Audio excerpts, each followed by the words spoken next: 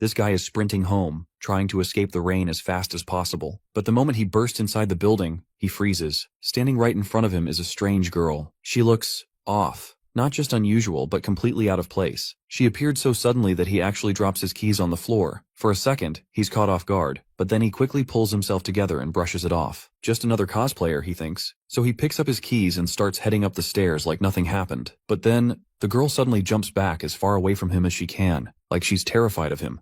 Despite this, he shakes off his thoughts and continues up the stairs, convinced she's just a dedicated cosplayer. Before he can step into his room, the woman calls out to him from behind, telling him to hold up. Zhu pauses, turns back, and casually mentions that this is where he lives. The girl looks a bit spooked and quickly steps back, keeping a cautious distance. Seeing her reaction, he starts feeling a tad embarrassed, wondering if he looks so rough that even a girl finds him a random street molester. Anyway, he heads into his room. He takes a quick peek outside before closing the door, only to find her still lingering outside. After shutting the door, he takes off his soaked slippers and shirt. And after taking a steamy bath, he grabs a can of cola, and also picks up the bag of cat food, calling out to his kitty, Melon. Right on cue, the little furball shows up with a sparkle in her eyes, and eagerly digs into her meal. Meanwhile, our hero starts chugging down that refreshing cola as well, relishing that fizzy madness with every gulp. He takes another glance outside and sees that the rain shows no signs of simmering down. After a moment, he decides to check through the peephole in his door, and surprisingly, the girl isn't there anymore. While opening the door cautiously, he wonders if she's left,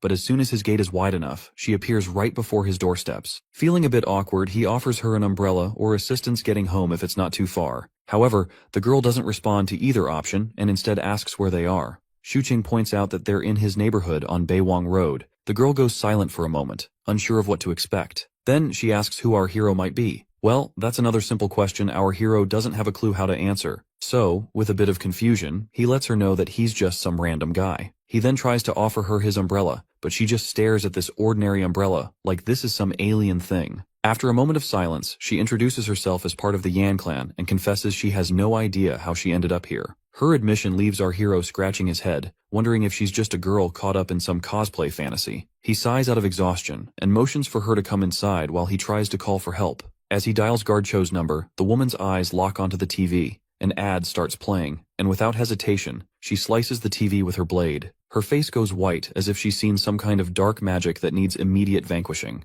The boy stands there, stunned, while the guard asks about the weird noises in the background. The girl turns to him with her bloodshot eyes, giving him an intense glare. Once our clueless hero is not in the position to utter a single word, the guard abruptly hangs up, thinking maybe our hero is tied up with something urgent. Shuqing scratches his head, looking puzzled, and asks her where she came from. Meanwhile, the lady wants to know if the people inside the weird glass thing are dead, and she's curious about the folks he was chatting with on his brick. Seeing her those straw sandals she is wearing, the boy wonders if this quirky lady could even afford to replace the fancy TV she just sliced. Finally, he raises his hand in a calming gesture, reassuring her that he's a decent guy, and suggests she puts her sword down. After she retrieves her sword from the TV, the boy asks her name and where she's from. She promptly replies her name is Jiang He, and she's a disciple of the Yan clan. He compliments her for coming up with such a cool name and jokes if her Yan clan is loaded enough with cash to compensate him for his broken TV. The lady gets confused and asks how he doesn't know someone as prestigious as the Gusu Yan clan. The boy simply shakes his head, admitting he's never heard of them. Her silence speaks volumes, as if she's offended by this guy who doesn't even recognize her clan. Seeing her tense expression, the boy reassures her again that he means well, and gives her the green light to ask any questions she wants. The lady timidly admits she just wants to find her way back to the Yan clan.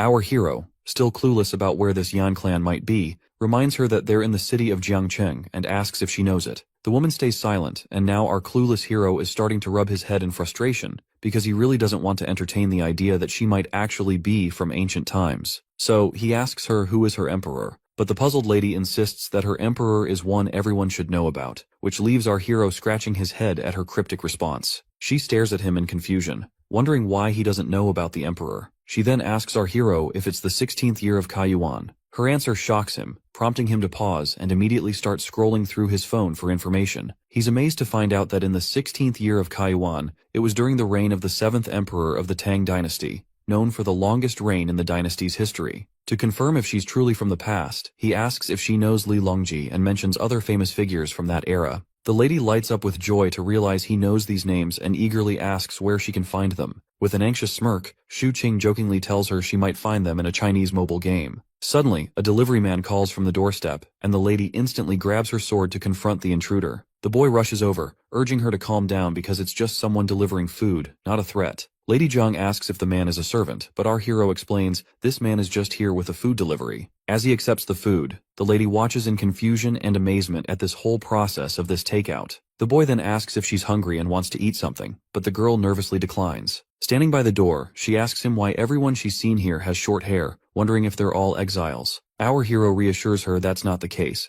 but then he starts losing his shit, and fears she might have already slaughtered someone when she first arrived here and saw those people. She quickly assures him she was just hiding in the dark. After that reassurance, he gladly proceeds to take a bite of his burger. But then, the girl creeps over his face once again, asking about the short hair once more. With a mouthful, he explains it's just a local style, nothing special. Her eyes fixate on the juicy wrap, filled with meat and veggies. She can hardly resist the temptation, but she snaps herself out of it and declines eating again. He suggests she quench her thirst with the soda if she does not want to eat anything, telling her it's super sweet and probably unlike anything she's ever had before. Lady Zhang gets angry, feeling insulted by his comment, and accuses him of looking down on her. Our hero quickly clarifies that he was just trying to offer her something to eat. As their argument heats up, they start bickering like an old married couple. In the midst of their squabble, our hero accidentally knocks over his can of Coke, spilling it all over the place. The fizzy drink starts bubbling on the floor. Seeing the strange liquid spread, the girl stares at him in disbelief, thinking he was trying to force her to consume this weird, black, and disgusting substance. The poor guy sweats nervously, insisting that it's not poisonous and attempting to explain the concept of a carbonated drink. But these modern concepts make no sense to the girl from ancient times. In a fit of rage, she pins our hero down and glares at him with fiery eyes before she can slice his head off. Shortly after, she calms down a bit when he proves the drink isn't poison by chugging it himself. The girl finally gets it, and our hero tells her to stop drawing her sword every time, mentioning how she freaked out his cat, Melon. He then looks at her and realizes there are only 3 options to get rid of her. Option 1. Trick her into going outside and let her freeze or starve, but he knows she'd end up on the news. Option 2. Call the cops, but she might go berserk and make a mess for him by killing those officers, and just thinking about it gives him the creeps. The third option is to keep an eye on her. Since she's from ancient times, he might learn some neat stuff from her, but he's also worried she might chop him in half if she keeps brandishing her sword. Instead of regretting it later, he decides to take her in and see how things go. With that settled, he offers her the burger. Although she's clearly tempted by the tantalizing food before her, she stubbornly looks away and asks him what exactly this thing is that he's holding. Deciding to prove it's not poisonous, he takes the first bite, and she agrees, eagerly telling him to go ahead. As he eats, the lady watches him closely, and the boy realizes this amount of food might not be enough for her, so he decides to make a rice bowl instead, thinking her ancient stomach might not handle the burger well. It seems he was just making excuses to eat the burger himself. Seeing him finish it off completely annoys the lady to no end. He gestures for her to sit down, but she cautiously checks the seat by pressing her hand against it before sitting down cautiously. Let's face it, she can't trust this strange guy completely, even though he did offer her his umbrella. His room is filled with oddities, and he eats weird stuff too, so she decides to remain vigilant and careful. She asks about this place again, and our hero reminds her it's Jiangcheng City. The lady then asks if he knows how she can return home. This time, our hero panics when he sees her reaching for her sword again and insists she puts it down before he answers. Once the sword is out of sight, he somberly reveals to her that she might not be able to return because they are really far from her home. The girl perks up at this and immediately asks how far away they are. Our hero reluctantly tells her it's almost 1,200 years away. The girl asks what he means by 1,200 years, so he explains that it's been that long since she came from her time. Famous folks like Li Bai, Yang Yuhuan, and Lu Shan, all ancient history now, dead and gone for over 1,000 years. She's totally shocked by this news and straight up calls him a liar. But the boy tells her to just look around. Nothing's the same. This world runs on its own rules now. It could be cool if you get the hang of it, but also risky. She's still not buying it and raises her sword to his face. He calmly reminds her that waving swords around is against the law, and she better learn the rules fast. The woman asks why he's bothering to help her out. The boy explains it's kinda like how he rescued his fat cat Melon from the tough outside world. He just felt like he had to help.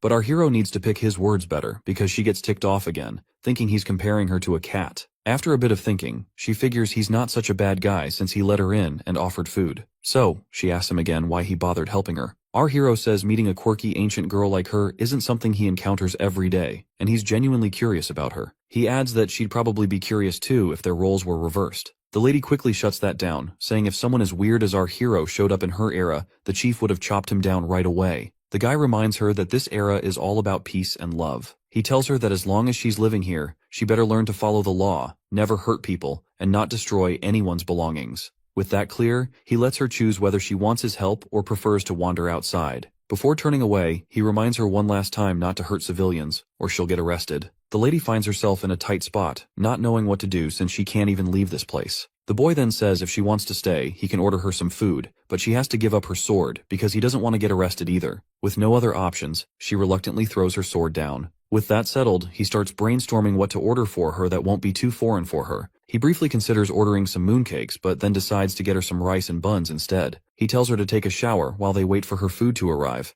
The woman, clueless, asks where she's supposed to bathe. Our hero leads her into the bathroom, which leaves her amazed at the sight. He tells her not to be too surprised because there are many more surprises to come, and reassures her not to be afraid as everything here is harmless. For instance, he shows her the shower, and she looks at it curiously like a puppy. She tries it out herself, and our hero can't resist capturing her curiosity on his phone. He then introduces her to bath shampoo and the concept of toilet. Afterwards, he waits outside while she showers. He rummages through his stuff, trying to find something suitable for her to wear. Inadvertently, he opens the bath door while attempting to knock, realizing she doesn't even know how to lock it. Nevertheless, he informs her he doesn't have any women's clothes, so she'll have to wait for proper clothing. He decides to teach her how to lock the door in the meantime. Shortly after, he is kicked outside, but the lady is now enjoying her first shower in this new world. She even tries tasting the shampoo bubbles, but ends up spitting it away. Meanwhile, our hero is questioning if all of this is actually real. He picks up her sword and closely examines the gleaming blade, deciding to have an expert check if it's authentic or not.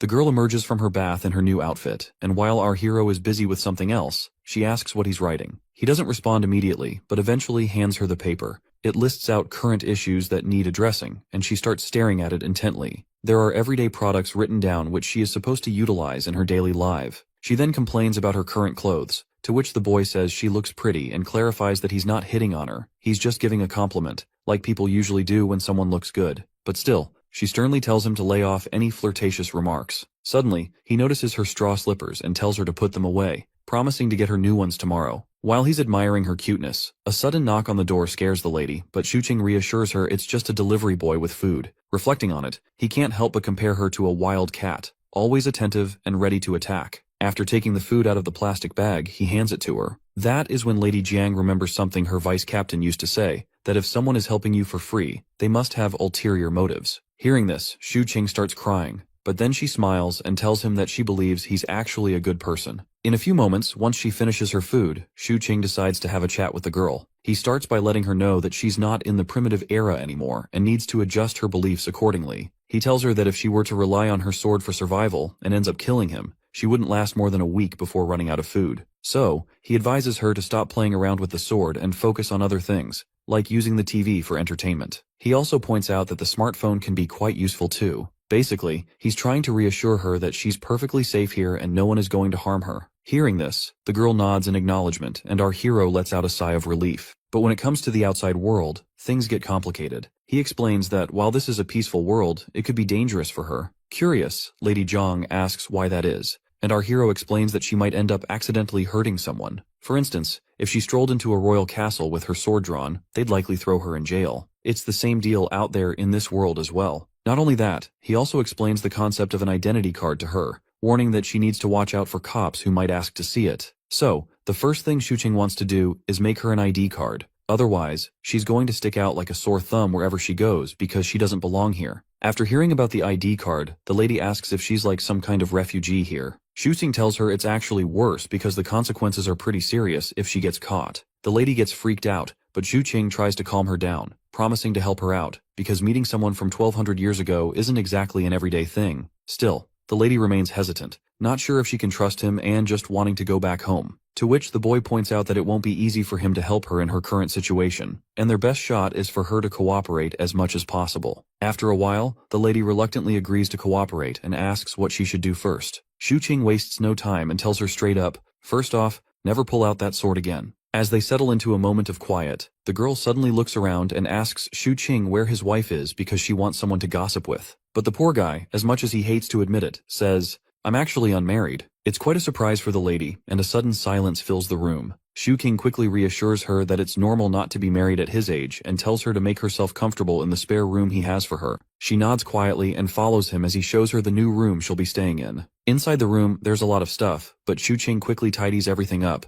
making enough space for one person snugly. It's clear the lady isn't exactly thrilled about staying in this place, especially with a weirdo like him. However, Shu Qing grabs some spare blankets and neatly arranges them on her new bed, urging her to rest. He understands she must be feeling confused, and he hopes that when they wake up tomorrow, it'll all feel like they were in a dream. He proceeds to leave the room, and before he does, he introduces himself as Shu Qing, wishes her good night, and leaves her alone in her room. The lady first places her sword back, and then sits on her cozy bed. Once midnight strikes, Shu Qing finds himself awake, feeling a bit restless while reflecting on the entire hectic day. First off, he got rejected in job interviews, and when he came back, it started raining. Somehow he managed to reach home and then ended up meeting a girl who draws her sword every time she feels like it. But then he says, "Scratch this," and goes to sleep because there's a lot of stuff to handle tomorrow. When the next day rolls around, he opens his eyes and picks up his phone to find that it's already 10 o'clock. He jolts awake in his bed, remembering the nut job lady. He immediately starts looking around, and when he sees her sitting there, he finally realizes that he wasn't dreaming after all. He gathers himself and wishes her a good morning, asking why she woke up so early, only for her to remind him it's almost noon. He then asks if she's hungry, to which she responds affirmatively, albeit a little. She starts looking for something in her chest and hurriedly goes back to her room, returning with 2 silver pieces, telling him he can buy food with them. Shu King is amazed to see the silver in his hands, though he knows silver doesn't fetch much. However, he thinks if she has any gold, he could use that to get cash and possibly help her obtain an ID card. The girl shows another piece of stone, but Shu Qing quickly tells her to keep it because she can't go outside yet. He looks at her closely, estimating her height and width, and promises to buy her some clothes later, along with bringing back some food. Afterwards, he heads to the bathroom, brushes his teeth, and freshens up. Then, he heads to the shopping center to pick out some suitable clothes for her. After looking at several options, his eyes settle on a particular dress, and tells the attendant that he'll take that one as well. It seems like he spotted some bras in the distance, but couldn't bring himself to enter that section alone. After an hour of shopping, he finally finishes and looks at the stuff he bought, feeling embarrassed about holding women's cosmetics. He then heads to the bookstore, grabs some books, and makes his way back to his apartment through the bustling city. Upon reaching the building entrance, the guard asks him about his shopping trip, and our guy tries to hide all the feminine stuff he's carrying. The guard also asks about the phone call from yesterday, and he makes up an excuse, saying he dialed the wrong number accidentally. Before he heads off, the guard warns him to be cautious due to recent thefts in the area. He nods and assures the guard he'll remember. Once he's back in his apartment, he finds the lady standing there with her sword almost drawn, ready to chop off any intruders. The boy assures her she's safe and hands over the food box, mentioning he's also brought some essentials. Suddenly, something clicks in his mind. He looks at her with curiosity, and she asks what's on his mind. He awkwardly wonders aloud if she should be thanking him and seeing him as some kind of young hero or a decent guy, or something like that. The lady, not quite getting where he's coming from, thanks him anyway. It seems like it might take a while for her to figure out what this weirdo is always thinking. They dig into the food, and the lady devours her meal like a wild animal, which surprises our hero given the elegant image he had of women from her era. Nonetheless, he's pleased to see her enjoying herself. After they finish eating, he lays out the clothes he bought, showing her the new dresses and shoes. He keeps digging around for more stuff, and meanwhile, the girl spots the bra he got for her. The guy freaks out, like his soul might jump out of his virgin body, and quickly tells her to keep that thing down and promises to send her a video on how to use the bra to cover up her headlights. Feeling embarrassed, he dumps all the stuff he bought and tells her to figure it out herself. Seems like he's picked up quite a few interesting items though. Along with that, he's brought some books to help her understand this world and its culture better. He's even planning to teach her how to use a computer so she can learn on her own. Seeing her looking tired and restless, he suggests she get plenty of sleep before they can figure out their next move. But then she asks about his status in this world. Hearing this, he rethinks things and admits he's a graduate student still on the job hunt. It's funny how despite being unemployed, he still manages to splash out on fancy clothes and cosmetics. So, even the lady starts to think he's some rich kid, but our hero quickly shuts that down, saying he's from a poor background. Then she starts wondering if he might be a landlord or something. Nonetheless, she dives into her books. But when she sees those old pictures from her era, tears well up in her eyes as she thinks about how she can get back home. The boy reminds her he has no clue how to get her there, but asks her how she ended up here. The lady reveals she was chasing a small thief in heavy rain, got lost in the middle of the forest, and wandered around until she spotted these tall houses. Seems like this guy's clueless about how to get her home, but he cleverly changes the subject, telling her she's gotta survive in this world before going back. Then, without skipping a beat, he asks about her military ranking and martial arts skills. You see, the reason this guy was asking in the first place was because he was interested in her martial arts skills to begin with. and the lady gives him an exact answer he likes, saying her Yan clan is considered the most powerful clan around. Excitedly, he asks how high she can jump without getting hurt. The lady confidently steps forward, pointing to the 4th floor of the building, saying she can jump from there without a scratch. This revelation leaves the guy's eyes practically popping out of their sockets. He then gets even more excited, eager to see all the fancy moves she's got under her belt. He starts spouting off a bunch of martial arts skill names he's probably picked up from video games, but it's all gibberish to her. He even asks if she knows kung fu and offers to learn from her eagerly. But the lady tells this enthusiastic guy to simmer down because he's past the age for learning, and even with perseverance and determination, he won't achieve much. The boy calms down and asks if these moves are like super strict or something. Lady Zhang shakes her head, saying it's not about being a master, just a few basic moves without all the strict rules. She then gets into position and shows him the first simple martial arts move, focusing on the waist and how to ground yourself. She explains that martial arts training takes time, building up bit by bit, day by day. He then asks if he can practice stakes and literally begs for it. She reminds him that it will take 3 years for him to learn stakes. The guy thinks that in that amount of time, he could become a full-fledged army soldier, so he gives up on martial arts and asks her to teach him sword techniques instead. The lady brings him back to reality once again, saying he's also past the time to perfect his reflexes because his eyes can't keep up with his hands right now. Finally, he throws his idea of becoming a warrior into the dustbin and simply tells her to try on the clothes. Once she's in the bathroom, he wastes no time taking advantage of the moment. He grabs her sword and starts swinging it like he's the second coming of the ninja itself. But this loser can't keep up because the sword is way too heavy for his puny muscles. The lady finally comes out of the bathroom, and when the idiot looks at her, she's looking smoking hot in her new getup.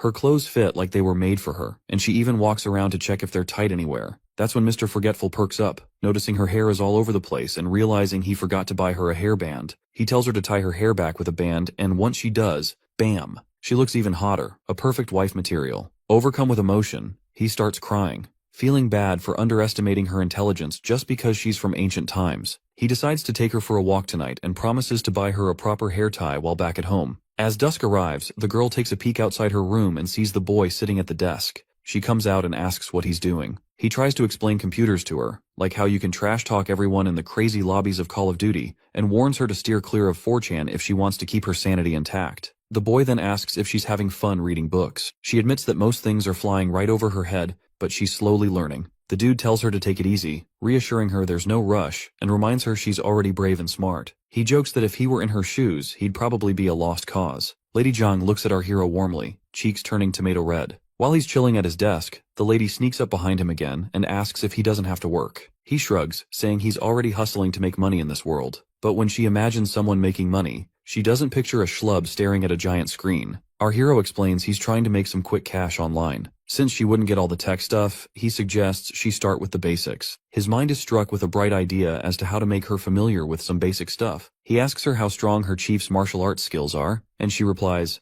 pretty darn strong. So, the dude plays a video on his computer and asks if these guys on screen are powerful enough. The lady's eyes light up as she watches the intense fight scenes on his screen. He looks at her with the same enthusiasm and asks for her thoughts. With a timid voice, she admits these moves are something she has not seen in her life before, and just imagining fighting these characters makes her nervous enough to pray. He then pulls up another ridiculous video where a guy smashes through an entire wall with just the palm of his hand. When she sees this, she's absolutely terrified out of her mind, trembling as our idiotic hero eagerly asks what she thinks of the video. With a pale face and a voice tinged with fear, she asks if everyone here possesses that kind of magnificent power. Quick to correct her, he reassures her it's all fictional and none of it is real. This just makes the lady angrier, demanding to know if he's telling the truth. The dude confirms, saying once again that the kung fu she just saw was all bullcrap. He then explains to her that in this world, people create things based on their imaginations. For example, the martial arts he showed her is what people here believe it to be, even though everything is blown out of proportion.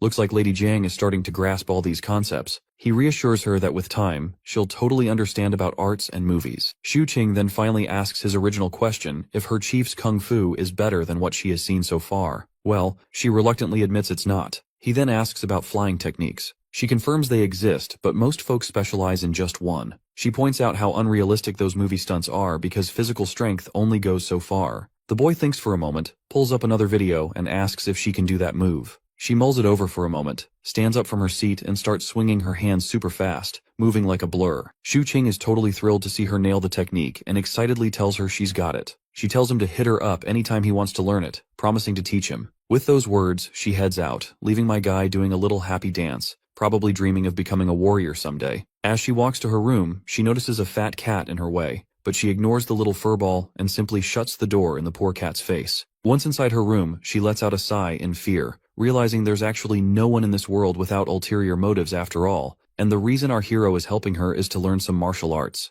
This new world is really scaring her. All these weird things do not make any sense. But then, she glances up at the wide ceiling, grabs her sword and starts practicing. The noise from her room makes our hero curious if she's not going to take a nap. Feeling tired, he also drops down on his bed, finding it unbelievable that there's a woman right next to his room. The thought makes him really happy though, and he falls asleep with those sweet thoughts lingering in his mind. Suddenly, he is jolted awake by heavy voices. He looks outside to see dusk arriving, checks his phone, and realizes he spent the entire day sleeping. He immediately gets up and decides to take Lady Jiang with him to show her the real world outside. As she puts on her shoes, he advises her on the do's and don'ts in public areas, insisting she not do anything without his permission. After laying out all the rules, he asks if she understands everything, to which she meekly replies yes. He also doesn't forget to take a photo of her before they head out. However, in the photo, her pretty face looks more like a molester, who is looking forward to grabbing some peachy ass in the streets. The boy asks her to give him a smile, but her forced grin is even worse than her usual expression, and he nearly faints seeing it. He abandons the picture idea, and decides they should just get going. But before they head out, he tells her to leave her sword behind because he doesn't want any trouble. Lady Jiang immediately refuses,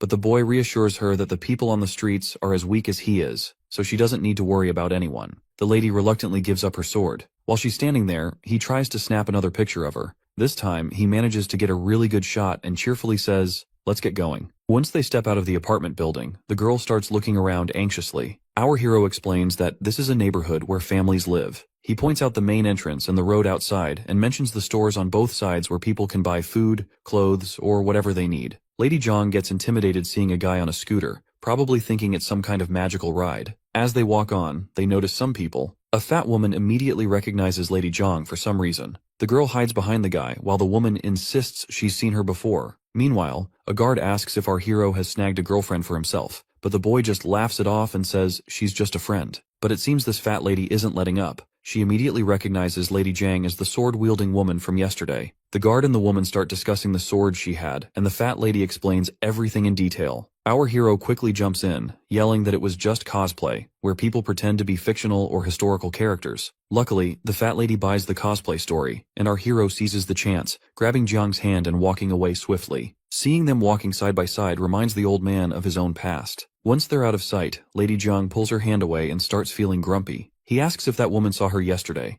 The girl remains silent to this query, and the boy is now sure Jiang must have met that woman on the stairs. Nevertheless, they continue their journey together. The lady is quite shocked to see cars moving so fast. The boy then gives a brief description of cars and how they evolved from horse carriages to these robust, speedy machines. Since she can't understand how these things work, she assumes there must be a horse stuck inside providing the much-needed horsepower to run the car. The boy then introduces her to the concept of cameras and explains how the movies they watched were filmed with these devices. He points out that if he were to misbehave with her here, people from far away would still be watching from that CCTV and could get them arrested. So he reassures her that as long as she behaves herself, she isn't their target. Lady Jiang picks up a few pebbles from the ground, and our hero quickly tells her not to even think about knocking out any cameras. She stops immediately, and he tells her to just put the stones away. He then explains traffic lights and how they work, pointing out that red means stop and green means you can cross the road. I'm narrating this because I want my friends and fellow viewers to learn too. Once they cross the road, Jiang's attention is caught by the bright streetlights and the grocery stores. The high-speed cars are fascinating to her as well. As they walk, the boy picks out a hair ribbon for the lady. But when he imagines her with those cute fur balls on her head, he realizes it might not be suitable for her after all. He starts thinking while looking at all the cute, sparkly things laid out before them.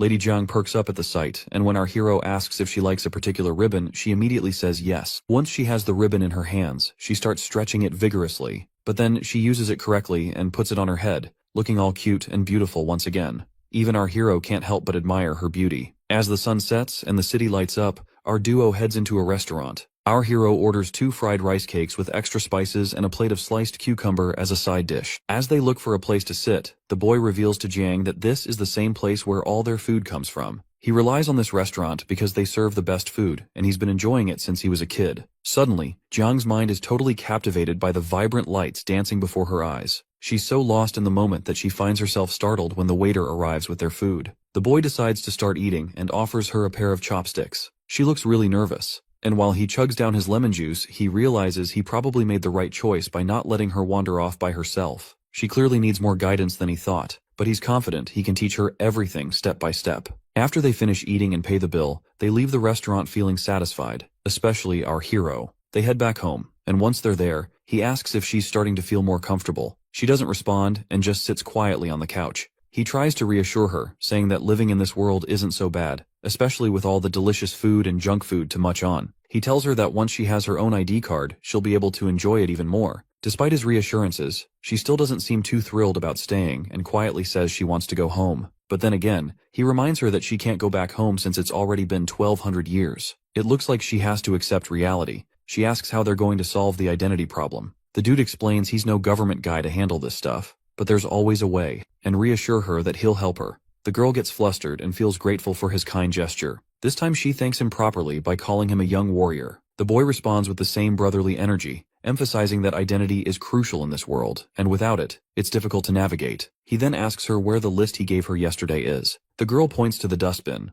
The boy is disappointed by her action and tells her to retrieve it right away. Once she gets the paper out of the bin, the lady asks what they'll do if the ID card issue isn't resolved. Our hero points out that she'll be a criminal and there's nothing he can do. Without an ID, she can't get a job, buy property, or even use public transport, and emphasizes that an ID card is the holy grail in this world. The lady gets a bright idea and asks if, by making money and finding a place to live, the ID would become less important. The boy explains there are still many things she can't do without an ID, like having a bank account, a phone, online accounts, online shopping, the list goes on. He then opens his laptop, searches for unregistered resident certificate, while also telling the lady to approach the authorities directly for help with her ID card. He reassures her that the worst-case scenario is they might confiscate her, but he's sure they'll treat her nicely. Lady Zhang immediately reaches for her sword, asking if he's thinking about turning her into the authorities. The boy tells her to forget it and just focus on studying first. He suggests she look at history or something, and once she has a basic knowledge of modern society, she can decide for herself. The woman gets silent and seems visibly anxious and sad. She asks if it's a problem for him if she stays here. Our hero reassures her that she can crash here as long as she wants, but insists she shouldn't fight or kill with her sword. He promises everything will be fine. Just then, the cat comes over, and the boy realizes he nearly forgot to feed this furball in all the madness. He plays around a bit with the cat and tells Lady Jiang that if she has nothing else to do, she can do some studying. The girl bows her head and decides to do just that. Looks like the dude found nothing worthwhile on the internet, so he checks his phone and decides to call someone he knows. He's about to call his best friend Chin Hao, who is now a good police officer, though he's not sure if his internship period has passed, and Chin Hao is now a full-blown officer. While texting Chin Hao, he wonders if he should mention that he's met a girl from 1,200 years ago, but he decides against it and sets up a meeting with his friend without revealing anything about their meeting. Feeling happy, the boy decides to take a shower to freshen up. After the steamy bath, he feels really satisfied. It then occurs to him that the girl hasn't showered yet, but he decides not to dwell on it. Suddenly, he remembers he's sharing space with someone of the opposite gender, and he knows he'd be in hot water if she caught him wandering around naked.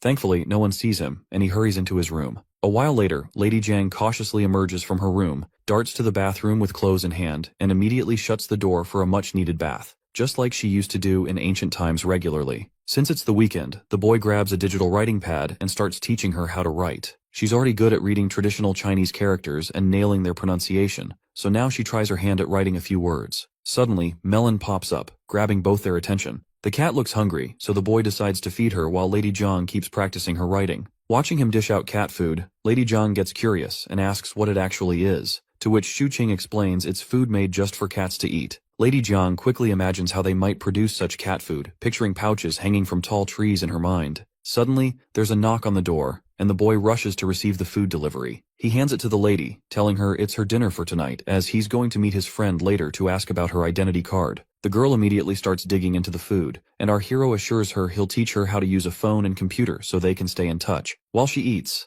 Little Melon chimes in asking for some food, but the dude scoops up his cat and reminds her to stick to her own cat food. Curious, the lady meekly asks if she can't give this cat some of her food, to which the boy nods and explains that this kind of food isn't healthy for cats. The lady is shocked to hear this, and her mind stops for a moment. If this food isn't healthy for an animal, how can it be good for humans? She even starts feeling like her burger doesn't smell good anymore. Shortly after, he shows Lady Jiang how to use Discord to message him on his phone, making it clear that it will not be him hiding inside the computer, but rather it will be the transmission waves who will carry his voice to her. Leaving his dormitory, he scratches his head, wondering if this is all okay. Eventually, he reaches his destination after a bus ride. Stepping off, he looks around and spots his friend sitting in the distance, waving at him. When they finally meet face to face, they exchange greetings. Officer Chin then pours a cold beer for our hero, mentioning it's the first time he's serving him a cup of beer. They both sit down, and our hero asks his friend how he can drink as a police officer. Chin Hao explains that he's off duty and dressed casually, just here as an ordinary person. The boy then places his order, carefully noting all the delicious items he's about to enjoy.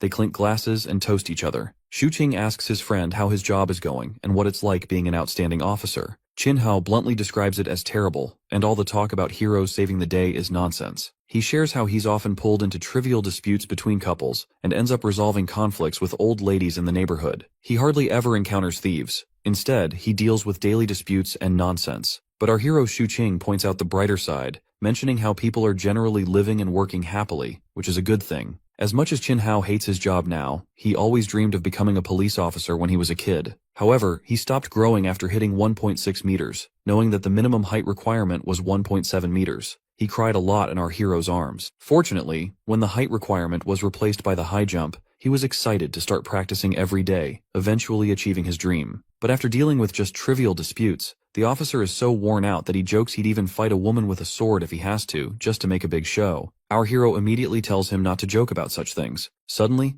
the boy changes the subject and casually asks about what happens if a homeless person who has lost their memory wants to get an ID card and work without any proof of citizenship. To which the officer bluntly states that getting an ID card isn't easy, and someone fitting that description is likely a shady person. With the energy of an officer, he asks our hero for the person's name and address he is speaking about. The boy tries to spin a tale about how his mother's brother had a son whose friend is in a similar situation. The officer cuts him off, telling him to stop the nonsense and reminding him that without proof of identity, like a blood test or something similar, they can't get an ID card. The boy presses further, asking if the person he encountered was unidentified and strange, like a homeless guy. The officer points out that if their behavior is suspicious, they must be investigated. Seeing his friend's suspicious gaze, the boy quickly tells him to stop looking at him as if he's harboring a fugitive. He insists he's not here to discuss how to cover up anyone's identity. His friend agrees, reassuring him that he trusts him. He suggests asking for basic information from the stranger. They could also use a person's directory or DNA information to verify details. His friend suddenly grows irritated, telling our hero to drop the conversation and starts downing his beer. The boy jokes that he only came here because he needed something to talk about, otherwise they would not have met. Then, he playfully tells his friend to forget everything and jokingly extends his hands,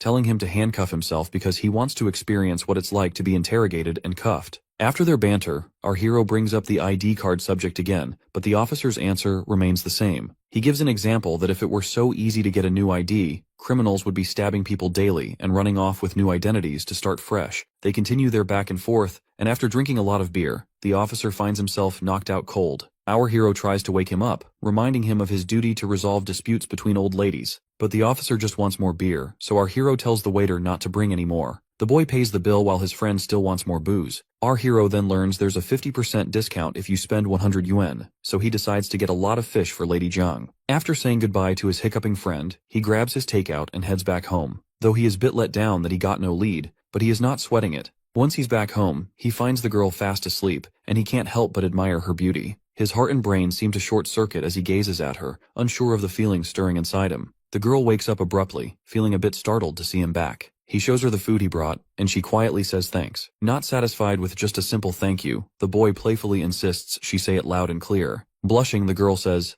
"Thank you, young warrior," which prompts an exaggerated reaction from the boy, claiming it was an easy task and a small contribution. As he unpacks the food, the girl asks if he drank a lot. He says no and shows her a yogurt pack, telling her to lick it before drinking. He starts rubbing his tongue against the sweet and sour yogurt, and she follows suit, surprisingly enjoying it, and diving right in. The boy tells her to eat up and not let the food get cold. As he heads into the bathroom to take a bath, he can't help but smile, feeling the warmth of coming back home and seeing someone waiting for him. After his bath, when he's back outside, the girl immediately notices him. He asks if she checked her clothes, which confuses her at first. Then she remembers the bra he brought for her and feels super embarrassed just thinking about it. Apparently, trying to figure it out with YouTube tutorials didn't go so well. Later, she heads to the bathroom to change. She's nervous about trying on the fancy dress, since she's used to plain outfits that match her mood. She wonders what kind of prickly princess she'll look like in this new dress. She lays out the bra and dress on the bed, takes a bath, and dries her hair with a blowdryer. She's really grateful for the kind young man helping her adjust to everything. But she knows relying on him isn't a long-term solution, and she can only get so far with her limited knowledge. The sunshine of the next day leaks through the window, and the girl comes out of her room while rubbing her tired, sleep-deprived eyes. It looks like our hero woke up early this time. Lady Zhang asks him if he's working early in the morning, to which he replies that he's just watching some news. The girl immediately exudes a gloomy aura, asking if he is a government official. The boy reassures her that he's not, reminding her that if he were, she would already have her much-desired ID card. He then asks if she's hungry and offers to buy breakfast, asking if she'd like to come along. The girl declines and heads to the bathroom, so the boy decides to go by himself, telling her she can Netflix and chill in the meantime. Humming a tune, the boy strolls outside. The old guard calls him over, and the boy reluctantly approaches, noticing 2 more people present. One of the ladies asks if he's heard any creepy, weird noises lately, and the way she is looking at our hero, it's clear she suspects him of being the source of these sounds. It seems like the boy is completely clueless about what the lady is talking about, and he tells them that he didn't hear anything, and slept soundly last night. He wonders if there was a theft, but the old man suggests that they might be haunted because his dog was terrified by something the other night, so much so that it didn't even bark. When the boy asks the old guard if he noticed anything else, the old man takes a puff of his cigarette, exhales the smoke, and confesses that he didn't see anything,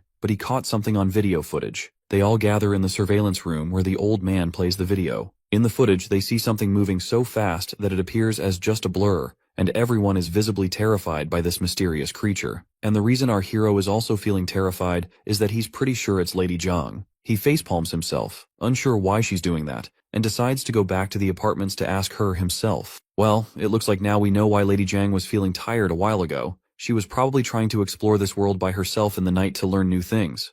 The boy then asked the old man if the same had happened yesterday as well, to which the guard says no, noting that nothing unusual happened last night. He awkwardly laughs and decides to entertain the idea that maybe there's a ghost around. The bald guy over there and the chubby lady get curious, wondering why a ghost would be playing around in the dead of night, especially in their place. The old man decides to keep an eye out to see if there's some guy lurking around looking for a chance to steal. The boy finally gets back home and wastes no time yelling at her, asking why she snuck out in the middle of the night before. He stares at her with a mix of disappointment and concern. The girl meekly asks how he knew it was her wandering, which just infuriates the boy more. He facepalms in frustration, reminding her about the CCTV cameras everywhere that caught her. The girl looks a bit scared and worried about him. So, she quickly explains she was wearing a mask. Relieved, the boy sighs and figures as long as she keeps her face hidden, they're probably safe. He tells her from now on, if she wants to go out, she has to take him along. No solo trips allowed while she's staying here. He stresses how dangerous her situation is, so she can't just wander around freely. The lady timidly asks if she caused trouble for him, and he reassures her that luckily, no one recognized her,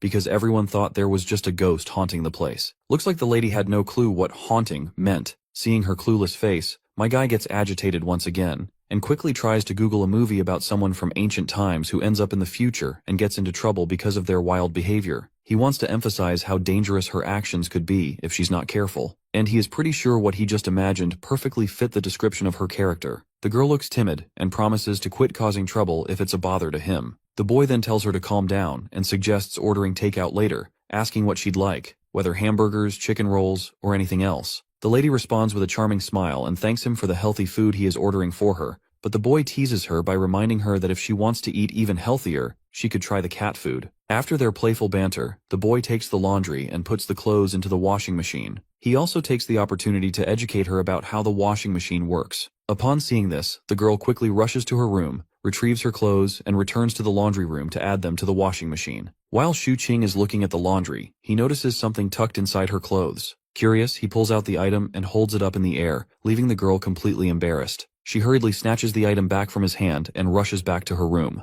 Zhu Qing is surprised to realize that it's a foot binding, which does not make sense as how she was moving around the neighborhood with her injured feet tied up with the binding. He glances at her, recalling how her feet seemed perfectly fine when he last saw her in those shoes, so it does not make any sense for her to tie her feet with clothes. He then decides to search online to see if martial arts enthusiasts have any interest in some sort of foot binding practices. But by the looks on his face, the search results don't align with his expectations. Turning to her, he casually asks if he can take a look at her feet. She stubbornly pouts and shakes her head, clearly uncomfortable with the request. The boy asks why is that, to which the girl just gives him a silent treatment. Well, it looks like this clueless guy has finally caught on that those bindings weren't for her feet, but for her chest. It's no wonder why she didn't bother with the undergarments he brought earlier, and he thought maybe her hooters were big enough already to fit anything. His soul nearly jumps out of his body as he realizes his foolish mistake. She shoots him an angry look, sword drawn and eyes blazing, seemingly ready to chop off his head. However, she manages to take control back to her nerves and turns around,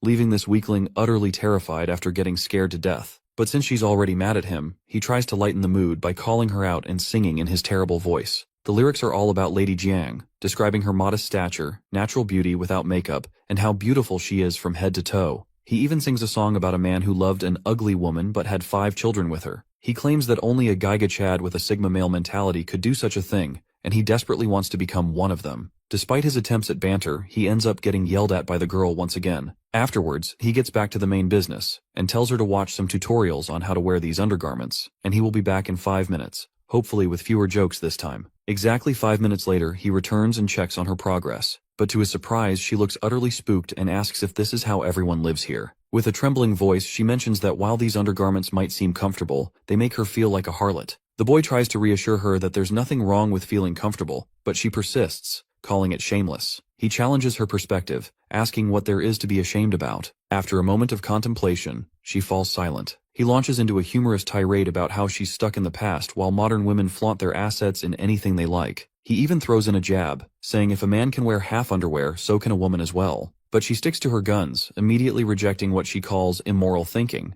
Seeing he couldn't reason with her, the dude decided to switch gears and calm her down. He revealed that besides studying and working, computers are also great for gaming. He warned her about the toxic fanbase in games like Apex Legends and instead introduced her to a game suspiciously similar to Super Mario. After seeing it for the first time, she became engrossed in the cartoonish world of jumping plumbers. While the lady was busy beating Niftsky's speedrun record, our hero quietly slipped away, thinking it's best to keep her occupied indoors. Later on, when he returned home, he interrupted her game to teach her how to defeat the final boss. After their gaming session, he felt exhausted and decided to take a nap while she continued playing on his laptop. Once he's settled into his room, he reflects on how lucky he was not to land a job on that rainy day. Otherwise, even if the interview had gone well, managing a 1,200-year-old ancient girl would have likely forced him to quit. As dusk casts its yellow hue across the room, our hero returns to find the lady. He suggests they eat out and tells her to dress nicely this time instead of looking like a slob. He even advises her to try a different hairstyle. She looks at her options and emerges in a new dress, blushing as she adjusts to the modern style, albeit a bit too modern for her standards. The boy blushes too, struck by her beauty, but quickly urges her to change back to her original dress to avoid drawing attention in public. This sends the girl into a fit of agitation and frustration beyond measure. As they wander outside, the old security guard jokingly asks if he's taking his girlfriend shopping again. Our hero clarifies that they're just friends, not dating.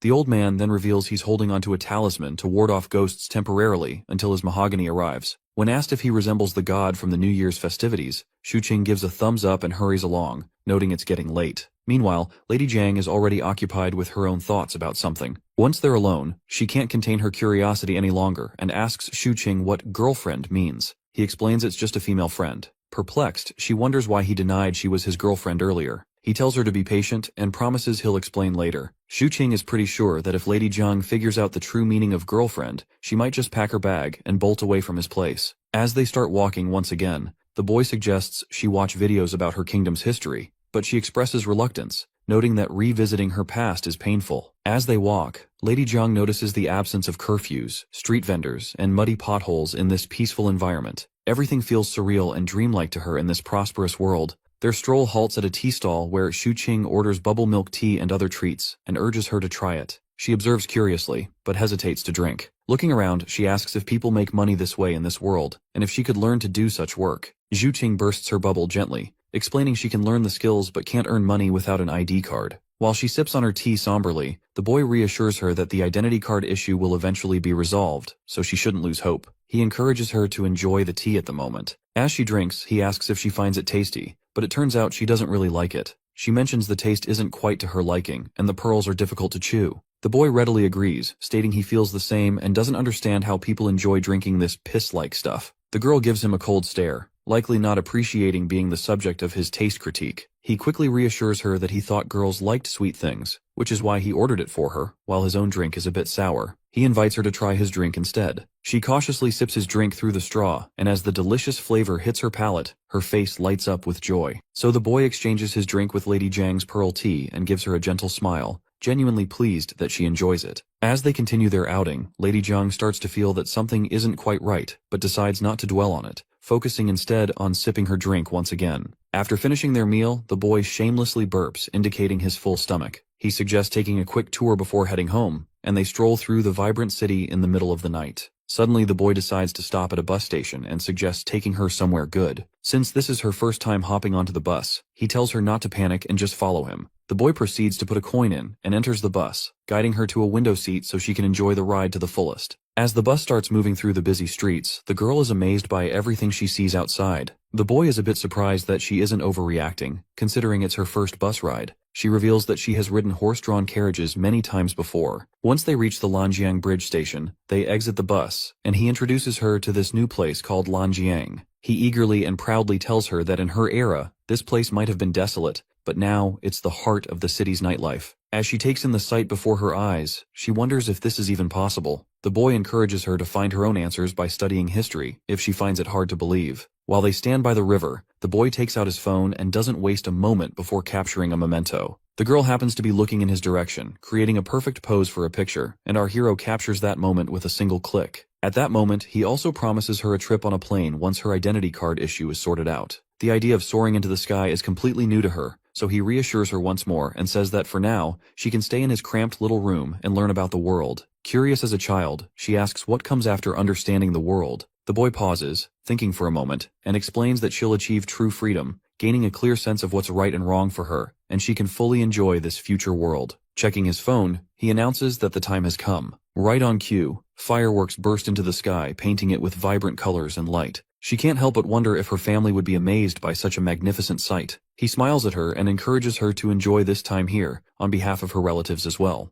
The next day arrives, and the news our hero sees is rather unpleasant to say the least, because Lady Jiang can be seen doing her ninja moves outside by the lightning poles. Of course, the dude's face sours at the sight, but it's also kind of reassuring. Since she played ninja at midnight, the guards have been on patrol more frequently, so there wouldn't be any real thieves around for a moment. Suddenly, Lady Jiang notices people gathered outside and curiously points her finger towards them, asking what's going on. Shu Qing gets creeped out as he realizes they've started to perform rituals to ward off the ghosts in the area. Shortly after, they dig back into their meals, and the lady points out that Shu Qing's lifestyle feels like being in a prison. He chuckles and reminds her how they went shopping earlier, watched documentaries, had lunch, shed a few tears over some anime, and then had dinner. He tells her that it's called having a home and an otaku's lifestyle, but the girl does not seem to understand anything. So Shu Qing explains that staying at home means having the freedom to choose what to do and where to go. He compares it to an ancient landlord who spends his days in the mansion with his family and a cat. The lady then decides to go for a little walk, and Shu Qing asks if she wants to go out on her own. She stays silent, which is all the confirmation he needs. So, he goes on a tirade,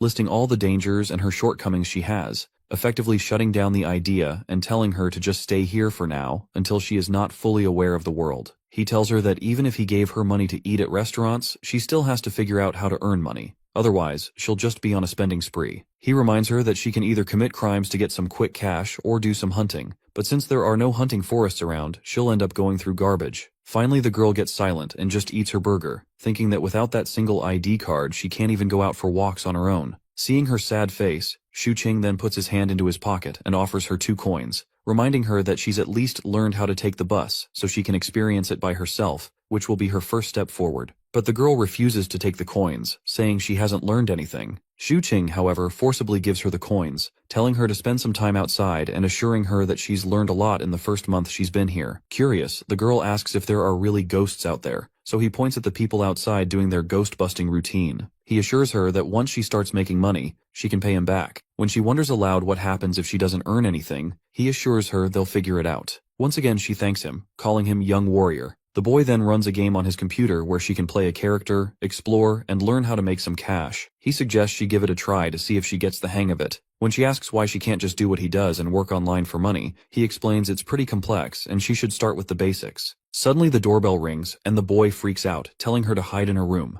But the person at the gate gets all antsy and yells at the boy to open up. When he hears that voice, Shu Qing gets even more jittery and hurriedly guides her into a room and locks the door before finally facing his father. There's this grumpy old man staring him down. The boy nervously says hi, but the old man adjusts his glasses and insists the boy call him landlord for now. The old man then looks around, demanding to know if his son has found a job yet. The boy, addressing his father as landlord, assures him that he will pay the rent on time and defends himself, stating that since he can afford the rent and his current lifestyle, he does not feel the need to have a job. The old man gets all agitated to hear this, and just like a typical father, he starts berating his son for how big of a failure he is. But the son tries to cut him off by saying since his father is here for the rent, he'll gladly pay up. When the old man spots some RPG game running on the computer, he gets even more annoyed and makes it clear that if his son doesn't find a job by next month, he's hiking up the rent. No questions asked. Jung wonders while chomping down on her burger if people are always ridiculously glued to their screens in this era, like a jail, always having a strict schedule to everything, and then using the phone for entertainment. Shu-Ching nervously laughs, explaining that this is known as otaku, which is a way of life. Being a woman she doesn't understand, of course the lack of brain cells is apparent. Though the hero further elaborates, flexes his gender roles. He can either choose to stay inside or go outside, no restrictions. So he chooses to rot inside all day long. All Jung can think about is, he is just like those lazy landlords who have leisure time on their hands, enough to explore themselves. Then, Jiang demands to go outside, but Shu-Ching shows offense to that, and throws a million questions at her, mainly concerning what she is even going to do outside. Boy just proved he's after all a Gen Z. Then, Shu-Ching tells her that he will give her some money, but she will run out of it one day if she doesn't find a way to earn. He is some manipulator, as he tells her that she'll have to commit crimes to have money. Surely he hasn't heard about OnlyFans. Or unless she runs into another super big-hearted person, like him. Classic gaslighting behavior, the women are going to love to fix him. Further, he goes on to say that since there aren't any woods around for her to hunt, she will probably end up lurking through the trash cans to eat. Though she knows without an ID she can't really go anywhere. Then he pulls out some money from his pocket and assures that she has learned a lot in a month, and at least she isn't drawing her sword out at him. But Jiang seems hopeless. But he ain't even that bad. He surely is trying to fix her. He tells her that he's going to take her outside after the ghosts go away, and she needs to get some personal experience to understand a couple of things. Jiang really falls for the ghosts thingy. Only if women these days were that easy to get. Anyways, he decides to help her find a job, but the task is a bit difficult since they're in the era of tech geeks, and she's the boomer of the boomers. But he ends up finding something which matches her qualifications. A game of runners in an ancient style. But she wants to do the same thing as him, that is. Watch people through surveillance cameras. Wanting to be a stalker in 2025 is so edgy, but he denies it, knowing that she has to learn a gazillion things beforehand. Suddenly there's a knock on the door, and Shu-Ching panics and guides the ancient girl to hide in his room. After she hides herself, he opens the door and it's his dad, aka the landlord. He steps in and questions quickly if Ching has landed a job. He assures him that he's going to pay off the rent soon, and he doesn't have to worry about him having a job. Of course, since he wants to be treated as a princess, why would he need a job anyways? His dad scolds him that he's not had a stable job ever and he's always playing with weird things. God forbid if a man has a hobby or OnlyFans. Shu-King gets annoyed and tells him that he's sending his money to him right now, or if the landlord just came to see if he's going to work on the National Day holiday. These millennials and boomers hate seeing gens knowing their rights. So, his dad gets mad at him and threatens him to find a job or he will increase his rent. But of course, he's a man with brains. He tells him to lower the rent since the place is haunted and has a terrible environment. Annoyed, his dad begins to leave, when out of a sudden, the OnlyFans allegations are proving themselves to be true. His dad sees women's gowns hung in the bathroom, and before he could explain, Shu-Ching's dad is very sure his son is soon about to become his daughter, getting backshots by some closeted black American. As his dad waits for an explanation, Shu-Ching knows that he'd better tell him the truth rather than being known as the gay disappointment who bends over and dresses up as a woman. Other than that, the neighbors would end up telling his dad that there's a girl living with him anyways. So, he makes up a story that it's his friend's sister who has come to stay with him for a couple of days. He knocks on the door and urges Jiang to step outside. She does so, and he introduces her to his dad, hoping she doesn't do anything weird. Jiang wonders what to call him, almost calling him dad, and the dad notices that. But she calls him uncle and bows down in respect. Shu-Ching's dad grabs his hand and takes him outside to have the talk, though the dad assures Jiang that they'll be back. Outside, the dad asks for an explanation, to which Shu-Ching says that it's just a friend's sister who is there to spend a few days at his place. He further asks his dad to not come over and hand over the spare key so he can give it to her. Although he just wanted the spare key because he doesn't want his mom or dad to find her alone, that would be way more unexpected and complicated. But his dad wonders if that's his girlfriend and he denies straight away, but his dad ain't that dumb. After all, he was 17 once too. That's how he got Shu-Ching's mom to spread legs for him. The dad asks how old the girl is, and Shu-Ching admits she's 18. That's what 14-year-olds these days lie about too, so they can end up being baby mamas to men who don't even want them. The dad sounds unconvinced, but that annoys Shu-Ching, to which he says that even if they are in love, What's there to be surprised about? Well, probably he's unable to believe that someone could love his dusty son too. Well, the dad came down to check if he can pay rent and have a job, only to find a chick in his apartment. His dad once again points out he doesn't have a job, to which he bursts that being a content creator pays off well too. Well, his dad ain't even wrong. It's high time he finds a real job being a McDonald's cashier. Being annoyed, he asks his dad what the rent and utility bill is, and then transfers it to his dad right away. He urges his dad to give the spare key because now he's properly renting out the apartment. Shuqing's dad tells him to pay on time every month, or else he will have to pay more than others, and if he has a problem with it, he can find some other apartment. But the boy is smart. He knows whatever his dad owns will be his someday, so he continues to stay here. The economy got him excited about his dad's demise. It's really that bad. Anyhow, before he leaves, he tells him that he has to be back for dinner and looks at Jiang. Annoyed, he yells that she isn't his girlfriend, but the dad's really not a fool. Of course, being his dad, he guides him that starting a relationship that early could lead to problems, and he should also find a job. He begins to leave, but he turns back to Shuqing and tells him to take all the safety measures, and Qing gets embarrassed. Suddenly, Qing stops his dad to have a look at Jiang's sandals. He asks him the value of it, since it's from the Tang dynasty. Hiro knows that his dad has been studying archaeology for almost half his life, and he is an expert in this field. He also elaborates that these sandals are from the time of Li Longji. His dad thinks he's crazy, and suggests a mental health institution to attend, which all the kids in this generation need. Though, his dad is about to test out his skills to have another kid,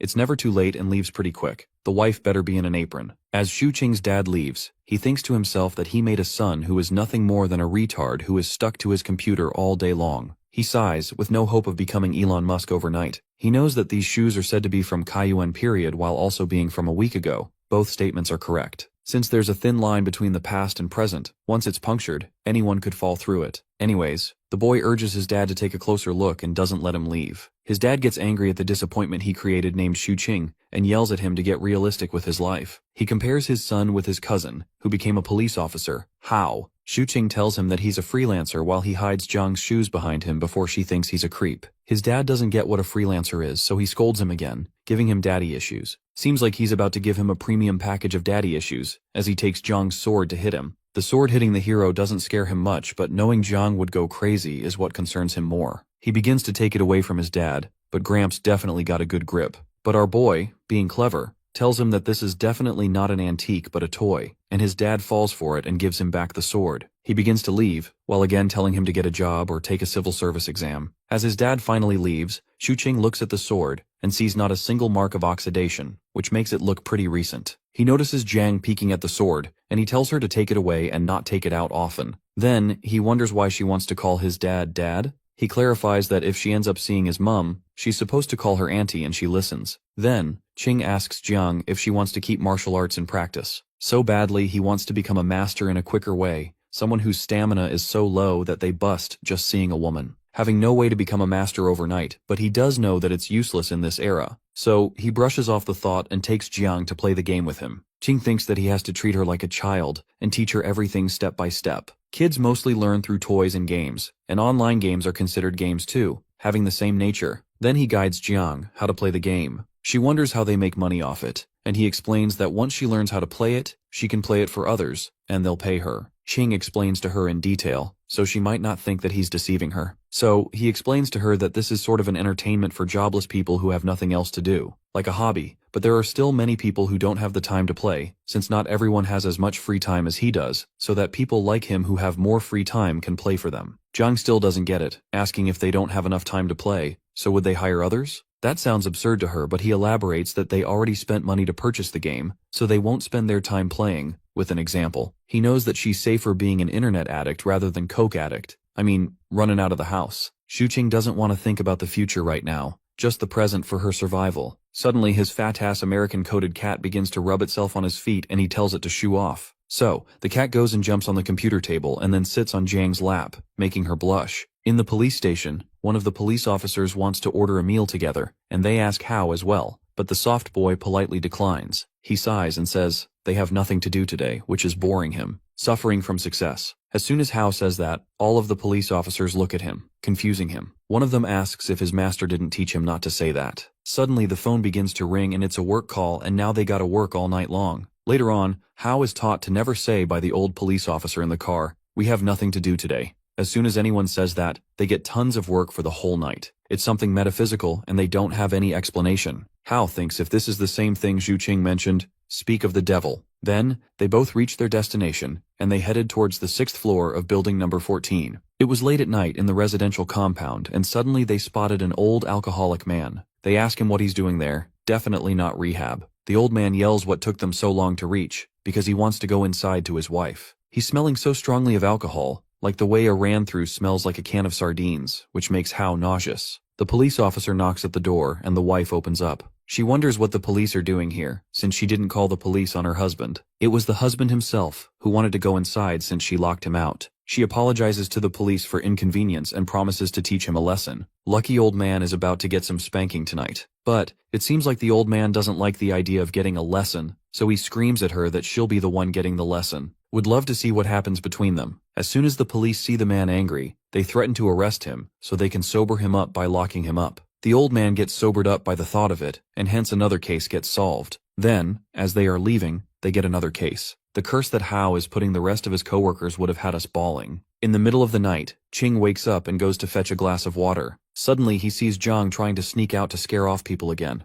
But his vision is sort of blurry. As soon as he realizes it's someone else, he screams and Jiang was behind Qing this whole time. It was a thief who sneaked in, and he began to run away from the scene. Well, we got a little Bruce Lee from the Tang dynasty here. Zhang slams the thief's head on the floor and begins to press it as hard as she could. Xu Qing quickly realizes that if she doesn't let go of his head, his skull will crack open like a coconut. He urges her to stop and she does. Then, Qing takes off the veil, and the thief has a North Korean haircut. He sits nervously and embarrassed that he got Undertakered by a girl. Meanwhile, Xu Qing slaps his head, wondering what just happened. The protagonist realizes how powerful her grip must be, because the thief almost got choked to death. Personally, I think that's an honorable way to die, getting choked to death by a hot chick. There's literally a mark on his hand. Anyways, Qing goes to make a call to Hao since he's also a policeman. The thief begs him not to call him and spare him, and he's already gotten beaten up so he promises to learn from his mistake. Coldly, Qing says that he deserves to be beaten up because people's hard-earned money isn't his, and he should instead find a job.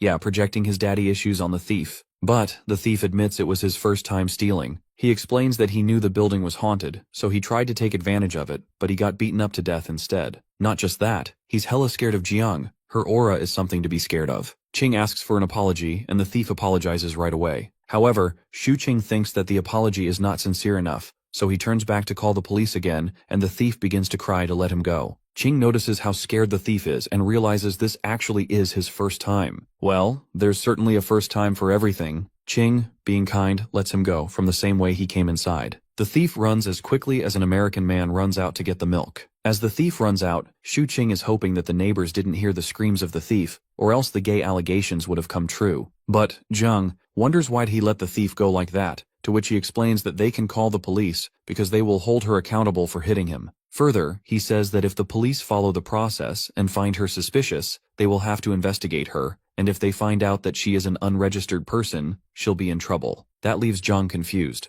wondering why she'd be in trouble when she's not the thief. Qing explains that's because she also hit him. Suddenly, he sees and wonders why she's wearing an outfit which she's supposed to wear outside, and she answers that she heard some noise, so she got out to see what he was trying to do. Qing mocks her by saying that not everyone likes to go out in the middle of the night like her. Then, he goes off to sleep, knowing he'll get someone to fix the window tomorrow. The next morning when he wakes up he sees Jiang all sweaty, as she practiced all night long. God knows what kind of practice. She opens her hair and he's mesmerized and begs her to keep the door open so he can see her practice. He should have reported himself to the police for the creepiness. She agrees to it, while some women charge $5.99 monthly for it. He's surprised to see her agree with him so quickly, but she tells him that whether she agrees or not, he'll still be unhappy. That pisses him off, but he chooses not to have an argument. Then, Xu Qing suggests they go out for breakfast while someone fixes the window. The night before, he thought about how it's not enough to stay at home and live without seeing anything, so he steps out to have some personal experiences too. As they walk outside, Qing guides Zhang how to learn from the life all around them. She wonders how that could be, and he explains that she must abandon all her past thoughts and beliefs and start a brand new life and make new experiences. While mansplaining, Qing tells her to not be too harsh to people, like the way she was to the thief the night before, because the way she was holding him down, it looked like she wanted to snap his neck. But she denies, because she reduced the amount of force. Further, he elaborates that hurting someone in this era could bring upon trouble on them, so he guides her to not kill anyone. That leaves her confused. To what extent can she beat up someone? Well, I'd say if it's a man, better not hold back, but Ching guides that it depends on different factors. Jang follows up with a second question.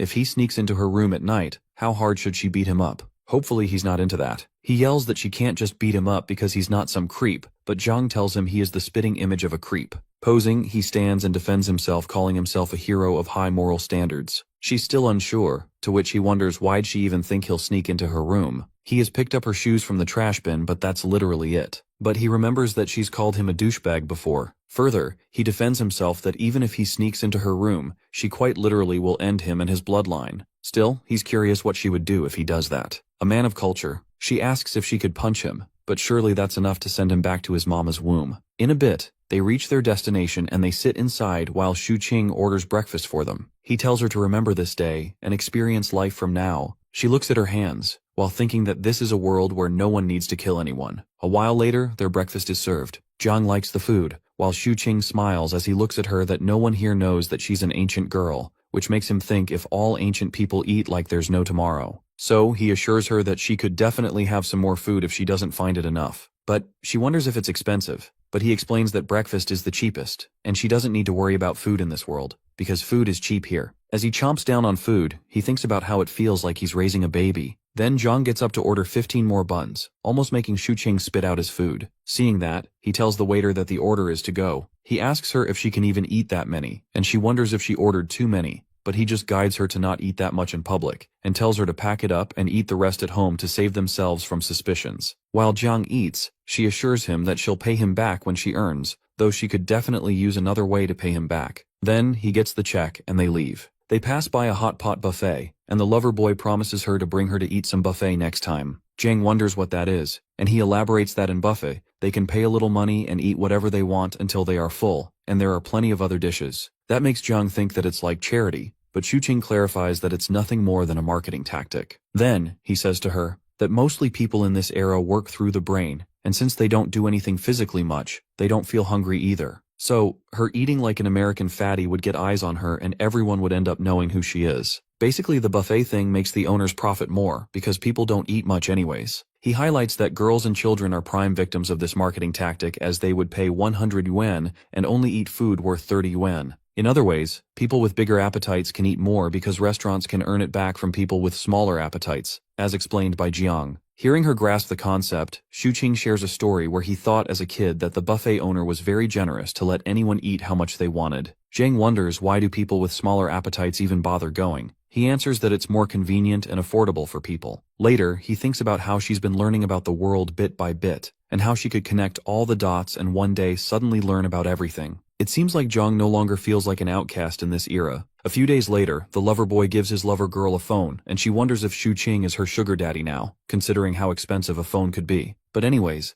gamer guys are usually broke, and he got it from a giveaway too. Well, he went to get a sub card and top up, and they gave him an Android phone which is worth over 1,000 yuan, and he decided to get it for his heroine. She's so happy and thanks the hero. Then, he urges her to follow the instructions and give him a call. He feels at ease that she is a smart girl, and she could learn it really soon. A realization hits him that he feels like an NPC, but it's more convenient for him that she learns quicker. Then, he gets up and tells her to have dinner by herself since he won't be home, and if she feels bored, she could learn how to use the phone or watch other videos. Shu Qing thinks that since she has learned that she can earn money through playing games, she has turned into a game addict, and it is worrying at this point. Before he leaves, Zhang asks if it is really a job to manipulate the characters running around, and he replies that if she continues to play afterwards, she is working overtime, but since she is already in an internship, there won't be extra pay for overtime. Then he reminds her that she should eat, and if she needs anything, she needs to call him. He leaves to go see his parents. He hasn't visited them since Zhang came. King steps inside and sees his dad. His dad tells him his mom is out playing mahjong. Then he asks where his girlfriend is, talking about Jiang. Shu Qing gets annoyed and explains that she's just a friend who will stay with him for a while. The dad utters that he wouldn't let a man stay, but Qing defends himself that Hao has lived with him, but he's considered an exception by his dad, as the dad thinks that Hao could really be his girlfriend if he wasn't a man. Qing knows there's no winning from his dad and calls his mom instead, who is a mahjong addict. They wait for her to come back home, and Shu Qing informs his dad that his apartment was broken into by a thief, though he fixed the window, but can he reimburse him for the cost? His dad mocks him that there isn't anything worth stealing at his place, and the only thing that is worth stealing is the computer which he sleeps with, so nobody can really steal it from him. He's committed to his computer, can't really judge the gender of the computer, will end up getting me cancelled. His dad asks if he was hurt, but Shuqing explains that the thief was beaten up and chased away, of course not by this weeb. Then, his mother returns from mahjong and begins to cook right away. She seems happy, which makes them think that she probably won more than usual today. As she cooks, she wonders where her son's girlfriend is, and again he protests that he doesn't have a girlfriend, and his dad is blabbering false news. His father wonders that they live and eat together. That sounds pretty much like a relationship. His mom didn't know that, and she is surprised at that news, and she urges to show her the picture of Jiang, though she was trying to go and look at her by herself. But her husband stopped her because it's not considered respectable to go without telling these days. He doesn't show her picture and says that she is just his friend and nothing special, while he thinks that his mom has always been persistent, so she won't let them go until she sees it. So, he ends up showing a picture of her, and she thinks how pretty Jiang is. Of course, being a boomer, she starts swiping through the album and wonders why he has so many pictures of his just friend. He snatches back his phone while thinking that this is his record of observing antiques and wonders why has his mother started discussing her so much as if she is her daughter-in-law. The thing about Shuqing is, no matter what Jiang is doing, he always quickly takes random pictures of her. Even though they aren't officially dating yet, he definitely feels something for her, and she quite literally stays with him. Anyway, back at dinner, his mom asked him which school she goes to, but he replies that she doesn't attend school. His mom wonders why a pretty girl like Jiang wouldn't go to school. He doesn't understand what being pretty has to do with going to school, because to him, it's normal for someone from a poor family not to attend. His father mocks him, questioning why a girl who's good at her studies would even consider dating a loser like him, because all he does is sit at his computer all day. The only difference between him and a Discord mod would be the weight. Both parents feel bad for Jiang, and their son insists that he's stable and not a freeloader. His mother then wonders how they even met, and if Jiang isn't a local of Jiangcheng. He dodges the question again and redirects the conversation to his joblessness. Meanwhile, he reflects on how Jiang hasn't even figured out how to survive in this world yet, and his parents are already trying to ship them together. Later on, after the dinner, he gets up to leave and tells them to rest. He also points out to his mom that she shouldn't play mahjong every day because his dad is practically starving like the African kids. His dad gets slightly annoyed at his mom, saying she's even more stubborn than his son's joblessness. Suddenly, she remembers something. She hears that Shuqing's neighborhood is haunted and recalls the sound of a woman's cry in the middle of the night. She wonders if everything is okay. Shuqing demands that his dad cut the rent in half, or he'll stop renting the apartment because it's haunted. His mom agrees and says the rent should be reduced now that he has a girlfriend and more things to spend money on. His dad reminds her that Jiang isn't actually his girlfriend, but the deal sounds so solid that he ends up agreeing Jiang is his girlfriend anyway. Later that night, when he returns home, he sees Jiang holding her sword. He wonders if she was practicing,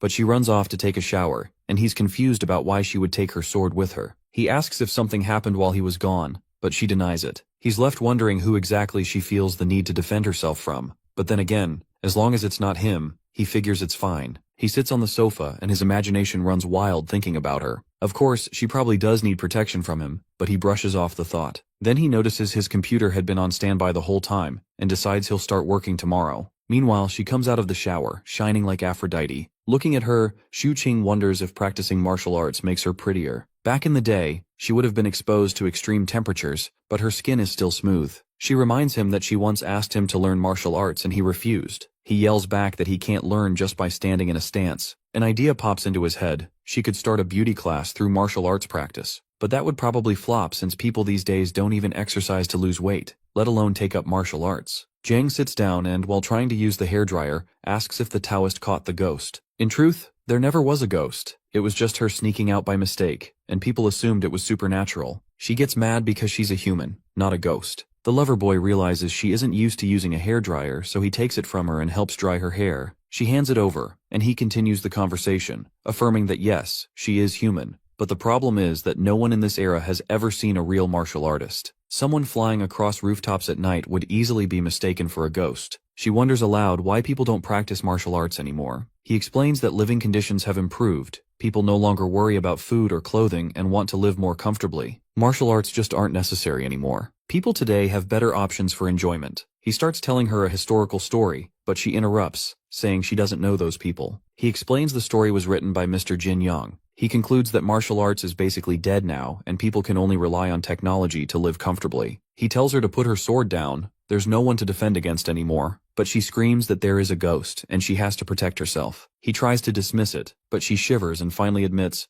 when he was away, she actually saw a ghost herself. With terror in her eyes, as if she's seen Elon Musk without a shirt on, She informs him that when he went out, she saw a ghost. He starts to sweat as he hears her words. He thinks to himself that she probably just saw an old lady taking out the trash while wearing a mask. But then she begins to describe what the ghost looks like. She says its hair is longer than hers, and she elaborates on how it looked at her. It is pale white and wears an odd blue robe with long sleeves, which unnerves him. He begins to wonder what kind of thing she actually saw. He can't help but consider if there really is a ghost, but he brushes off the thoughts by telling himself that ghosts don't exist. Science can't prove their existence. According to him, she might be having hallucinations due to stress. Jiang frowns and says that in her era, ghosts are something to be feared, but the hero assures her that they don't exist, all while blow-drying her hair. She emphasizes that she saw it and admits that she's scared, that even her sword can't protect her. Though he starts to wonder, if time travel is possible, then the probability of spirits existing might be real too. He tells her that he'll borrow Mr. Zhao's mahogany sword tomorrow. She thanks him, and he tells her to go to bed while he wraps up the hairdryer. He decides to take a shower as well, but his shower time is shorter than usual, which makes him realize there's a big difference between living alone and living with another person. He can't help but feel creeped out too, and he can't fall asleep with that feeling lingering, so he sits down to work. Suddenly he looks at his laptop and is shocked. On the other hand, Zhang looks at the clothes the young hero bought for her. She compares them to the clothes worn by other people and finds the ones he got her to be more acceptable, which makes her feel warm. Then she takes out the clothes she was wearing when she came to this era. They have narrow shoulders, short sleeves, and rougher fabric. If she were back in her old world, Ernyang would probably make some changes to them. That takes her back to old memories,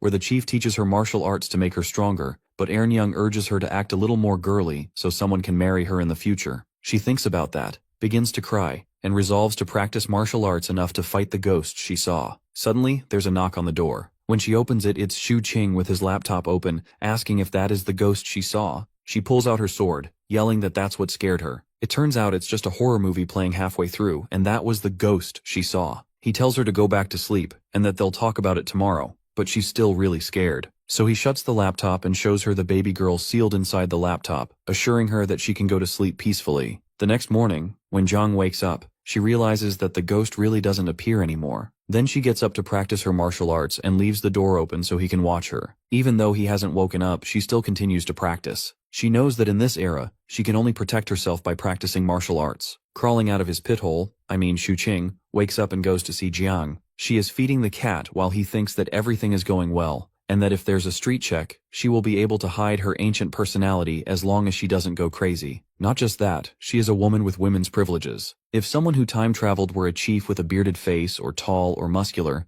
the neighbors would probably report him to the police right away. While he brushes his teeth, he wonders what the chief looks like, and she explains that the chief is a little taller than him and has a beard, which makes her wonder why Xu Qing doesn't have a beard, to which he replies that he's one of the literati and not a roughneck. She holds her face in shock, saying that even the literati in her world also have beards. His male ego is hurt, and he says that they use razors now, which is why he doesn't keep a beard. Then he angrily tells her that they have to go out for breakfast. She keeps her voice down while she tells him that the cell phone he gave her yesterday hasn't been working since morning. He realizes that the phone is probably not charged, and after that, they go out. As they're outside, he tells her that she doesn't need to work today because it's the weekend, and she should focus on learning how to use a phone. He explains to her the concept of Wei Chun, which she can use to make and spend money. He opens the bank app and shows her that her balance is 0, and he transfers 100 to her so she can spend it however she wants to, and she can pay him back later. It makes him think that he has never lent anyone money, and the ones who usually need to borrow money have never borrowed from him, so this is the first time in his life that he is ever lending money to someone.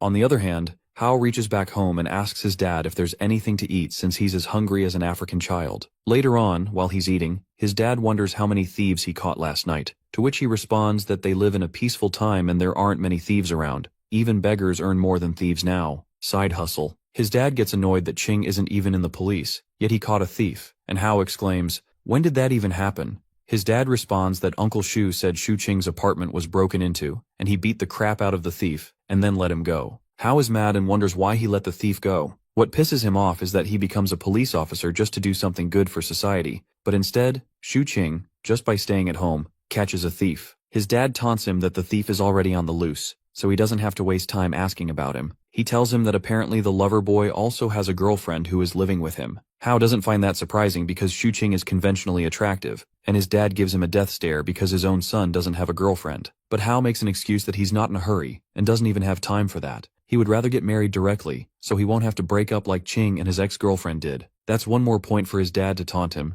that his cousin already had 2 girlfriends, but he doesn't even have one yet. Hao tries to defend himself, saying that he's just trying to catch thieves right now, but still he's unsuccessful in both things, finding a girlfriend and finding a thief. At least, what he says is that he wants to find a girlfriend when he becomes a detective, but his dad knows he really can't find a girlfriend. Hao takes that as an insult, as if his dad is looking down on him, and he assures him that one day he'll bring the most beautiful girlfriend to him. When his dad hears him boasting in front of him, he picks up his sandal and gets ready to give him the Asian treatment, telling him that he has to get a girlfriend no matter what. With the rice cake in his mouth, Hao says that he can't start a family without first making a career, but his dad is not willing to understand and runs after him with his sandal. Hao wonders after getting spanked by his daddy, what did he even say wrong? Surely his dad wants more from him rather than rotting away his life alone living with an anime pillow as his wife. As Hai gobbles down his food, he gets a call to hang out later on, but he denies as he has to be at his job. He feels sleepy after the night shift and goes to sleep, while he asks his dad to wake him up at 4 p.m. Coming back to Qing, he gets a call for a party too, and he knows Hao must be busy later at night, definitely not banging chicks. Qing and Zhang enter the apartment while he's still on the call, confirming the dinner and wondering if he could bring Zhang with him too. After the call ends, he informs her that he'll be taking her to a party tonight. He asks her not to mess around and just listen to what he says. She agrees and then questions him if he meant that all the ghosts in martial arts are fake, because that's strange for her. Patiently, he explains to her that it's not strange since all the basic survival needs are met. Humans develop a spiritual need. It could be anything, from pets to games or movies. He wonders if she doesn't have novels in her world, but she isn't aware. Qing gives her an example of tea houses having storytellers, who tell interesting stories. What he's trying to explain is, where there's demand, there'll be supply. People solve each other's problems in return for some money, and hence a workflow is created. Giving another example, he explains that when everyone is seeking solutions from others, they are also helping others solve their problems, and that's how they earn. Realization hits Jiang, and now she understands how Qing can live like a landlord without having to go outside to work. She gets the concept of it, the concept of watching movies in leisure time, and he approves of her smartness. He tossed her a can of soft drink as a reward, but she wonders why he took her in. Was it for his spiritual need? He thinks and smiles at her, and says he did what he wanted to. As he continues to play with the truck of a cat, she thinks that the young hero is really just a person with a big heart. She opens the can and the entire soft drink fizzes up and spills on her. He hands her over a tissue to clean up herself. The world would become a boring place if everything was to be done with a purpose. Later at night, as they're making their way to the party, he guides her that she can eat and drink whatever she wants except for the alcohol, and there might be a lot of people coming to the party later on. They reach the place. He tells her that it's a place for her to experience newer things. As they step inside, he makes sure to let her know she can stuff her mouth with as much food as she wants. Jiang finds the music too loud, and by her looks, she looks uncomfortable, as if her uncle touched her. As Qing enters, they all seem happy for Qing to join. His friend informs that they all were waiting for him to arrive, and he should start singing now too. But Qing takes Jiang and decides to sit for a while. Jiang observes the place with uneasiness apparent on her face. Jiang is visibly uncomfortable. Her body language is awkward.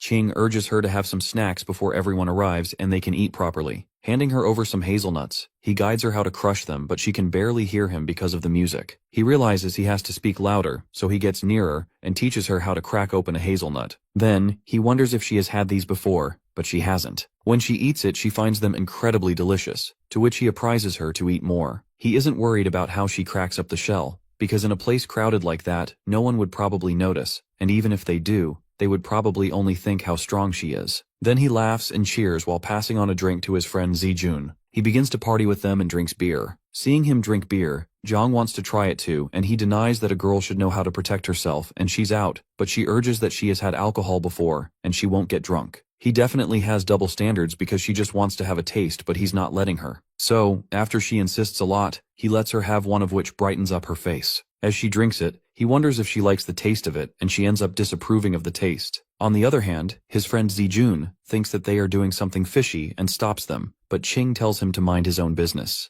Zijun hops over to him and questions whether Jiang is his girlfriend, to which he denies that they're just friends. Qing turns to Jiang and introduces his friend to her as a real nouveau riche. However, this friend of the young hero doesn't have good intentions with her, but Qing stops him. Zijun wonders if he's not good enough, to which Qing doesn't even deny that. But what Zijun brings to the table is his money. Anyhow, he walks away, while Qing wonders when they're going to eat because he's really hungry. Zijun tells him to hold his horses, because some people have yet to arrive. As he goes over to party again, he talks about Hao being on duty, and how it's so life-sucking. Qing gets angry, knowing that Hao is doing a great job. On the other hand, the party is going on, which is making Jiang uncomfortable, and she wonders why are there so many people around here. He knows that there is a need to help her integrate into modern society, and this is a way for her to experience new things. Qing urges her to take this as a form of celebration, because it's his friend's girlfriend's birthday. After that, he asks her to break some hazelnuts for him, and she does so, and he thanks the heroine. He wonders if she can sing, but she has never tried singing before, though he's a little controlling and says he wouldn't even let her sing and he'll show his singing skills sometime later. Suddenly, he sees a guy with a white outfit come too, and he catches his attention, leaving him wondering what he's doing here. The guy and Qing look at each other, and the guy coldly passes by him. Qing gets busy on his phone again when, suddenly, he hears the constant sound of nuts cracking, only to find out that Jiang has eaten all the nuts out of hunger. He wonders if she's hungry, and she admits to it, so he assures her that in a little while there will be a supersized cake. Her mouth waters just thinking about it. She comes to think of it, she hasn't had any bad experiences with food over here. The worst food she had was the half-eaten bun and the hamburger when she first arrived. They were a little hard and tasteless, but even those were better than the pancakes and the gruel. Zijun gets Qing's attention and urges him to sing, since Hao isn't here, and he agrees to sing just one song. He takes the mic from Zijun, and Jiang, out of curiosity, leans over to see what that is. Suddenly, hearing her own voice being extremely loud, she gets scared. Qing tells her to relax and explains that it's a microphone. Well, now at least she'll be prepared for the speakers she'll be hearing the broadcast from. He looks over at her face. She looks extremely adorable, and he wants to pinch her cheek but brushes off the thought,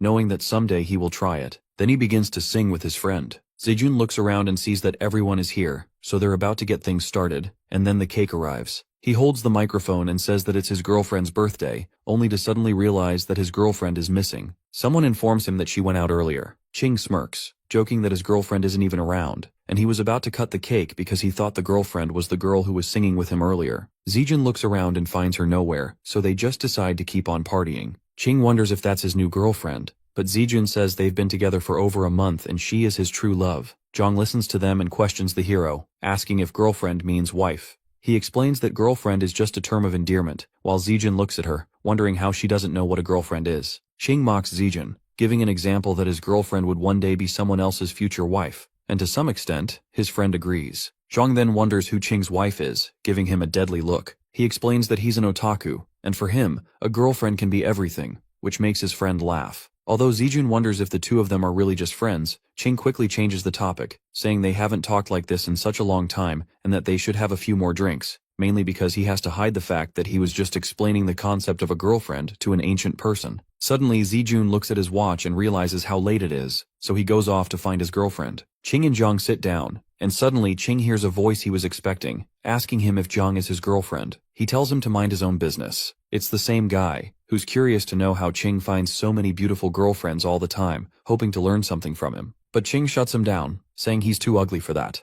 It seems like Qing and his rival are standing face to face while he actively harasses him to have a drink with him. Qing stops Liang from being weird because he doesn't want to talk to him. Suddenly, Zijun enters the room again and is scared to see that the two of them are standing face to face. He begins to panic because they had been roommates for a few years, and now they are enemies. This is the reason why Zijun called Liang over, but it seems like the situation is completely messed up. So Zijun stands between them and tells them to talk nicely and not to fight. Turning to Liang, Zijun wonders why he had to provoke Qing, to which he says that he was just trying to have a drink because it's been a long time and they haven't caught up at all. Qing looks at Zijun and questions if he invited him over, to which Zijun panics and says he thought they could talk about it. Smirking, Qing says that he never considered this to be that big of a deal, to which Liang agrees, adding that he never thought of it as a big deal because the past is the past. Liang admits that he was just asking for advice in trying to have a toast with him, to which Qing says that he just despises him for his weird tone. Liang had been waiting for the right moment, and then gets reminded that he wasn't beaten up hard enough the last time,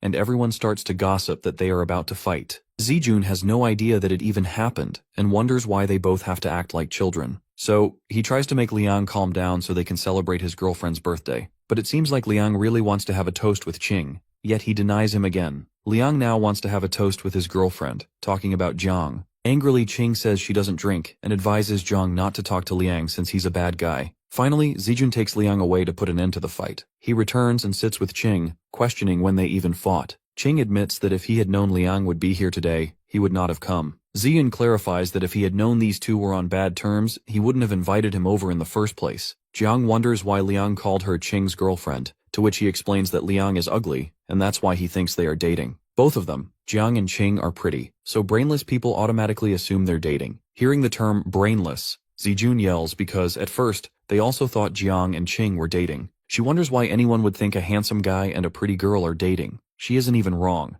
These baddies end up with guys who look like only their mothers would find them attractive. Then, Qing advises her not to talk to anyone, including Zijun, to which Zijun screams that he already has a girlfriend. Finally, Zijun's girlfriend returns, and he happily goes to the waiter because it's time to cut the cake. As the cake is revealed, Jiang is mesmerized by the size of it and wonders if it is all edible. Qing admits that it is edible, yet he finds the situation a bit weird and off. Qing takes Jiang and hides her under the table, beside the sofa, guiding her to keep hiding until he gets back, promising her a huge slice of cake. She waits for him as he leaves and wonders what the cake will taste like. She's curious whether eating cake while hiding is some sort of rule. She waits excitedly. Meanwhile, at the party, everyone is smashing cake on each other and enjoying it, and she feels a little terrified. Surely I'd be terrified too. It looks like a Diddy party. Suddenly, he returns with the cake. He sits down beside her and tells her he knew Zijun only got that humongous cake for smashing, so he took a slice before they started just for her to try. A man giving princess treatment in this era was rather unexpected. Still, her eyes look really sad. She takes a bite of the cake, and when he asks if she likes it, all she can think about is how much Erniang would love the taste, but she could barely eat something sweet for long. Feeling sad, she wonders why they have to toss around something so delicious. Qing hears her and promises he will get her a better cake, and they'll eat it together without wasting any. She thinks about it deeply. Is this the era people dream of? Where they get their clothes dirty and waste food and be happy about it? When everyone is done playing, Qing gets up and assures her that no one will be playing anymore, so she can come out now. He goes to the bathroom, and afterward, he tells her they'll be leaving soon. She stays there, waiting for her hero to come back, when Liang approaches her, covered in cake, asking her to be friends with a nasty look on his face. She angrily replies that she doesn't want to engage in any conversation with him, but he's stubborn. Seeing her clean clothes, he realizes she didn't participate in the fun, so he tries to smear cream on her from the cake, and she exclaims, backing away. As she defends herself, about to knock him out, Qing returns and punches Liang in the gut for even daring to get close to Jiang. That makes Liang furious, and he punches Qing, who falls onto the table. Hearing the commotion, Zijun enters the room, panicking as he sees Qing and Liang fighting. Qing and Liang are beating each other up as if they'd get a reward for it. The crowd begins to pull them apart, but they are unsuccessful. Suddenly, a hand grabs Qing out of the feud, with Hercules kind of power. It was no one other than Jiang. Everyone who witnessed that just thinks how incredibly strong she is. On the other hand, Zijun regrets putting them together, and Qing laughs that Liang ruined a good party, and he should beat him up a little as well. Ziyun yells that he'd rather punch him. Then, Zijun calls off the party and begins sending everyone back home. After everyone is gone, Qing once again begins to trigger Liang to fight him, though Zijun seems concerned for Qing,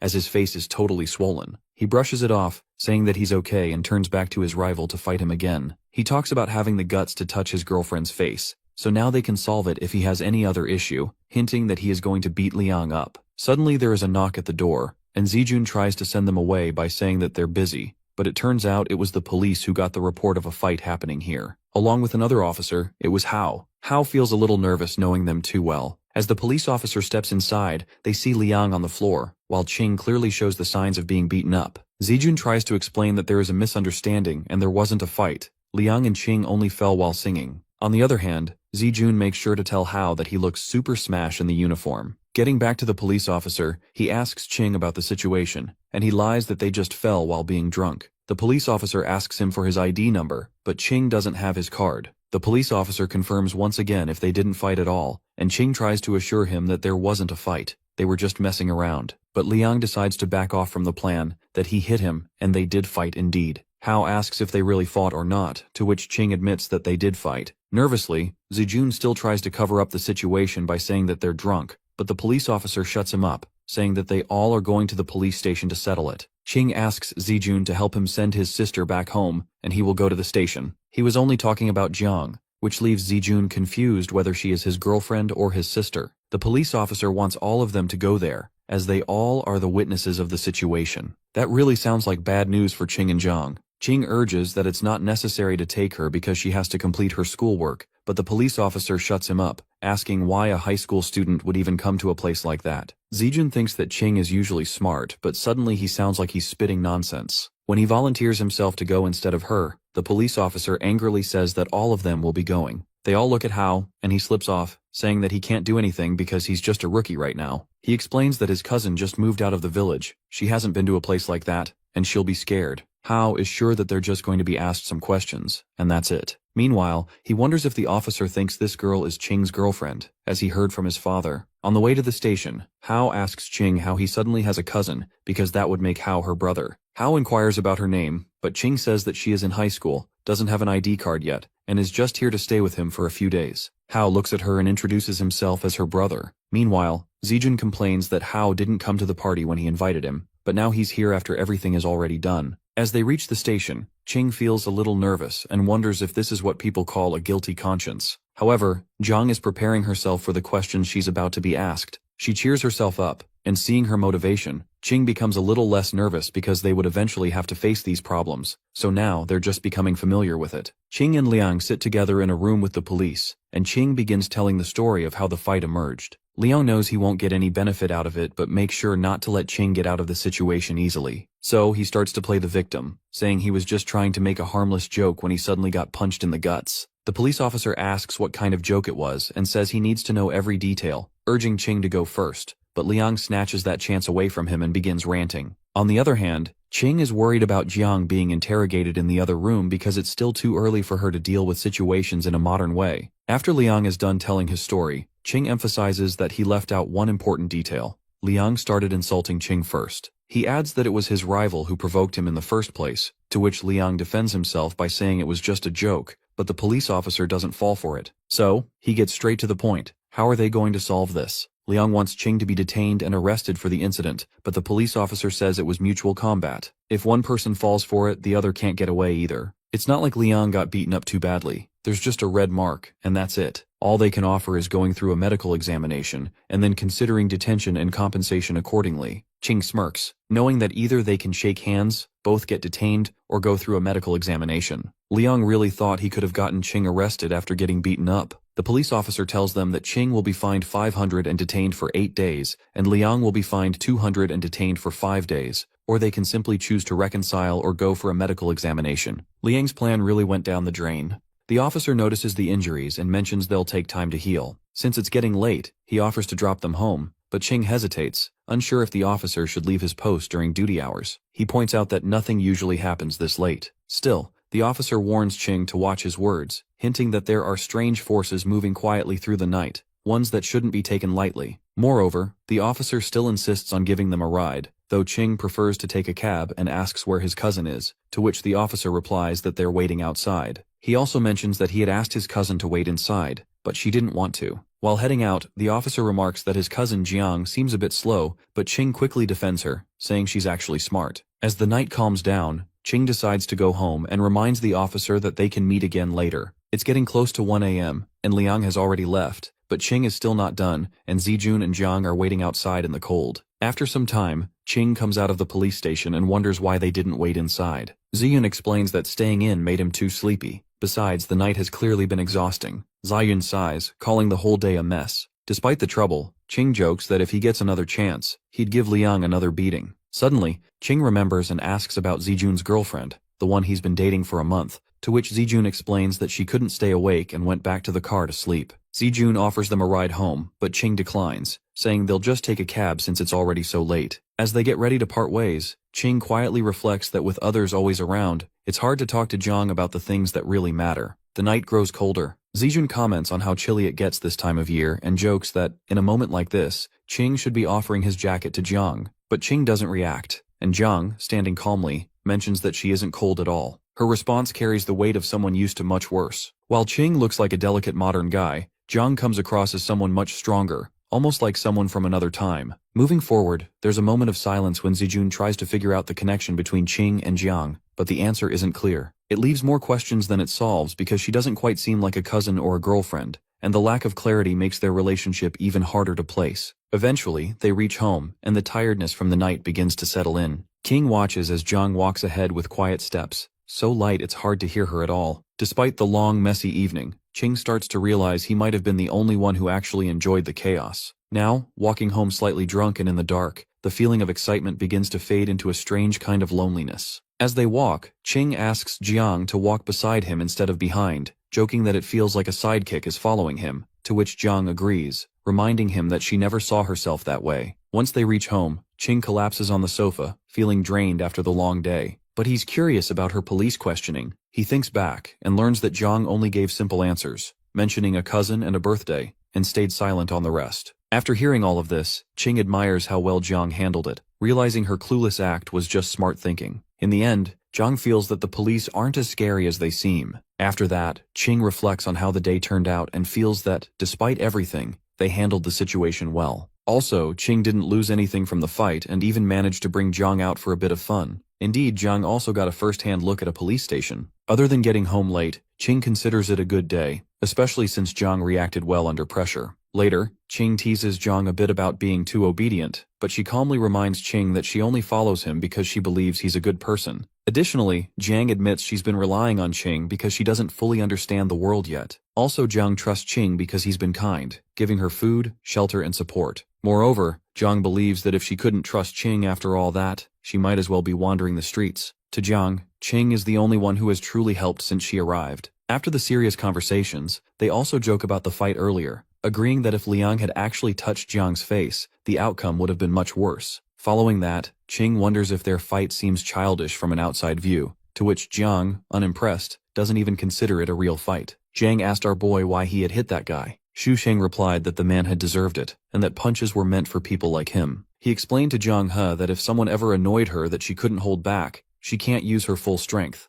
just enough to make the person feel some pain without actually injuring them, otherwise she could end up in jail. He went on to explain that there were many kinds of people in the world. Some wished to wear bougie things, but couldn't afford them. The hero told Jiang He that such people might give her a nasty look if they saw her wearing these things, but they would only act this way toward people they were familiar with, especially those who were out of their league. Xu Qing said that these people found it natural for others to be wealthier or more capable, but they couldn't stand seeing someone they actually knew doing better than them. Zhang He asked if that really happened. Our guy replied that he looked down on people who behaved that way and on bootlickers in general. Zhang He asked what a bootlicker was. Our boy explained that it was a very common type of person, and, jokingly, someone who deserved to die. He reassured her that she would understand in due time. Zhang He didn't understand much of what he said. Seeing her confused expression, Xu Qing suggested she take a shower, noting that it was late. Zhang He agreed and left. Our hero sighed, leaning against the sofa, realizing that having someone to chat with at home felt surprisingly good. He wondered, briefly and awkwardly, if they could cuddle to sleep once she was done,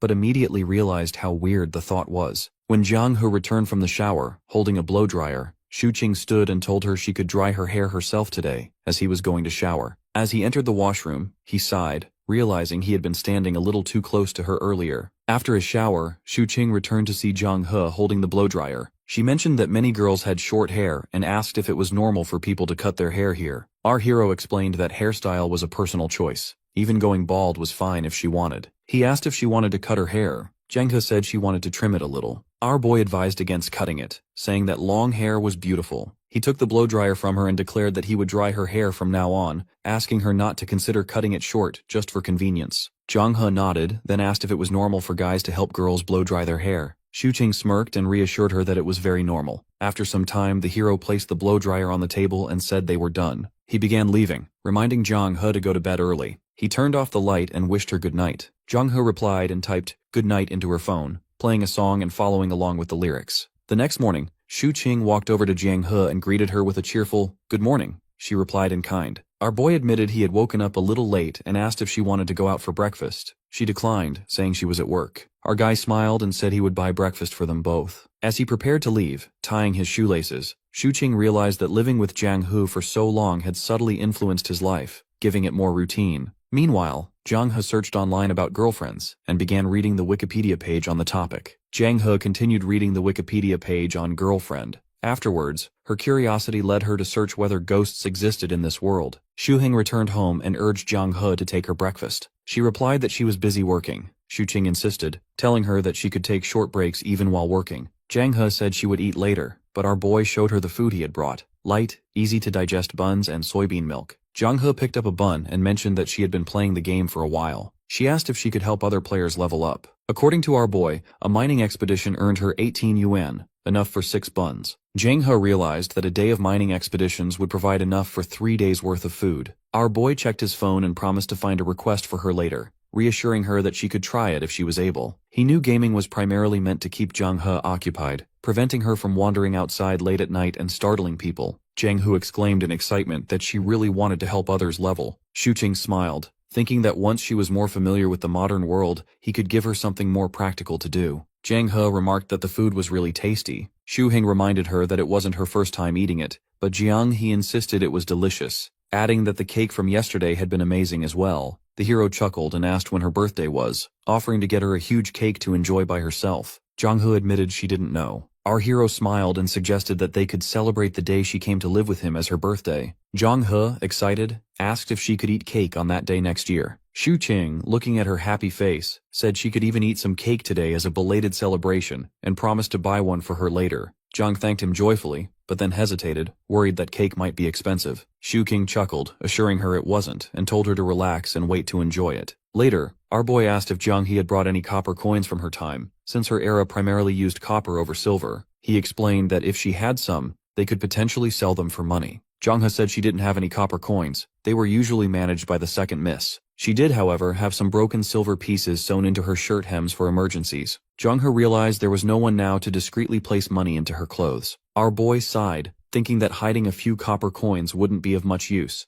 and if there were too many, she would have used a proper money bag. Looking out the window, he reflected that no one would have guessed that a simple trip outside could lead them here. Meanwhile, Hyozi was riding his motorbike and greeted an elderly lady along the way. He reached home and parked outside, feeling a strong sense of fulfillment from protecting ordinary citizens. Inside, he noticed a puppy and asked his father whose dog it was. Qin replied that it was Wang's dog's son and instructed Hyozi to train it as a police dog. Hyozi groaned, protesting that he didn't even know how to train dogs. The two argued for some time. Eventually, Hyozi asked for the dog's name. Qin hadn't decided yet, but wanted a name that exuded strength and power. Hyozi sighed in annoyance and then asked if Xu Qing had a female cousin. Hyozi's father doubts that he might be interested in the female cousin of Xu Qing. Hyozi's mind drifts to how close his and Qing's family is. Even when they were born, their marriage was fixed, but when it turned out they both were males, the marriage was called off. He explains to his dad that the girl, Qing's cousin, he met yesterday was pretty but kind of odd. Hearing him call a girl pretty, Hyozi's father assures him to talk to Qing's father about the girl and his son. Though Hyozi isn't interested in her yet, he found something suspicious about her. It seemed to him that she wasn't able to understand anything,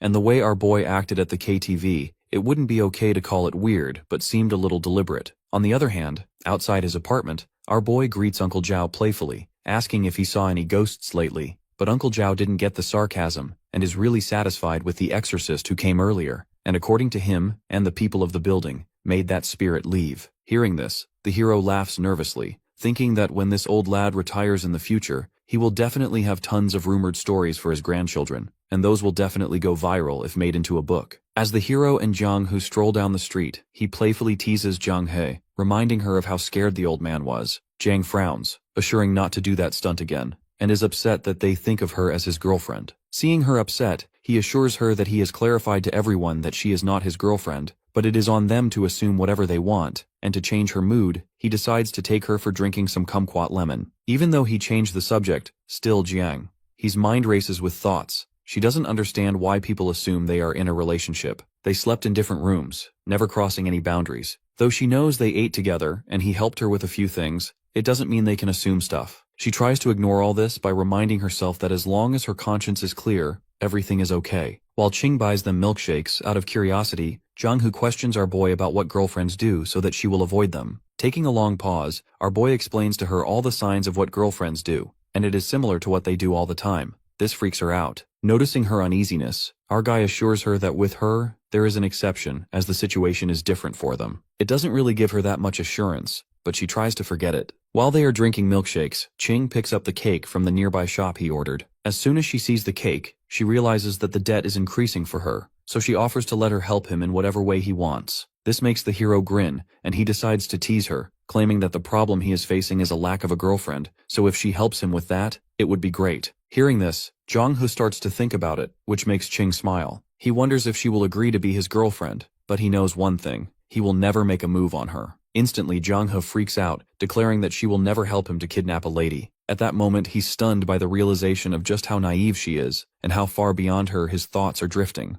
Xu Qing admires Jiang for her willingness and open-mindedness to listen to everything he has to say. However, when they witness a couple kissing in public, Jiang questions whether it is even appropriate to do such a thing so openly. Our boy is a lonely buddy, hence he finds it indecent as well, but then references Li Shimin, asking, weren't the people in her era open-minded? To this, Jiang replies that she had heard a little about him. While talking to Jiang, our boy thinks about his father, who had dedicated his entire life to historical research. He worries that if Jiang's information doesn't match the historical records, it would mean that all his father's work was of no use. Our boy wants to inquire more if she has seen anything like that before, but she wasn't bothered much by what the emperor did in his life. Xuqing agrees with her answer, thinking that historical records often show powerful people, like emperors and officials, engaged in questionable behaviors, and she may not have been aware of it. Our boy then imagines the tales of conquering the world with a sword, feasting on meat and wine, just a part of his vivid imagination. He exclaims that he wants to know about Jiang's life, which sounds fascinating to him. Jiang pauses for a moment, recalling a gory scene,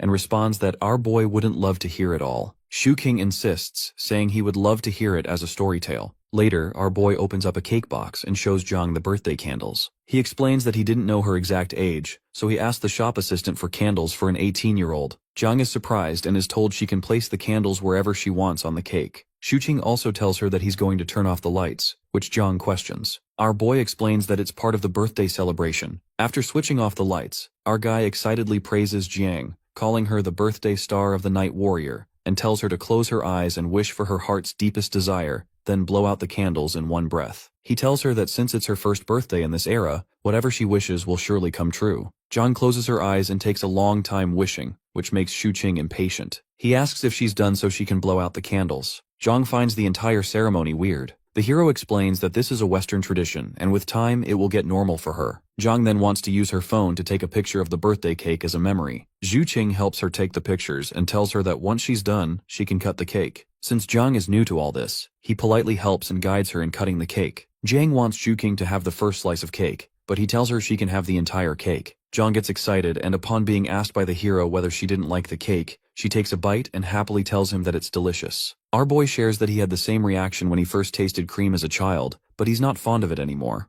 perhaps because he's had tastier food since then. Later, Xuqing proposes a toast with Jiang using cola, thinking to himself that while it might be just another day for him, she is lucky to be here. He wants to commemorate their meeting, acknowledging that life is short and moments like these matter. Zhonghe and Xuqing sat in the living room as Jiang started sharing her past. She remembered that in the 4th year of Kai Yuan, a swarm of locusts had devastated the region, but Lord Tao succeeded in wiping them out and prevented a greater calamity. After the disaster passed, the second miss fled into the wild and later arrived in Gusu. The second miss believed she was living in a golden age and regarded Lord Tao as a saintly figure. She even set up an altar at home where she prayed for his long life. She also formed the habit of eating only half as much as others, no matter if the city was thriving or struggling. Although the city's leader considered her foolish, she would simply laugh and say the remaining half of her meal was offered for her savior's long life in this golden era. Xuqing felt confused and asked how her family, who practiced martial arts, could keep an altar wishing for the longevity of a government official, since stories often portrayed martial artists and officials as enemies. Jiang explained that without Lord Tao, the second miss would never have escaped Ludi safely, and many more lives might have been lost. In the second miss's eyes, every additional day she lived was a gift granted because of Lord Tao. Xuqing then wondered whether Jiang truly came from the Kai Yuan era, and questioned what she would call the Dark Ages if her time was considered a golden one. Jiang explained that her era had suffered through droughts, floods, wars, and numerous other disasters. If there were no human-caused calamities, people would already regard it as a golden age, so the second miss believed their time was especially remarkable. Curious, Xuqing searched for Kai Yuan online and concluded that the era could be viewed as both prosperous and troubled. He felt fortunate to have been born in a time of plenty and realized how lucky he was compared to living in Jiang's world. He told her not to dwell on it too much and simply enjoy her cake. Jiang thanked him and asked if she could eat the remaining cake from the previous day. Holding a birthday card, she quietly admired the modern world. Food could be wasted just for amusement, people could dress boldly, and couples could even act affectionately in public. Thinking about the second miss's words, she came to understand that compared to her own time, this era truly deserved to be called a golden age. A few days later, while Xuqing was working on his computer, he noticed Jiang peering shyly from behind the door. He soon realized she had run out of sanitary pads but was too embarrassed to ask. Without hesitation, our boy ordered a box online. He told her he would transfer money to her later, and would also teach her how to order whatever she needed in the future, so she wouldn't feel awkward about it. Jiang blushed when Xuqing spoke so openly about the matter, and asked whether it was normal in this era to discuss such private topics. Our boy assured her that nowadays people could talk about these things openly, since there was nothing to hide. Zhonghe handed Xuqing 100 yuan,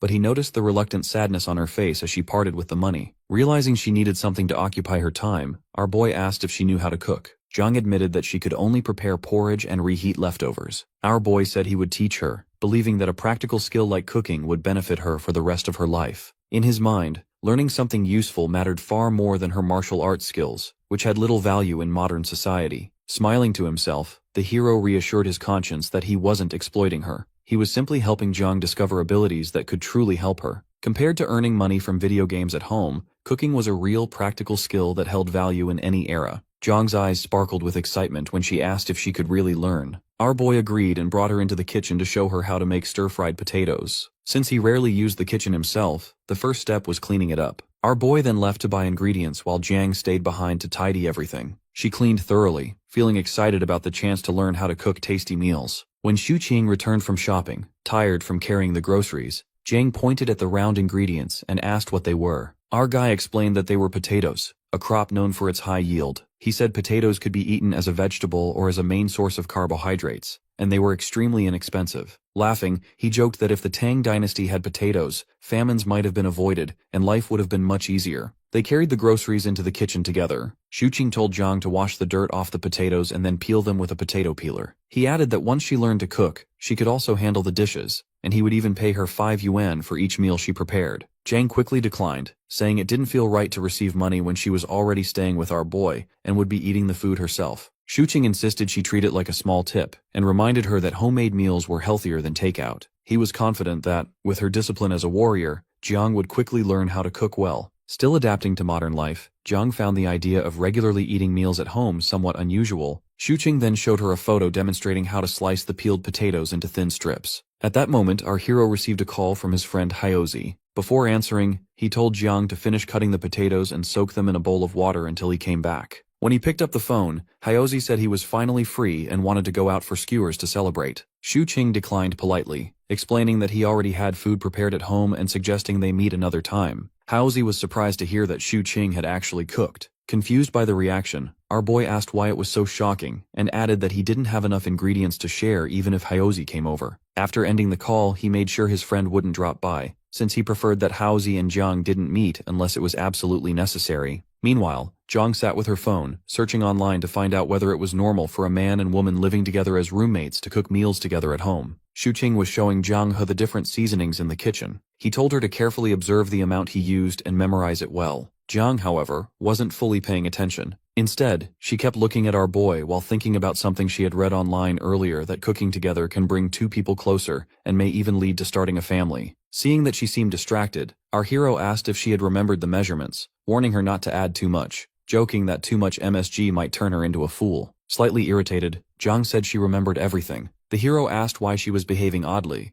Jiang first said her conscience was clear, then quickly changed her answer and simply commented that the food smelled wonderful. Once the dish was finished, Jiang was amazed by the rich aroma. Our boy handed her a bowl of rice. During the 2 months they had lived together, this was the first time they had actually cooked a meal side by side. When Jiang tasted the stir-fried potatoes, she was captivated by the flavor. Curious, she asked whether potatoes were grown in the soil. Our hero jokingly answered that of course they came from the ground and didn't appear out of nowhere. He then showed her a steamed potato and said it was one of his favorites. In his enthusiasm, he accidentally grabbed a hot one before realizing it, then passed another to Jiang. He explained that it was understandable she had never seen potatoes before, since they originally came from the West. Teasing her, he said that if she ever returned to her own era, sailed southeast and claimed some land, she could become famous enough to be recorded in history books. Jiang, however, spoke more seriously. She said she was thinking about finding land in this era, settling down, planting vegetables, and cooking her own meals. Xu Qing thought that was unrealistic, explaining that farming alone wasn't a dependable way to survive in modern society. To him, people from her time seemed overly attached to land as a means of stability, but times had changed. Still determined, Jiang said she could work hard, save money, and eventually start her own farm. She planned to cultivate crops, wait 3 or 4 years for harvests, and repay our guy for everything he had done for her. Xu Qing cut her off, saying that what she needed first was to learn how to live in the modern world, and he told her not to focus on farming for now. Jiang's expression immediately dimmed, so our boy quickly reassured her, saying she could treat his home like her own and that he would look after her. Hearing that made Jiang blush. The hero quickly clarified that he only meant he would take care of her openly, just like he did with the cat. and that anything else was a matter for the future. Jiang firmly replied that he didn't need to joke about such things. She felt grateful to him for letting her stay there and said she would find another way to repay him, but certainly not by offering herself. Our boy was stunned, wondering how such outrageous thoughts had entered her mind. Jiang added that she couldn't truly regard Shuqing's home as her permanent residence and would only remain there temporarily. Since neither of them had anything to hide, Shuqing agreed, feeling that the matter cleared their consciences. He reminded her that he had never made any personal promises and asked whether she thought he was a bad person. Jiang answered that he was a good man. Smiling, our hero told her to call him young master, joking that he wasn't actually such a good person. Later that night, Jiang browsed through Shuqing's social media using his account and stumbled upon some old photos of him. She asked if the person in the pictures was really Shuqing. He initially denied it, but Jiang kept pressing until he finally admitted the photos were from his flashy younger days. Our boy flushed with embarrassment. He had hidden those pictures in a private folder so he wouldn't be reminded of that past, but somehow Jiang had managed to find them anyway. Jiang asked Shuqing if he had ever had long hair. Shuqing replied that his long hair had been for his funeral love phase, something Jiang likely wouldn't understand. He explained that he and his friends had been trendsetters back then. Our boy thought to himself that if he hadn't looked like a bum in the past, his father wouldn't nag him every other day like he did now. Paying rent for a home owned by his family still made no sense to him. Our boy then helped Jiang create her own social media account, where she could post and store pictures as long as nothing went wrong. He helped her set a password using her name in English and created an internet handle, Fly Dancer, reflecting her martial arts background. Shuqing also joined her in online gaming communities and showed her how to use them. Exhausted, he collapsed on the couch and noticed a friend request notification for Jiang. He wondered if she would become an internet addict at this rate, but he decided it was far better than her ending up as a miner or a vigilante. After just 2 months, the boy realized he had grown used to having Jiang around. He also saw that she was adapting to modern life, slowly becoming a city girl. In her own time, she had been just a grain of sand, but in this era, she was becoming a brick, solid and capable, which made our guy happy to help her. Later, Jiang got up to take a shower. Our boy told her he had bought a high-absorbent towel so she could dry her hair easily. While in the bathroom, Jiang reflected on how Shuqing had been right. In this era, many things existed for enjoyment, not for mere survival, as in her own time. After 2 months, she could feel how much she had changed since arriving. When Jiang came out of the shower, Shuqing offered to blow-dry her hair before taking his own shower. He thought that helping her would prevent her from getting annoyed and cutting her hair short impulsively. Jiang suggested that Shuqing could consider growing his hair long too, as long as he didn't dye it red, so she could return the favor by blow-drying his hair. Our boy was happy with his current hairstyle and told her that helping her was no trouble at all.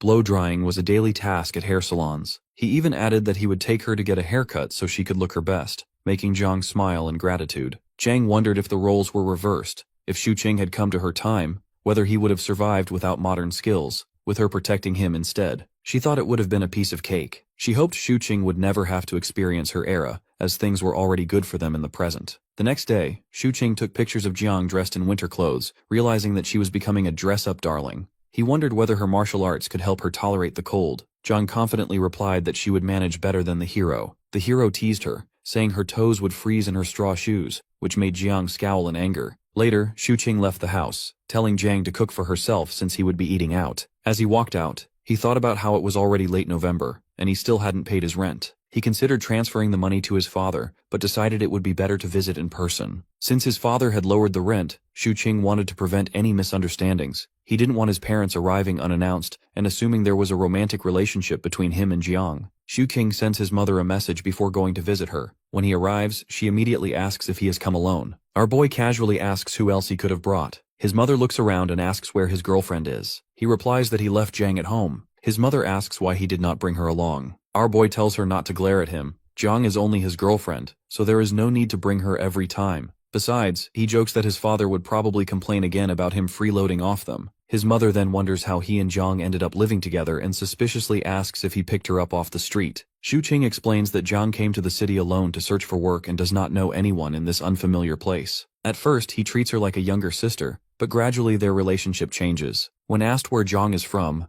our boy says she comes from the mountains. He tells his mother that when he first meets her, her shoes are torn and she even refuses to accept a new pair. Her clothes are full of patches, and she is often hungry. His mother finds it difficult to believe and assumes he is exaggerating, since Jiang does not seem as miserable as he describes. Shuqing insists that Jiang is not like other carefree girls who have everything provided for them. She has supported her family since she was young. In truth, he prepares these stories beforehand to mislead his mother. The topic then turns to their future, since they are living together. The hero becomes nervous and quickly explains that nothing inappropriate is happening. Jiang sleeps in the storage room instead of sharing his bed. His mother still warns them to be cautious. Shu King replies that Jiang is only staying there temporarily. His mother tells him to bring Jiang along next time and advises that if they are not compatible, they should separate early. Our hero jokes that if they do get along, maybe his father will stop charging him rent. She then asks whether he has found a job yet, and Shu Qing admits that he is still looking. When his father returns home at 7, the first thing he asks is whether his son has brought the rent. Our hero smirks and says he only came for dinner. His mother calls everyone to wash their hands. During the meal, Shu Qing keeps thinking about what Jiang might be doing at home, which makes his father notice that he is behaving oddly. Later, while helping his mother wash the dishes, the boy sees that she is growing ginger sprouts. When he reaches for one, she lightly slaps his hand away. After he says he wants to plant one himself, she finally lets him take a single sprout. He plans to give it to Jiang, knowing she will enjoy taking care of it. As he prepares to leave, his mother tells him to go home since it is getting late. Our guy hesitates for a moment, then admits with a red face that he thinks he has fallen in love. On the way back, he keeps turning the thought over in his mind. He truly has fallen for Jiang, a girl who comes from 1,000 years in the past. Shu King enters the house and asks Jiang what she is doing. She panics a bit, but explains that she is about to play some games. Instead, our guy hands her a small plant. Jiang studies it curiously, confused. Our hero explains that it is a sprouting ginger plant. He tells her she can keep it in her room, or place it in the kitchen. After a moment of consideration, Jiang decides to put it in the kitchen. Shu Qing then asks if she still wants to play games, but Jiang feels tired and plans to go to bed instead. He reminds her to stay warm in the cold weather, assuring her that the weather will get better in a couple of weeks. Before Jiang leaves, our boy calls her over and asks her to sit beside him. After hesitating for a moment, he asks if he can hold her hand. Jiang refuses right away. Our boy says he only wants to check whether her hands are cold. She still declines, but he gently reaches out and briefly takes her hand anyway. As he holds it, he studies it carefully, which makes Jiang feel a little uneasy. When she asks what he is doing, he casually says he is curious whether martial arts training makes a person's hands rough or unattractive, adding that he is thinking of learning martial arts himself. In reality, he is already considering buying her hand warmers for the cold weather. Feeling embarrassed under his scrutiny, Jiang quickly escapes to take a shower. As soon as she disappears, Shu Qing rushes to the computer to check what she had been doing earlier, suspicious about her strange behavior. Looking through the browser history, he discovers a series of unusual searches that leave him puzzled about what she has been thinking. When Jiang returns from the shower, our boy offers to help blow dry her hair again. She notices the strange expression in his eyes and asks why he has been acting oddly all evening. While plugging in the hairdryer, our boy suddenly begins lecturing her. He explains that search engines are not always reliable because they are created and managed by people, and people can make mistakes. He also warns her that some individuals online are scammers, so she should not believe everything she reads on the internet. Jiang watches him suspiciously and asks why he suddenly feels the need to say this. Shu Qing awkwardly answers that it simply crossed his mind and insists it has nothing to do with anything she might have searched. Later that night, lying in bed, our boy reflects that at the rate Jiang is adapting, she will soon fit seamlessly into modern society. Thinking about it makes him analyze everything about her, until he finally decides he needs to find a way to officially make Jiang his girlfriend. The next morning, Jiang is brushing her teeth while Shu Qing stands nearby, staring at her. His constant gaze starts to irritate her. Yet the longer he watches her, the more perfect she appears to him. Unable to keep it to himself any longer, our guy casually asks if she would like to visit his parents' house sometime when she is free. Shu Qing remembers how his father visited the previous month and questioned why he and Jiang were living together. Thinking back to that suspicion, the hero now asks Jiang to pretend to be his girlfriend and accompany him to a meal with his parents, hoping it will stop them from meddling in his life. When she hears the word girlfriend, Jiang looks confused and asks whether that means they would have to sleep together. The hero quickly reassures her that she does not need to do anything like that. She only has to join him for the meal. Then, jokingly, he adds that he would not mind if she wanted to share a bed. Jiang rejects the idea immediately. After some thought, she agrees to act as his girlfriend. Delighted, Shu Qing suggests they should rehearse beforehand. Jiang frowns, not understanding why practice is necessary if they are simply going out to eat. Caught off guard, our boy hastily changes the subject and offers to take her to an all-you-can-eat buffet for lunch. The promise of unlimited food instantly sparks Jiang's excitement. While they are outside, the hero asks if she feels cold. Jiang says her clothes are warm enough. Our boy jokes that if she returned to her own era wearing that coat, she might as well stuff some potatoes into her pockets too. Jiang seriously asks whether she could earn enough money to buy a computer and bring it back with her. Our boy explains that a computer would only be useful if she first downloaded a huge amount of information onto it, and even then, it would make her seem odd in her time. Potatoes, he concludes, would be much more useful. Jiang decides that after tasting them, she will learn how to grow them herself. On the way, Shuqing notices Auntie Chung struggling to carry a large bag of rice. He asks why she is handling such a heavy load and wonders where Uncle Wang is. Auntie Chung explains that Uncle Wang has been dealing with high blood pressure and asks Shuqing to help carry the rice if he has time. Our boy agrees immediately and asks Jiang to help lift the sack onto his shoulder. He casually adds that he is just about to take his girlfriend Jiang out for a meal, and that it is lucky she happened to meet them. Auntie Chung brightens when she hears Shuqing openly call Jiang his girlfriend, though she realizes she does not even know Jiang's name despite seeing her around. Shuqing introduces her simply as Jiang, like ginger sprout. Auntie Chung laughs and comments that the name suits her gentle nature. After setting the rice down at her door, he remarks that Auntie Chung must have met Jiang before. However, she cannot remember such a meeting and calls for her husband to open the door. Thinking quickly, Shuqing tries to plant a memory, saying they actually met 4 or 5 years ago when Jiang had a rounder face. Auntie Chung chuckles and blames her fading memory on age, inviting them inside for a drink. Our boy politely refuses, explaining they are heading out for lunch. As they walk away, Jiang questions why he told so many lies. Our boy explains that if she wants to live independently in this world, rather than relying completely on him, she needs to become part of people's memories. Because her real past is different from everyone else's, he intentionally tells Auntie Cheng, who is known as the neighborhood gossip, knowing she will quickly spread the story that Jiang is his girlfriend. In that way, Jiang will gradually gain a place in people's awareness. From then on, Shuqing introduces Jiang as his girlfriend to everyone they pass. He even tries to take her hand, but fails because she keeps her hands tucked inside her sleeves. He explains that he is only doing it so others will notice her more easily. Understanding his reasoning, Jiang offers him the sleeve of her coat to hold instead. Shuqing smiles and says it is unnecessary when no one is around. As they continue walking, the hero realizes that if he truly wants Jiang to become his girlfriend for real, the journey ahead will be long, and it will take a great deal of effort. Shuqing takes Jiang out for hot pot, hoping for a quiet evening. As they chat on the way, he suddenly freezes. Hayozi is standing ahead, laughing with a group of friends. Our boy instinctively wants to turn around and avoid him, but it's too late. Hayozi has already spotted them. With narrowed eyes, Hayozi asks what Shuqing is doing there, clearly suspecting he's up to something. Our boy casually replies that they're just going to eat hot pot and even invites Hayozi to join them. Hayozi declines, saying he's working, but his attention shifts to Jiang. Recognizing her as the high school cousin Shuqing once mentioned, Hayozi begins firing math questions at her, leaving Jiang visibly confused. Before things spiral further, our hero cuts in and boldly announces that Jiang isn't his cousin, she's his girlfriend. That only deepens Hayozi's suspicion. If Jiang is his girlfriend, why did Shuqing introduce her as his cousin before? Something is definitely off. Smirking, Shuqing mockingly calls Hayozi Sherlock Holmes, and admits there is a story behind it, but he'll explain another day because he's starving. If Hayozi insists on interrogating him now, our hero jokes that he's ready to be arrested on the spot. Hayozi finally lets them go, but not without a warning. The hero had better come clean later, or Hayozi will tell his father about his drinking and gambling habits. Shuqing brushes it off and tells Jiang to ignore him.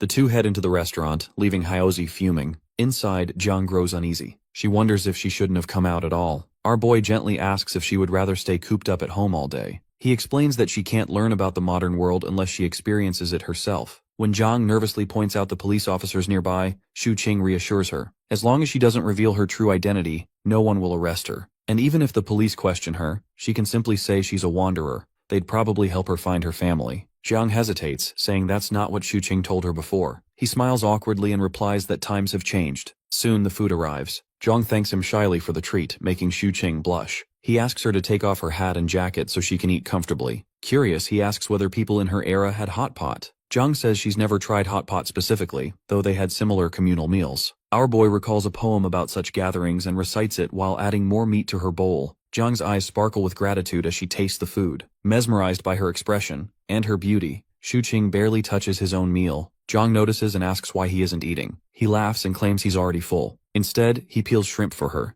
explaining that friends should help each other. Jiang thoughtfully notes this as another modern rule. Eventually, Jiang is full. Our boy suggests they walk home so she can digest the food. He carefully helps her put her hat back on, and together they step outside. As they stroll down the road, Shuqing points out the surroundings, enjoying the quiet moment by her side. While walking down the road, Shuqing asks Jiang He if she knows how to walk on water. He tells her that there was once a monk who could float across water using a single reed leaf. Jiang He replies that she doesn't know how to do that, and comments that modern people are strange. Shuqing then points at a stone and asks if she can split it in half with her bare hands. Jiang He sighs, questioning how human flesh could possibly be stronger than rock. A moment later, our boy grabs her hand and leads her toward a nearby tree. Pointing at it, he asks if she can break it. Jang He clenches her fist and punches the tree, even after receiving a warning that the attempt is dangerous. The tree snaps. Both of them stare at it in shock before Zhu Qing suddenly shouts that this counts as destruction of public property. He quickly grabs Jiang He's hand and starts running. Annoyed, Jiang He reminds him that he was the one who told her to do it. After a moment, she asks him to let go of her hand. Xu Hing releases her and walks a few steps ahead. Sighing, he tells her they are going home and that they will play some games. When they arrive home, the hero sits on the sofa to relax. Jiang He calls out to him and asks what romance means. His eyes widen instantly and he jumps to his feet. Walking over to her, he looks at the computer screen. Jiang He shows him the message she received, and the hero reads it carefully. He tells Jiang He to start preparing dinner and says he will handle the matter. After she leaves, Xu Qing sits at the computer and adds the person who messaged her to his revenge hit list.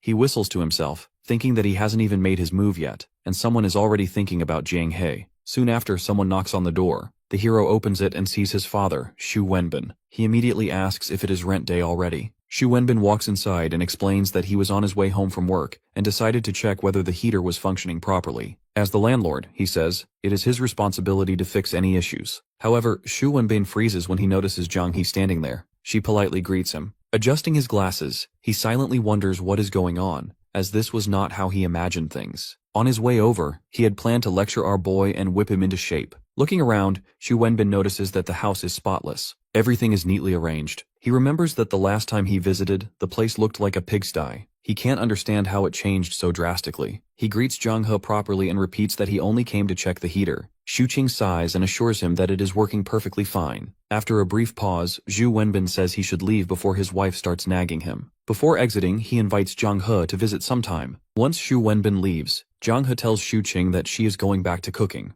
Our boy watches her with a soft smile as she continues preparing dinner. Jiang He and Xu Qing begin to eat, and our boy asks if she has thought about the future. Jiang He replies that she imagines the future will be just like this. Our boy chuckles and reassures her that it's perfectly fine if things stay this way. Jiang He tells Xu Qing that she won't trouble him constantly, and adds that, since they are unrelated, she feels extremely blessed to receive so much help from him. She recalls that the second miss once said no one owes anyone anything, and those who help do so out of kindness. They shouldn't be taken advantage of. Hearing this, our bro says that they could become related since both are unmarried, and meeting each other is fate. Jiang He shakes her head. She reminds him that he is her benefactor, and that she cannot treat him otherwise. She insists that she needs to repay everything she owes him. Xu Qing imagines a moment where Jiang He offers herself to repay him. He quickly responds that he wishes for both of them to willingly be in a relationship. He yells at her, saying this is how it should have developed. He asks if offering herself in marriage is considered a way to repay a benefactor. Jiang He firmly denies it. She says the second miss taught her that all debts should be repaid, and offering oneself for marriage is the most shameless way of all. It only makes the person dependent on the other. Xu Qing imagines the second miss cutting the red thread that connects his and Jiang He's love. He grits his teeth, struggling to control his anger. He asks her not to treat him as her benefactor, but she insists that he is, and there is no need to pity her. Jiang He declares that she will work hard to earn her own living and not rely on anyone.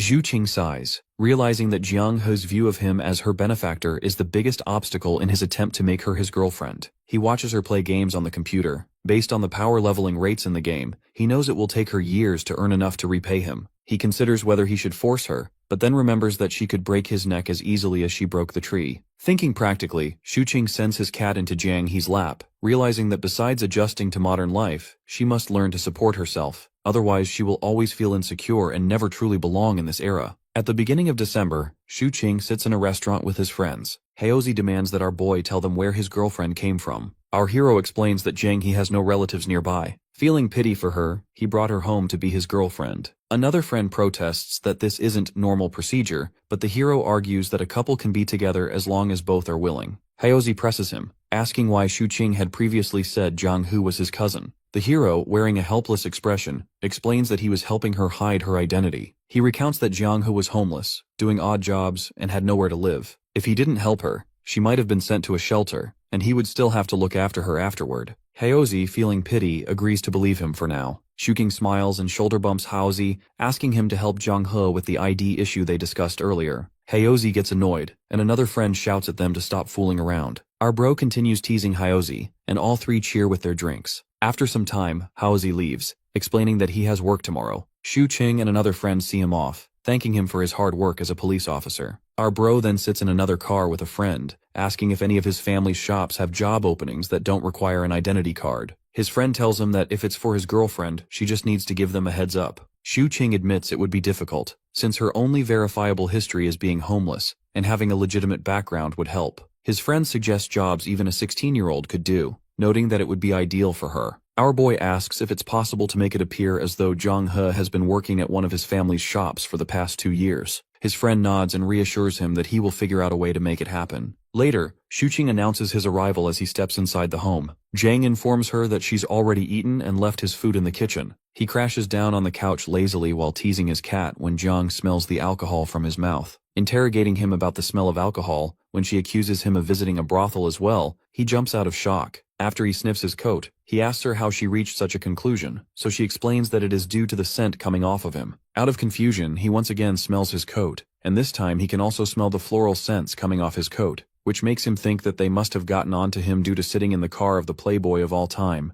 Zijun. Shu Qing quickly defends himself, claiming he's a model citizen, and tells her that brothels and prostitution are against the law, so they are almost out of existence. Therefore, she doesn't need to worry about him wandering off or selling her off to someone else. When Zhang gets surprised at the number of laws and ordinances in this world, Shu Qing enlightens her about their importance by giving the example of selling off body parts in the name of legal transactions if it weren't for these laws. Shu Qing cautions Zhang about not being too defenseless, since even in the peaceful times, darkness still lurks around. His words throw her into deep imaginings of him selling away her body parts, and he notices it. Our bro tries to change the topic by reminding him how essential it is for her to have at least a little level of wariness, but Jiang is too lost in her scary imaginations to listen to Shu Qing. The hero decides to leave her alone with her thoughts and checks the food left for him in the kitchen. He eats it happily despite not being hungry, and after washing the dishes and changing his clothes, he slumps back onto the couch. He looks over at Jiang, who is working on the computer, and finds her so adorable that he wants to hug her. Shu Qing asks Jiang what she thinks about his father while sadly telling her how demanding and emotionally unavailable his father has always been. When he mentions how jealous it makes him feel to see people having good relations with their dads,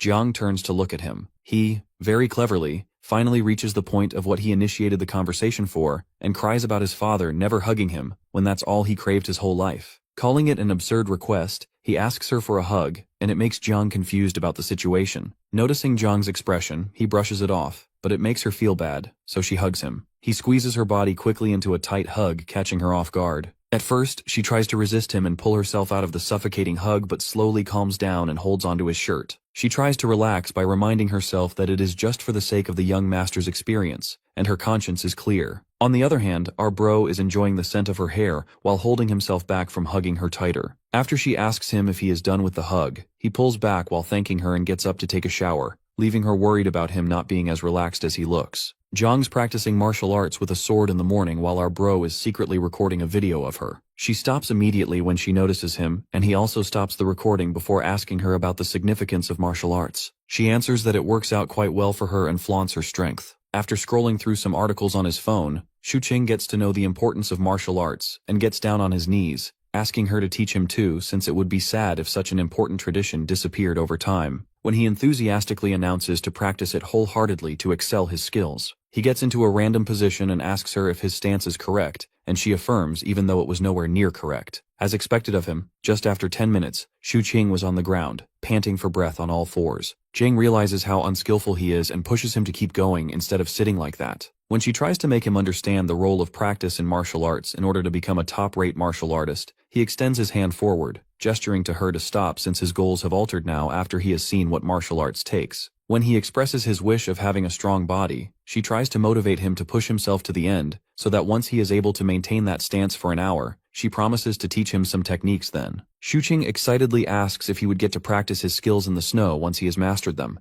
which makes Jiang confused about such an absurd wish of his. As soon as the first snowfall of Zhangcheng's winter hits the ground, our bro starts his journey of learning martial arts. One day when they're outside, Jiang looks quite happy and excited to be out in the snow, which makes him notice how relaxed she has finally gotten as compared to the first time she arrived here. She skids through the snowy and slippery ground like a kid, so he leads her to their ride. While they're sitting on the back seat of the car, Jiang notices how calm and relaxed the driver is inside the car, and all he has to do is to turn the steering wheel while staying oblivious of the cold outside. Interested in the driving job, she whispers to Xuqing about her thought of becoming a driver. Our boy is quick to dismiss her thought, saying he can't teach all the necessary things to her alone, and he can't allow her to get into road accidents voluntarily. Listening to him, she realizes that our boy knows how to drive and asks his reason for not driving one, to which he simply mentions his poverty. They arrive outside Xuqing's parents' house, and while assuring her to stay calm, he reminds her of the lie about coming here from the mountains of Zhejiang in search of a job, which she needs to tell his parents later. Suddenly, the hero notices his Uncle Qin and calls him out while telling Jiang to quickly grab his hand. After she reminds herself again about her conscience being clear about holding his hand, she holds his hand. Uncle Qin notices them, and our bro quickly introduces Jiang to him. While Jiang plays with Uncle Qin's newly found puppy, Uncle Qin asks Xuqing to teach Hyozi some dating tricks as well, but he says Hyozi suits arranged dates the best. While they walk to Xuqing's parents' home, he teaches her small tips on their way. He tells her how normal holding hands is, so she doesn't need to feel awkward about it even if there's nobody. She seemed a bit perplexed over his claim, so he shifted the topic to satisfying his mother's questions. In his tips on how not to give unclear answers, he first tells her to figure out what his mother wants to hear so she can say so to make her answer sound genuine. Secondly, if she is asked about her routine, she should lie about being busy with her own things rather than mention her addiction to games. However, she gets a bit confused about what exactly it means, and he sums it up by telling her to stay in the role of his girlfriend. They enter the house, and after Xuqing introduces the two to each other, his mother tells them to take a seat while they wait for food to be ready. Her mother secretly finds Jiang beautiful, whereas the hero takes her inside and helps her take off her jacket and hat. His father comes out of his room and looks at the two of them curiously through his spectacles, so Xuqing introduces Jiang to him, reminding him how he has already met him before. His father didn't look pleased to see them together, and annoyedly asked the hero why he was looking so happy. After putting forward Jiang as his reason for happiness, he internally laughs at his father not being able to recognize a person from ancient times, despite him being a historical researcher. Zhu King tells Jiang to relax and peels an orange for her. As soon as he hands her the orange, he suddenly realizes how he has forgotten to bring something home since it is the first time he is here with his girlfriend.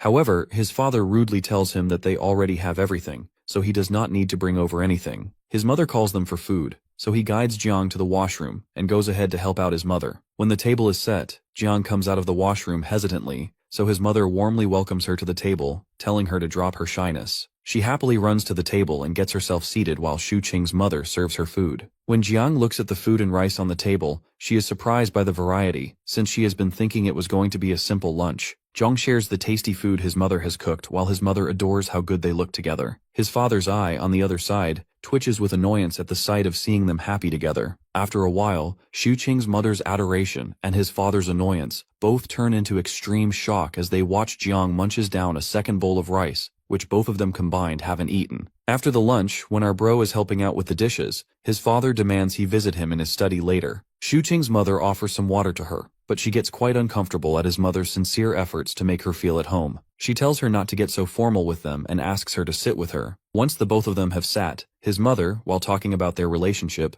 asks her where she is from. Remembering the answers our guy had taught her earlier, she quickly claims to have come from the mountains. Xuqing goes to talk to his father in the study, where he asks our boy about his future plans since he and Jiang are cohabiting. Xuqing casually assures him that it's nothing more than simply sharing a space, but his father gets angry. Angrily, his father says that he knows all about what young people think these days and asks him about his future plans once again. Xuqing thinks to himself how he and Jiang is not actually dating and asks his father not to worry about them and just forgive the rent for him. However, his father does not buy his excuses to change the topic and forces our guy to answer him. Our hero gets annoyed by his father continuously pressing him for answers, so he claims to have more expertise in this domain. This fuels the old man's anger, and he kicks Xuqing out of the study. Xuqing looks at his mother and Jiang. He is sitting together in the living room, and he knows better than to leave Jiang. He alone has to answer his mother's questions. He takes his parents' permission, and they both leave for their home after saying goodbye. As soon as they step outside, the protagonist's father immediately starts asking his wife about the girl. But,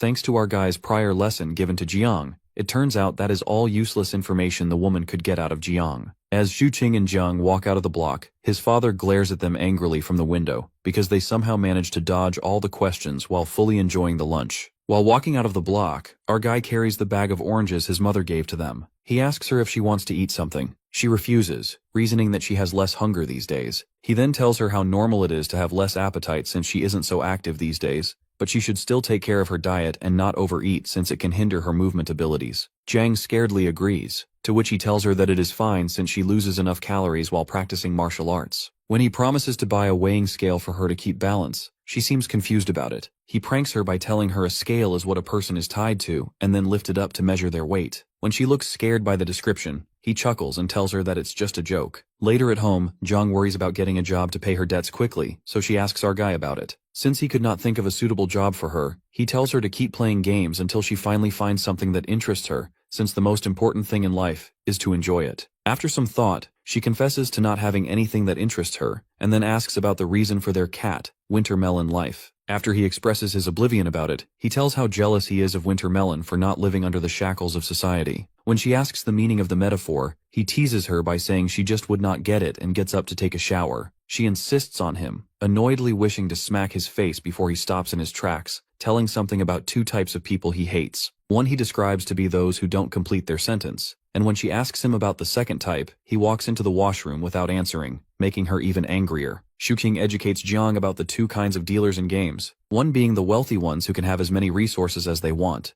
while the other being the ones who take advantage of the communication gap, which is when one knows about something that others don't, so he buys the resources in exchange for the information. To make her understand better, he gives an example of how people in her era used to monopolize by stocking resources in exchange for information, and later selling it at high prices, making the poor have to sell anything they have. To tease her, he asks her to be his slave bride while acting like a monopolizer, so she angrily refuses him. He assures her that he's just kidding, and realizes how oblivious she's about everything right now. Considering this, he tells her to search about humanities, and tells her this is what she needs to learn. They read through the online articles about the things included in humanities, and guarantee to look for novels and movies on this topic to watch with her. She curiously asks if learning about it will finally clear the information gap between them, so he confirms, and tells her to get ready for sleep. Jang is still lost in her thoughts about the information gap, and asks if he wanted to take advantage of it to make her his girlfriend. The question catches our guy off guard, and despite it being the truth, he calls it an accusation since she has no evidence regarding it. He urges Jiang to take a shower and then sneaks onto his computer chair as he doubts that she is up to something. After looking through her search history, he finds out many weird, doubtful questions she had searched about him and his intentions. He wonders if it is not normal for two opposite-gendered people to develop feelings even after living together. Shuqing realizes how she has been acting normal all this time while having her deep concerns. Jang comes out of the shower, and after looking at her, he looks away with a smug smile. On being asked about it, he acts clueless and nonchalantly offers to dry her hair. She accepts his help and wonders why he still wants to end the knowledge gap between them when he should be wishing that she had never known about his secret feelings. She goes to bed while wondering if Shuqing's intentions are purely for her sake. Shuqing wakes up in the morning from his phone ringing. Upon receiving the call, his ears are blasted by his friend Hyozi's voice yelling through the phone. He asks our guy angrily about what he has told his father, Uncle Chin, so the hero says he praised the choice of name of his pet dog.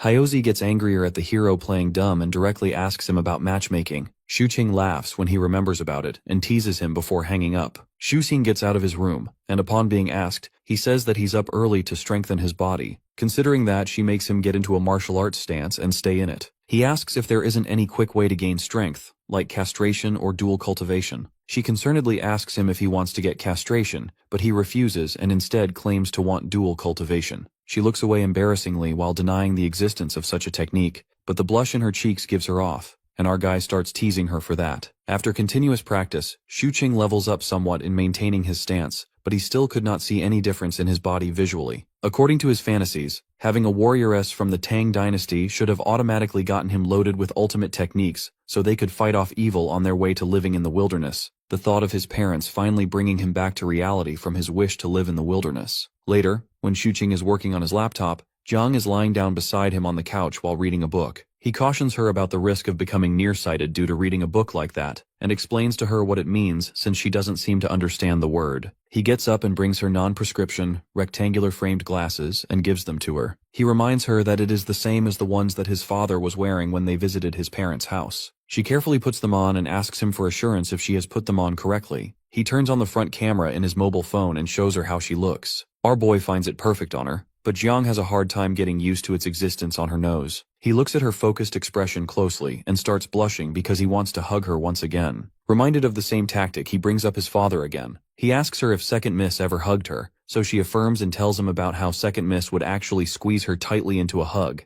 especially on cold days, and used to make her feel at ease a lot. Before Shuqing can say anything, his mobile phone starts ringing. He looks at the contact name and announces that it is Zijun who is calling him. He attends the call, and after confirming if our guy is at home, Zijun tells him that he has the documents related to the employment issue that he needs to get signed by the hero, so he wants to come to Shuqing's place to get them signed. After listening to how the rich dude Zijun has already looked into his problem and even has the documents to be filled out, our boy invites him. Not so long after, the front door of our guy's house is knocked. Before he could answer the door, Jiang volunteers and runs to the door. She peeps through the peephole before opening the door, and this makes Shuqing confused. The reason Jiang makes sure to look through the peephole is because she finds it quite useful in case there is some kind of threat on the other side, so she can be prepared with her sword to defend herself. Jiang looks closely at the person, and when she recognizes him, she finally swings the door open. Zijun, who is shivering cold when he looks at Jiang, quickly turns to leave, thinking he has knocked on the wrong door. Our boy drags him inside, assuring him that it is surely his house,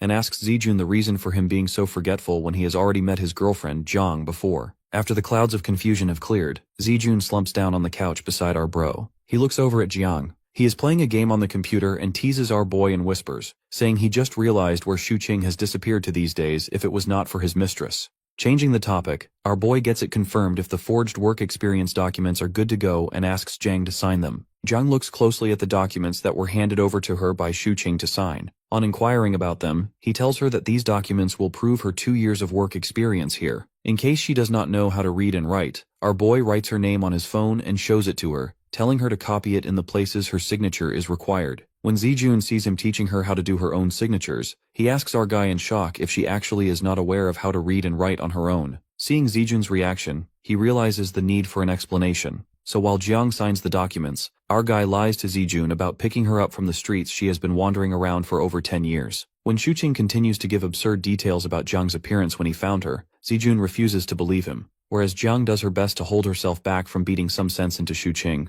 Shuqing offers Zijun to stay over for a meal and asks Jiang to cook some more food. Zijun seems surprised about the idea of having homemade food when he had been expecting them to go out, but our guy says he wants to benefit from a girlfriend who can cook well. While they wait for food, Zijun walks over to the computer system and asks Shuqing to help him out with setting up the new PC he is about to get. After Shuqing agrees to send him help, Zijun notices the computer's default language is set to traditional Chinese. When he asks Shuqing about it, he makes up an excuse about liking it better these days, and it makes Zijun suspicious of his recent behaviors. Nonetheless, Zijun compliments our guy for having so much knowledge. Shuqing mentions to him how this is the difference between a poor person's hunger for knowledge to earn and a rich person's hunger for ease. Thus, he spends on the poor. Zijun gets up from the chair in shock and asks Shuqing if he is up to some wrong medications since it is not like him to talk like this. The protagonist also realizes that he didn't need to tell Zijun in such detail as if he were Jiang. Shuqing makes up an excuse of going through so much since the last 6 months, so Zijun asks if it is because of being jobless, or if it is due to dating the girl. In response to this, the hero simply asks Wanzi if he has watched the K-drama, My Love from the Star. Zijun misinterprets it and laughs at him, asking if he also has a weird professor, but Shuqing refuses and says to him that based on Zijun's IQ level, it would be useless to explain things to him. Our boy then excuses himself to check up on Jiang. Seeing her focused on the work, he couldn't help but compliment her, thinking how she looks like wife material. She angrily shoos him out of the kitchen by scaring him away with the sharp knife. After he is gone, she wonders why he came to the kitchen. Zijun seems to like the food quite a lot, and when Shuqing tells him to enjoy and eat as much as he wants, Jiang gets the sudden feeling of a housewife who cooks meals for the guests, while her husband entertains the guests. Before leaving, Zijun reminds Shuqing about his promise to help out in setting up Zijun's PC, and our guy assures him that he will do so after he's done with his matter. When our guy sees Jiang still busy at work, he tells her to rest and talks to her while doing dishes. He tells her that she needs to stop being a person from the ancient era, and needs to revise her personality according to the current era. He improvises her life trajectory to be an orphan from the Zhejiang Mountains, who later did random jobs with Jiang Cheng from the age of 16. Afterwards, she meets a nice kid named Shuqing, and they become friends and then lovers. Shuqing helped her find her parents, but when they failed, he invited her to move in at his place. After his made-up background story is over, our guy tells her that it's the only realistic story they can have. To make people understand their reason for living together, they need to tell them that they are deeply in love.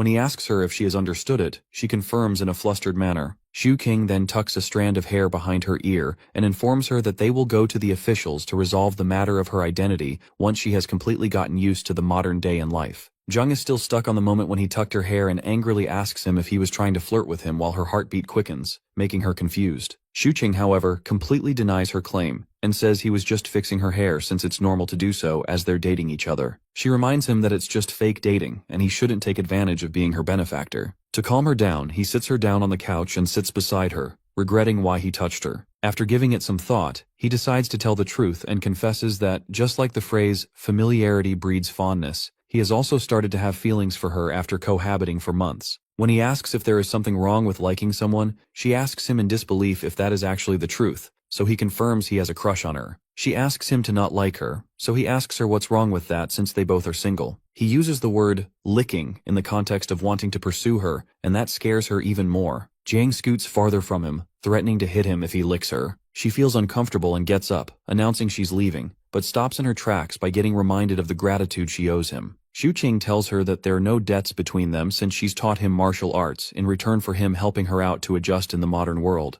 Therefore, she can leave whenever she wants. However, he asks her to teach more martial arts while he helps her find a new home. Looking at him still willing to help, she asks him the reason, so he simply states again that he likes her despite the debt she owes. He then says that she might have mutual feelings but is overlooking them since he seems ordinary to her because they are cohabiting. When he complains about her excluding him from her consideration, she refuses and tells him that she's leaving because he wants to lick her. He tries making her understand its actual meaning, but she refuses to talk to him due to feeling off about the situation. In her room, Jiang does a self-assessment of her feelings about Shu Qing and leaving his home. On the other side, our guy is in the living room, wondering if she is going to leave since she hasn't come out of her room for so long. Just as he is about to tear up about losing her, she walks out of her room, and after stealing a glance at him, she walks straight into the kitchen. Happy to see her, our guy jumps out of his seat and follows her into the kitchen, asking about her decision. While washing the oranges, she acknowledges that what he said was right, and since the debt and the feeling he has for her are two different things, he can continue to like her without crossing the boundaries. He immediately promises not to do anything like that again. She thinks about it, and mentions how it would not be so good if she ignored all the things he has done for her in the duration of half a year, which she has spent with him,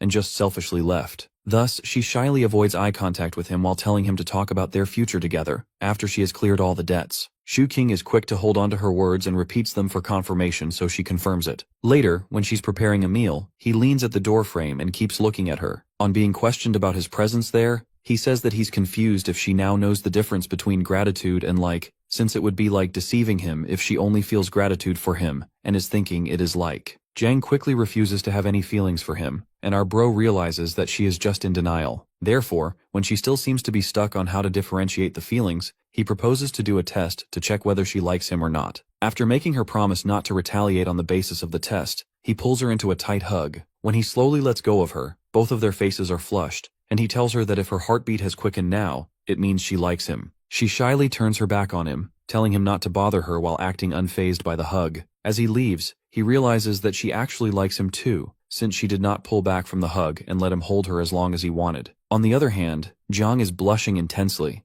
and she cups her face in confusion as she now knows the difference between some mere gratitude and the feeling of like, which is tinting her face red right now. When the dinner is ready, she announces it. She makes sure not to have eye contact with Shu Qing and sets up the table quietly. The hero thinks that this matter is not as important as making her learn about the modern world's culture and ethics, and the important thing is teaching her how to smile. He remembers how the only time she smiles is when she's curious about a new thing, like when she saw the snow, and can't understand the various types of entertainment. He decides to take a step towards teaching her how to smile and plays a comedy movie to watch with her. While watching the movie, he notices that she is still not laughing or smiling even in the funny scenes, and realizes how hard it is to make an ancient person merge into the modern world. Jiang is busy playing video games, but our guy feels sleepy, so he heads to bed first after telling her. She watched him leave and then sighed, wondering how to face him with her feelings so evident on her face. After a little while, when it is around 10:30, she gets up from the PC and sneaks into Shu Qing's room, who is in deep sleep. She stays there for some time, looking at him while hovering over his face like a ghost, and then decides to leave. When they both come out of their rooms in the morning, Shu Qing notices how tired she looks and asks if she didn't sleep well. She had obviously not slept a minute the whole night but lied to him, saying she slept late. After having breakfast, Shu Qing takes her out to experience pretty things. They put on their coats and take a walk outside when Jiang looks down at her intertwined hands and asks if this is also one of the pretty things he mentioned to make her experience. With a sly smile he affirms, reasoning that the quickening of the heartbeat is indeed a beautiful experience. He rubs her finger on her palm to tease her and asks if she can feel anything new or different. Flustered by their proximity, she looks at him for a second before quickly pulling her hand back from his grip. He laughs and takes back her hand, saying he was only giving an example to her. In disguise of making her experience the world, Shuqing was making sure he was also giving her introductory classes on dating. They take a bus from 520th Street. When she asks him about their destination, he tries cracking a joke for her to laugh by referencing a meme, but due to her lack of knowledge about this domain, she stares at him blankly in confusion. He chuckles after looking at her reaction and assures her not to worry, and just to put her trust in him as they go around on their experience. They get down from the bus, and he quickly holds her hand again. The way Shuqing was holding her hand and guiding her around made her feel safe and comfortable despite getting treated this way for the first time. The two of them then walk to an electronics shop, and Jiang's eyes widen with surprise and start shining as she looks around at the large number of computers there. After Shuqing tells her that it is a place to buy or sell computers, he leads her to a man named Gao Bo, who is currently working on some part of the computer. Shuqing calls out his name and gets Jiang and himself seated on the chairs in front of Gao Bo. On being asked, our guy explains to Gao Bo that he wants a computer within the range of 20,000 yuan with a flashy case. While Shuqing writes down all of his requirements for the computer he wants to get assembled, Jiang keeps looking around with a mix of awkwardness and curiosity. When our guy is done writing down everything, he hands it to Gao Bo, emphasizing wanting to get the computer put together as early as possible. After our hero instructs him to deliver the computer to the person whose number he has written on the paper, he gets up to leave. Gao Bo asks him why he's leaving so soon, so our guy replies that he is taking his girlfriend around. Shuqing instructs Jiang to remember where they are right now and tells her that the place is called Jiangcheng Square. He patiently explains the directions they took to get here, pointing out a few landmarks along the way, just in case she needs to navigate back on her own. The hero also instructs her about the place where she used to work about 2 years ago, mentioning how she was selling alcohol at a small booth set up nearby during festival seasons, creating a fake story about her. It feels strange to him now, seeing her like this compared to the past he barely knows. He eventually asks if she would be able to make her way by herself now. Jiang assures him with a firm nod that she knows the routes they took and won't get lost. As they are about to leave, Jiang notices a small shop nearby, and curiously asks if they can go inside. Zhu Qing quickly stops her and lightly taps her forehead, telling her not to get curious about every little place since wandering around like that can easily waste time. Jiang pouts in response but decides not to argue. After walking a bit farther, our bro glances at her and asks whether she's hungry. When she admits that she is, he immediately brings her to a barbecue buffet he had been considering earlier. Once they sit down, Jiang casually remarks that she actually prefers hot pot buffets, since the food can be left simmering without needing constant attention like grilled meat. Shuqing laughs and agrees that her reasoning makes sense. Finding her practical thinking amusing, he tells her to relax and just focus on eating until she's satisfied. Shuqing carefully grills the meat, making sure every piece is cooked just right. While doing so, he tells her that sharing warm food together feels a lot like holding hands, something simple yet meaningful. He adds that a good meal isn't just about filling the stomach, but also about feeling satisfied mentally. Jiang listens seriously, but then mischievously asks him to bring her some cake for dessert. Shuqing agrees and soon returns with 2 small cakes, one for her and one for himself. Jiang takes a bite and quietly wonders to herself,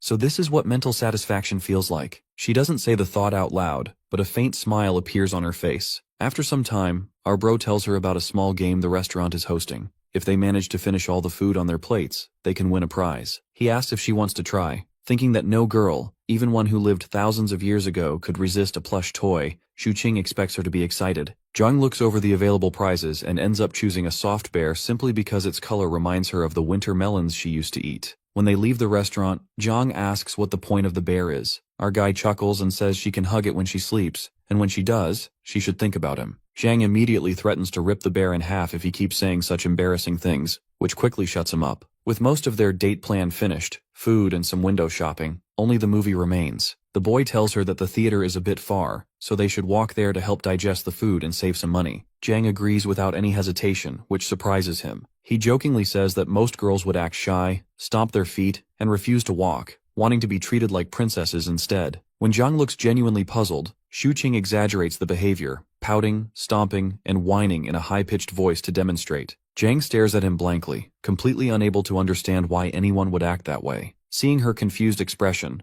Shuqing laughs so hard that his stomach begins to hurt. Then he mischievously asks if she would like to try acting coy as well. In response, Jiang lifts the bear again and threatens to tear it apart if he keeps insisting. Our guy immediately raises his hands in surrender and backs off, thinking that maybe her straightforward nature was better after all. When they arrive at the movie theater, Jiang asks why they can't simply watch movies at home. Xuqing explains that it feels different because they are on a date, and watching a film in a theater creates a completely different atmosphere compared to sitting at home. He points out that whenever they watch movies at home, she treats them too seriously, almost as if she is studying or completing a mission. According to him, movies are meant to be relaxing, not something to analyze like a task. He tells her that inside the theater they will sit quietly in the dark and simply enjoy the film. Our boy reminds her not to make noise, and if she wants to do something else, she should quietly leave the theater first so she does not disturb anyone. After explaining all that, he suddenly asks in a serious tone whether he can hold her hand while they watch. Jiang stares at him in confusion, wondering why he would want to do that. In her mind, her hands are rough and unattractive. She recalls the story of Deng Tuzi, who loves his wife even though she is not beautiful and even has 4 children with her. Thinking about it,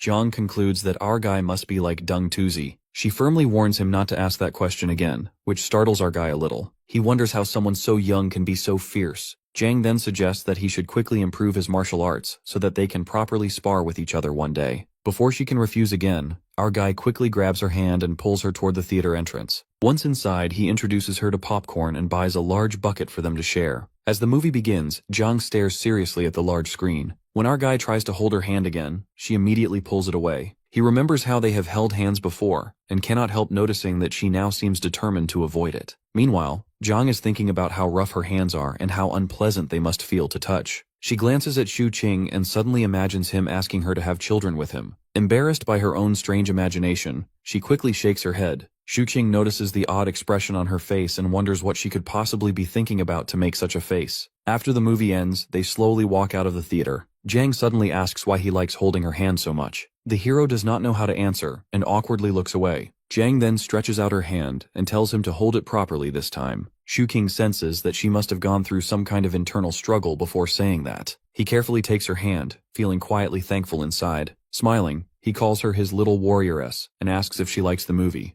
Jiang nods and says it is good. As they walk, our guy tells her that watching movies can actually help improve her thinking. He explains that films can broaden her horizons and help her build what he calls the 3 modern views: her worldview, her values, and her outlook on life. He says it will be a slow process, but he will guide her step by step. Then, half joking, he admits that he might trick her a little along the way, and asks her not to hit him when she eventually realizes it. Jiang looks at him thoughtfully, considering his words. Unsure how to respond, she decides to remain silent for now. Xuqing wonders if Jiang has noticed that she has become a bit empty-headed lately. When she questions him, he explains what he means. When they first met, she was like a wild kitten with its fur standing on end, ready to draw her sword and show her fangs at the slightest provocation. In the months that followed, she began drawing her sword less often, though she still kept her guard up. On the surface she appeared calm, but she remained cautious and would quietly verify things behind the scenes. However, recently, ever since the day he told her he liked her, she has become much more gullible, believing almost everything he says. Xuqing jokes that if he really wanted to, he could easily trick her into kissing him without much effort. Jiang immediately tightens her grip on his hand, wondering what exactly went wrong and why she has started acting like that. Our boy calmly explains that it is normal for girls in love to behave foolishly sometimes,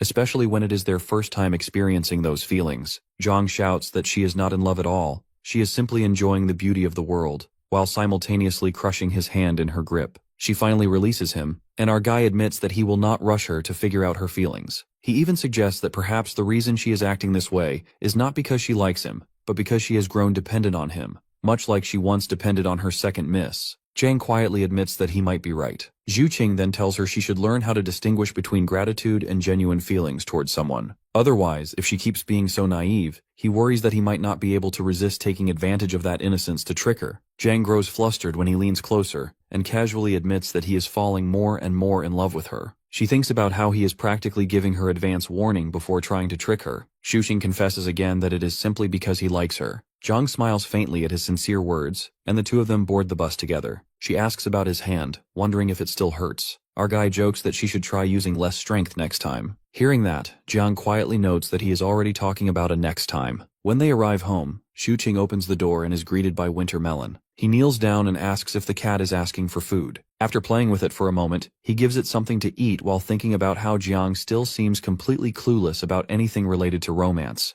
In fact, she seems to understand it about as well as he did when he was in 5th grade. Remembering the awkward times when he rejected girls in the past, he cannot help feeling slightly traumatized by those memories. He soon starts forming a plan. If Jiang is going to understand romance better, he will probably need help from old romance stories. He stays up all night editing things and eventually begins thinking about dinner. Shuqing knocks on Jiang's door. When she opens it, she asks why he is there. The hero wonders if she has been sleeping the whole time, and she admits that she did sleep for a bit. Our boy checks her temperature and notices that she looks slightly feverish, but the thermometer shows that her temperature is normal. Jiang insists that she is fine and says that she will make dinner now. The hero suddenly realizes that Jiang is a girl and that she will be sick for a few days every month. He quickly pours her a cup of water, urges her to rest, and cooks 2 packs of noodles himself. He even adds garlic, thinking happily that she is the best since she eats both garlic and onions. Our hero soon receives a call from his friend, who excitedly tells him that Shuqing's friend is amazing and that the computer is finally done. He just tried using it and says it is even better than his previous one, smooth and incredibly fast. Meanwhile, Jiang sits quietly searching on a website about the difference between the feelings of liking someone and dependency, her brows furrowed in deep confusion. After a couple of snowfalls, the coldest part of winter arrives. Shuqing's dad asks his wife to carefully probe our guy and find out whether he has already run out of money. He remarks that it is still not too late for their son to find a proper job. Meanwhile, the mother is distracted by another concern entirely. She keeps thinking about the girl and how she still hasn't managed to get close to her. Later, our guy and Jiang arrive at the house carrying many things with them, their hands full of groceries and gifts. His mother warmly welcomes them inside. Shuqing curiously asks his mom what she is making, and proudly tells her that Jiang cooks amazing food and could even help her in the kitchen. However, his mother politely declines the offer. Watching his son boast like that irritates our guy's father, who feels that he is being arrogant. The hero and Jiang sit down on the sofa to watch TV. Shuqing's father quietly observes them for a while before suddenly asking Jiang what she does for a living. Our boy had already warned Jiang that they would not be able to avoid such questions, and told her that if his parents asked anything, she should simply repeat what he had taught her. Jiang follows his instructions perfectly. She calmly explains that through the use of integrated circuits and microprocessors, she connects to online services through a modem and performs high-speed information exchanges with other users on the online service platform. Although Shuqing's father does not actually understand anything she says, he pretends that he does and compliments her anyway, thinking that it sounds professional enough. The hero quickly agrees and adds that the work is extremely difficult and mentally exhausting. Still curious, his father continues probing and asks what she mainly does during her work. Jiang calmly replies that she uses a set of number and letter keycaps to coordinate the X and Y positions of the on-screen cursor in order to initiate a sequence of interactions with other users. This explanation impresses our guy's father even more. He thinks Jiang seems extremely capable, and concludes that our guy must have used up all his luck in life to find such a competent girlfriend. However, he still cannot resist lecturing his son. He tells Shuqing that he should join a proper company, hinting that making videos is not a reliable career. According to him, Shuqing's videos might be enough to feed one person for now, but they will never be enough to sustain him for the rest of his life. Shuqing immediately asks why his work has to sustain him for his entire life. His father then asks what he actually plans to do in the future. Our guy confidently declares that he will grow his work into a large and powerful business. He says he will open an office, establish a company, and eventually get it listed on the stock market. By that time, he proudly claims, he will be the CEO of a listed company, and his father will be the father of a CEO. Their family will become wealthy in this generation and earn the respect of everyone around them. His father becomes furious upon hearing this and angrily curses at him, asking if he thinks his father is a fool. He even threatens to beat him, but suddenly stops halfway through his sentence when he notices Jiang sitting nearby. He quickly restrains himself, thinking that family matters should stay within the family and should not be displayed in front of outsiders. Shuqing calmly argues that everyone has their own fate and asks why his father cannot understand that. He then remembers that his mother once took him to have his fortune told. An old man read his fate and wrote several things down on a piece of parchment. Our boy retrieves the parchment and reads it aloud. It says that he is destined to resist becoming an official, that he enjoys having fun, that he is fair-minded yet aggressive, full of energy, and compassionate toward those weaker than himself. It also says that he possesses the temperament of a tiger. After reading it, our guy firmly tells his father that this is simply his fate, and that no matter what happens, he cannot work in a company. Shuqing's father questions why he even bothered taking a picture of the fortune slip. Our guy explains that he wants to keep it so he can later have his girlfriend's fortune told as well, since she believes in such things. Hearing this, his father bursts into laughter, saying that fortune-telling is something only fools believe in, yet Shuqing still takes it seriously. The hero shoots back that the fortune teller only wrote favorable things about him because he nearly turned into a hooligan when he was younger. His father grows irritated and insists that it was only because he, as the boy's father, kept him under strict control that our guy did not go astray. He immediately argues back, saying that every teenager goes through a rebellious phase, and it was not solely because of his father's discipline. The argument escalates until the father and son stand face to face, glaring at each other intensely. Before things can get worse, Shuqing's mother sharply orders them to stop fighting. She quietly pulls her husband aside and reminds him not to cause a scene in front of Jiang. With an annoyed huff, the father stands up and storms out of the room. Turning back to Jiang, the mother reassures her that the two of them are simply bickering and that she should not take it seriously. She invites Jiang to sit down and get ready for dinner before leaving Shuqing and Jiang alone. The moment his mother disappears, our guy turns to Jiang with a grin and suddenly pushes a peeled orange into her mouth. He praises her performance earlier, saying she handled his father's questions like a professional. Jiang shyly agrees while he continues feeding her orange slices one after another out of boredom. After a moment, Shuqing grabs her hand and studies it carefully. He wonders how hands that appear so ordinary at first glance could possess such frightening strength. He cannot help but question whether that power truly comes from her own body or from something else. Jiang becomes embarrassed again when she notices his fascination with her hands and silently wonders why he finds staring at her palms so interesting. Suddenly, Jiang grabs his hand in return and declares that she will examine his hands as well. She observes that his hands are noticeably larger than hers, and that his fingernails are short, clean, and neatly trimmed. Shuqing casually asks if she knows how to read palms. At once, Jiang lets go of his hand and denies it, saying she does not know anything about palmistry and that he should not even ask such a thing. Later, after dinner, our bro approaches his mother and asks whether he can bring Jiang over during the New Year celebrations. His mother wonders if Jiang will not be going back to her own home.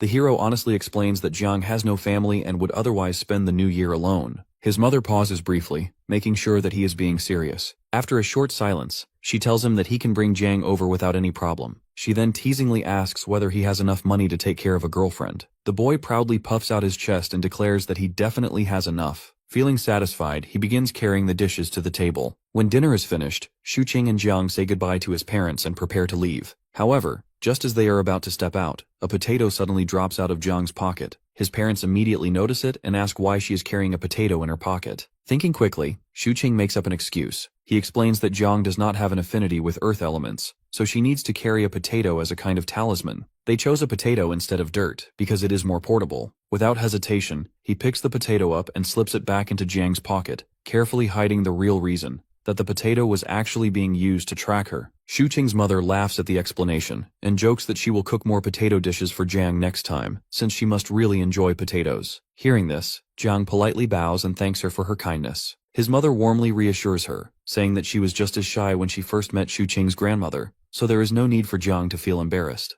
As Shuqing and Jiang finally leave, his mother watches them walk away. In her heart, she feels that the two of them look very compatible together. She quietly hopes that they will not face disagreements in the future and that they can continue living happily side by side. As they start walking, Jiang asks the meaning of like, to which Shuqing explains that if she wants someone to be all hers, she will want to get closer to that person. Like when she wants to buy a delicious cake, she has to spend money. But Jiang shows her concern that if she can't afford it, then our boy tells her that in that case, she will have to work hard to earn money and give it her all in order to get her likely things. He further adds that wanting something to make it hers without making an effort doesn't count as liking. He continues that he doesn't want to deceive her because he likes her and offers to leave if she doesn't feel the same way. He'll respect her choice. It will be considered licking you by giving his all without wanting to make her his. Suddenly he hesitates and clears that he doesn't mean something odd by saying the word licking. This doesn't seem simple as he says to Jiang. She feels tricked by this sentence. She wonders if he doesn't want her to be his, then why he would touch her hands. Shuqing smirks and adds that being willingly tricked by someone is sometimes considered as liking, at which Jiang shouts, clearing that she doesn't have feelings for him. Our guy smiles intentionally and says he is talking generally. He doesn't mention anything about her liking him, at which Jiang blushes and wonders if she likes when he blows dry her hair, helps grill meat for her, cook noodles for her, or she likes her hand to be held.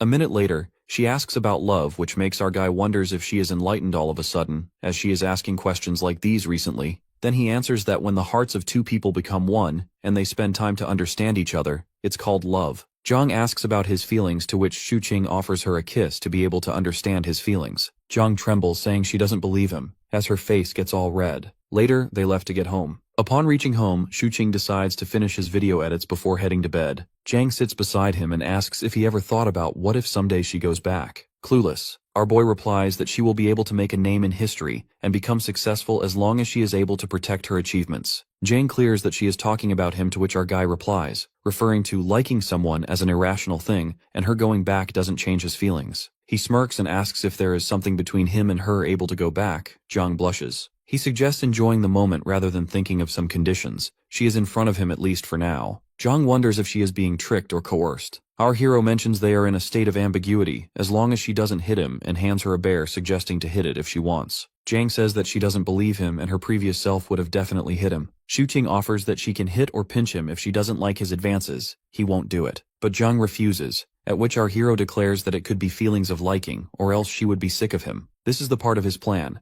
and he accepts that he tries to get close to her because he likes her, and wants to show off his good parts in order to gain her recognition, which proves that he will treat her well. Jang nervously calls him shameless and dung tuzi. Just then she hits him in the stomach and leaves with a red face. The following day, Jiang offers to teach Shuqing a martial art, after he mentions wanting to improve his physical strength. However, she trains him with such intensity that our boy begins to suspect she might be taking the chance to get revenge for the other day. Feeling uneasy, he tries to decline the training, but Jiang insists that once he learns the technique, he might finally be able to land a hit on her instead of constantly being on the receiving end. Shuqing laughs and says he would never hit her, though deep inside he knows that even after learning the martial art, he would probably still be the one getting beaten. To demonstrate, Jiang performs one of her techniques called the Tang Fist, which is built around 3 key points and 6 parts of the body, focusing mainly on palm-based strikes. As she launches a punch toward him, Shuqing immediately drops to his knees and begs her to postpone the training until tomorrow, claiming that his chest still hurts. Jiang agrees and heads off to prepare breakfast. While working, Jiang starts thinking that if Shuqing ever surpasses her martial arts skills, it would mean he truly has talent in this field. If that ever happens, he might stop fearing her completely, since he could simply overpower her and make her do whatever he wants. Meanwhile, Shuqing is still lost in his own thoughts when Jiang suddenly appears beside him, startling him and reminding him not to slack off and to keep working hard. Later, before leaving the house, Shuqing tells Jiang not to open the door for strangers and to call him if anything happens. Since he expects to return later than usual, he quickly grabs her hand and gives it a squeeze before rushing out the door. The sudden gesture leaves Jiang blushing, though she also feels slightly annoyed. After some time, Shuqing arrives at the house of his friend Zijun to remind him about their upcoming class reunion. Zijun had completely forgotten about it and asked our guy to come inside while he changed his clothes. The hero hesitates, half expecting to walk into some inappropriate scene, but Zijun quickly explains that he recently broke up with his girlfriend. He even asks Shuqing if he did not see the posts about it. Once Zijun finishes getting ready, the two of them head out to meet their former classmates. During the trip, Zijun complains about how his girlfriend suddenly dumped him without any clear reason, describing the whole relationship as a complete mess. Our boy then casually asks about his car, since he came specifically hoping to get a ride. Zijun awkwardly admits that he cannot afford it anymore after getting into a fight with his father and losing financial support. Slightly annoyed, our guy suggests that they simply take the train instead. While riding the train, Zijun suddenly notices a girl carrying a yellow handbag that looks strangely familiar. Moments later, the girl angrily calls out to him, confirming that she is actually one of his ex-girlfriends. Nervous, Zijun tries to ease the tension by speaking sweetly to her. When he notices several paintbrushes in her bag, he recalls that she used to enjoy painting. Instead of being impressed, she responds with heavy sarcasm. Trying to avoid further awkwardness, Zijun quickly suggests they not dwell on the past and asks how she has been lately. She calmly replies that she has been doing well, eating properly and staying healthy. She then looks at him and comments that he, on the other hand, does not seem to be in very good condition these days. Zygon awkwardly agrees with her observation. Watching this exchange makes our guy feel strangely lonely. Even though the two claim to have broken up, the emotions in their eyes still linger, making them look more like a couple than strangers. Seeing this makes Shuqing suddenly think about Jiang waiting at home. Without thinking too much, he pulls out his phone and sends her a message confessing his feelings. Jiang gets a notification of a message as he opens the chat. It's Shuqing's text, at which she gets annoyed over his nonsense stuff, but blushes as well. She also finds his profile picture irritating as him. Completely ignoring the main text, she asked him if he also wants her to wash his clothes, to which our guy agrees. As she checks his room to find his clothes, she sees her slippers that she wore when she first arrived. She wonders if Shuqing not only likes her hands but also her slippers. Back there, our boy is blushing and lost in his thoughts. Ziyun asks him to catch the classmates first, and he'll join in the afternoon as he has something urgent to look at. Later, when Shuqing joins the mates, they ask for Zijun as they were supposed to come together. Our boy mentions that he ran into his ex-girlfriend, so he'll probably be late, at which one of his classmates sarcastically comments that peasants like them won't be able to understand rich man's world. Then he asks Shuqing about his busy schedule as they haven't hung out in a while. The hero explains how he has been so busy recently and doesn't get the time to relax as it's the end of the year. On this, one of the mates mentions how he worked overtime and had to crawl his way to hang with them, at which the other one mocks him by asking him to show the performance of how he crawls. After a while, Shuqing grabs a drink and stands alone at the corner as he gets bored and misses little Jiang. At the time of the dinner, a classmate notices a change in Shuqing's self and asks about it, to which he says that he has been so tired recently, so it might be the reason. He offers our guy to join them at karaoke so he can cheer up, but he politely refuses, mentioning that he is drunk and he has to get sober up a little. As the mate leaves, our guy wonders why he liked these gatherings in the past. He wonders if he is influenced by Jiang and changes his old life into new. As the gathering gets over, suddenly the hero receives a call from Zijun. As he picks up the call, Zijun cries out loud and begs to save him. Half an hour later, Shuqing reaches Zijun. As he knocks on the door, Zijun shows up in a towel only, crying. Shuqing questions if he has been blackmailed by his ex-girlfriend. Zijun explains how he gets tricked by his girlfriend when he follows her here, and she insists him to take a shower. As he got out after a shower, she was left with all his clothes. Our boy mocks him, asking if that's all, which makes Zijun annoyed. He calls her ex-girlfriend evil and shameless. After that, Zijun suggests heading to the karaoke together, but Shuqing calmly refuses to go, as from the past half a year he didn't come out much, but Zijun calls, declares him drunk, and suggests he go so he can get well. Our bro again refuses to go and asks to just have meals with the close ones occasionally. He don't feel like partying anymore and want to stay grounded. Our bro keeps lying on the hotel bed and tells Zijun to go and enjoy the karaoke without him since he wants to relax in peace. Zijun informs him that he can stay in the hotel room while he recovers from the alcohol till afternoon and leaves. After Zijun leaves, Shuqing thinks about this non-partying life he has started for the person he is living together with. He thinks about how he has been planning ways to convince Jiang to marry him, but he should also know that marriage is not something that simple. Our guy arrives home with his legs wobbly from being drunk and slumps his body over Jiang. She manages to take him inside while he does drunk talks. By the time she realizes how drunk he is, he tilts her chin up and starts flirting with her, so she pushes him off onto the couch. She pinches her nose and asks him how drunk he is, but he refuses and says he had very little alcohol. The hero puts a bag of pork ribs, which he bought for her, and tells her it'll be tasty after stewing them. She happily picks it up, deciding to stew them the next day. When she notices him still sitting on the couch, she asks him why he isn't going to sleep in his room, so he says he will go after a while. Later, when Jiang is using the computer, she comes across something named The Golden Lotus, a mature movie, on the computer and asks him about it. He lunges towards the computer from the couch and immediately deletes it.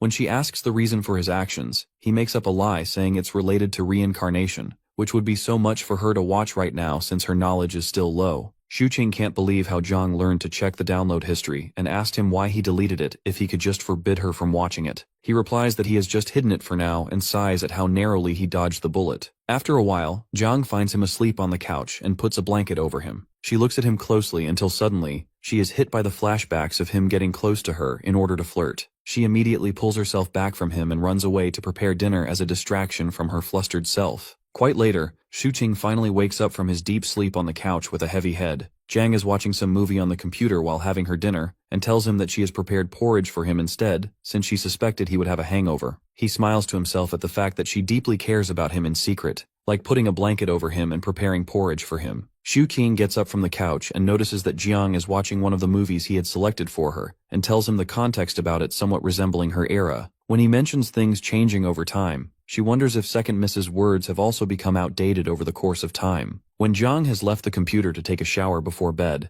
Shuqing sneaks up onto the chair to check out her search history once again, since he feels a bit off about her once again. However, to his surprise, when he clicks on the search engine, he finds out that her search history has been cleared. Jiang comes out of the washroom after taking a shower with a towel over her head. Our boy can't help but have his eyes follow her as she walks from the bathroom door to the dining table across the room behind him. Intoxicated by her beauty, he tilts his head backward to look at her and says he'd be involved in a crime if he wasn't afraid of getting killed by her. Jiang asks him what he'd have done to her if she was defenseless when they first met, so he answers that he'd have handed her over to the security, thinking she was a cosplaying Chunabu. She asks him if he would not have committed a crime, and it makes him shocked at the fact that she thought of him like that. While Jiang dries her hair with the help of a hairdryer, Shuqing breaks the silence by questioning her about her feelings for him now. She turns off the hairdryer, and after a pause, she claims not to know it. Getting a slightly different answer than he had expected, he turns around to look at her and asks if this lifestyle suits her better than the previous one. When she claims to like this lifestyle better, he tells her how he finds the world quite exciting, and she will get it too when she is turned into a modern person like him. He tells her how he feels so ordinary after comparing himself to others, and this makes an awkward silence between them. When she doesn't say anything, he asks her if she doesn't have anything to say. He then tells her how basic and ordinary the life they are living together is,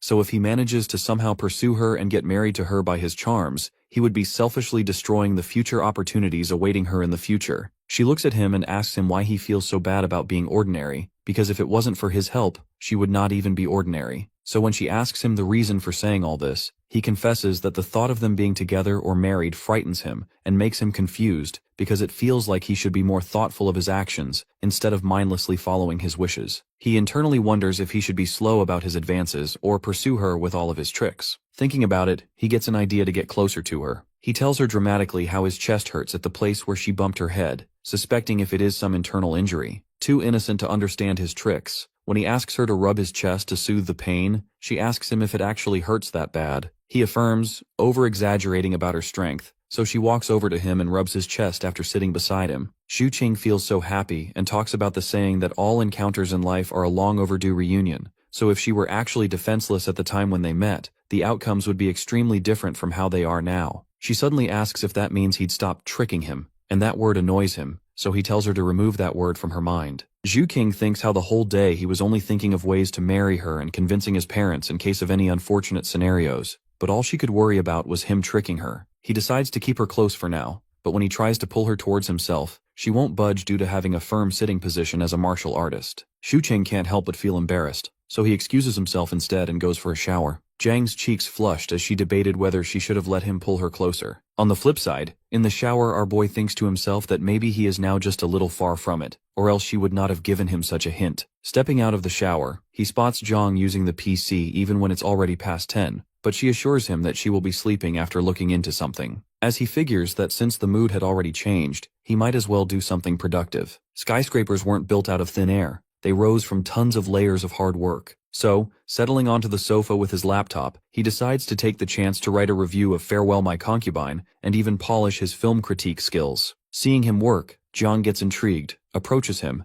and interrogates him about his work. Xu Qing is so distracted with her being so close that he still manages to explain to her that it makes him earn money. Yet when she shows interest in doing it too, he completely denies it since she hasn't studied modern education. He even mocks her with his serious expressions, explaining that observing something and expressing it are two different things, just like how she likes him but cannot bring herself to say it out loud, which annoys her, and she neglects the fact that she might actually like him. Changing the topic, he questions her reviews on Farewell My Concubine. She is unsure, suggesting that times have changed. Amused, he declares sarcastically that it's now time for her to get a lesson from Teacher Xu. He explains that some believe films have expanded the human lifespan by deepening their perspectives on life. He points out that whether in opera or real life, the protagonist is suffering from love, and appreciating that requires seeing beyond the surface. Since she couldn't fully grasp the character, she isn't really connecting with the film or its actual meaning, and that's why she needs to read and watch more, to understand the deepness behind the movie or the character. She is listening to him carefully, but obviously Xu Qing can't really hold on to a serious conversation and wants to express his feelings towards her, so in his teasing, playful tone, he asks if she enjoys looking into books, but when she is unsure of her answer, with a grin, he challenges her to guess who enjoys looking at her. This confuses her. Before she could comprehend, without hesitating, Xu Qing demands a hug, and when she says nothing, he hugs her immediately, whispering into her ear that he will always be greedy for her and promising to become a gentleman for her in order to support a family, and then he goes to bed, leaving her cheeks flushed with shyness. The next morning, Xu Qing is looking into his savings, the ones he has been doing since his university days, 40,000 yuan, as he has been thinking about settling down after Jiang has entered his life. After liquidating a large portion of his stock investments and avoiding the bear market with minimal losses, he reflects on his earnings. He estimates that his uploaded videos can make around 4,000 to 6,000 yuan, but the income is unstable. His film reviews aren't getting him money either, as he's still building an audience. Realizing the need for progress, he decides to speed up his work and attract more attention, aiming for more views, likes, and engagement. He can relate to the old man's advice, not wanting to live a mediocre life, and if things go this way, he should search for a job.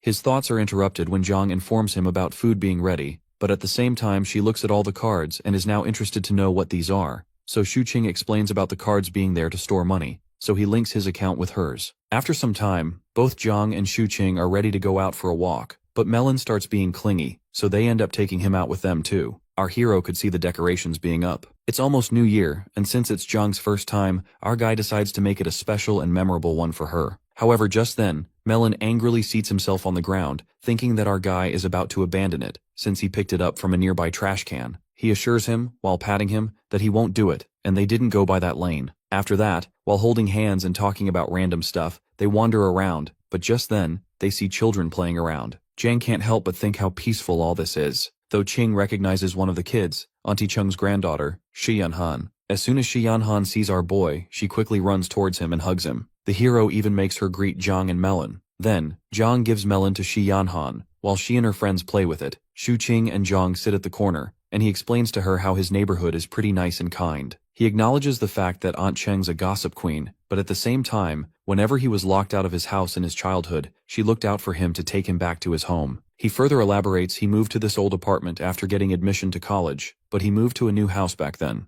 Nostalgia is hitting him hard. This area is filled with his childhood memories. However, Jiang knows Shuqing made her greet that little girl because of some reason, so our guy confronts her rather than beating around the bush that he wants her to get to know more people, otherwise, she'll be a loner. During the conversation, Yan Yan suddenly runs up to them and asks if Jiang is Shuqing's girlfriend, surprising him with how much she knows. Amused, our guy playfully turns the question back on her, yet she becomes embarrassed and shyly explains that a girlfriend just means a female friend. This makes Qing grin, though he assures her that she can come by more to play with Melon if she wants, and even with Jiang He. As the kid leaves, our guy changes the topic, revealing that he is a hand freak, meaning he likes hands a lot, but this confuses Jiang because he has been obsessed with them from the start. But deep down, our guy knows he has limited permission, and if not, he would have shown her what kind of a pervert he really is. Later on, at home, Jiang trains our guy in martial arts, explaining that Tang Fist focuses on empty-handed combat, speed, and targeting vital points to end a fight in one strike. Shuqing is frustrated,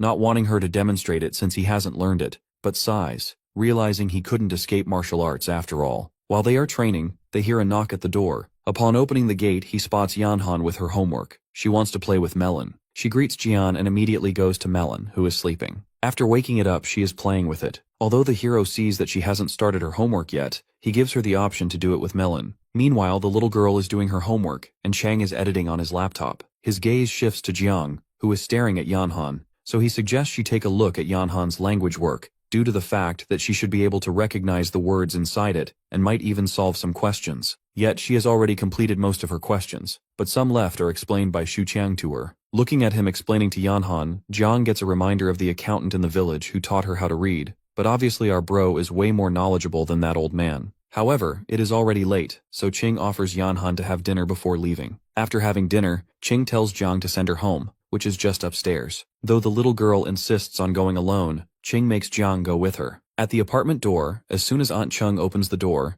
Jiang freezes, but when she sees Chung being nice and friendly to her granddaughter, advising her to thank Jiang, she feels a little ease. Aunt Chung even advises her granddaughter to complete her homework with our bro more often in order to hang out with her. After getting back to her apartment, our guy has showered and suggests she take a shower and sleep quickly, as they will go out tomorrow to buy New Year's items. In that case, she is quickly leaving for a shower but stops when Qing asks her if she wants food, as he is making some. So even after having dinner, they end up having supper too. Even after eating, Jiang still feels a bit hungry, but Xu Qing teases her about turning fat like Melon if she keeps eating at night. He jokes about checking her stomach to see if she's full, and though she pretends she isn't, her belly indicates otherwise. Qing playfully insists on checking himself and going to sleep. He reminds her not to sneak into his room to do freaky stuff to him since a full belly leads to impulsive desires, making her cheeks heat up because of embarrassment. The next day, both Jiang and Qing go out to buy New Year's items. That is when the hero greets Uncle Zhao, who is smoking. Before they leave, our guy advises Zhao to stay away from smoking,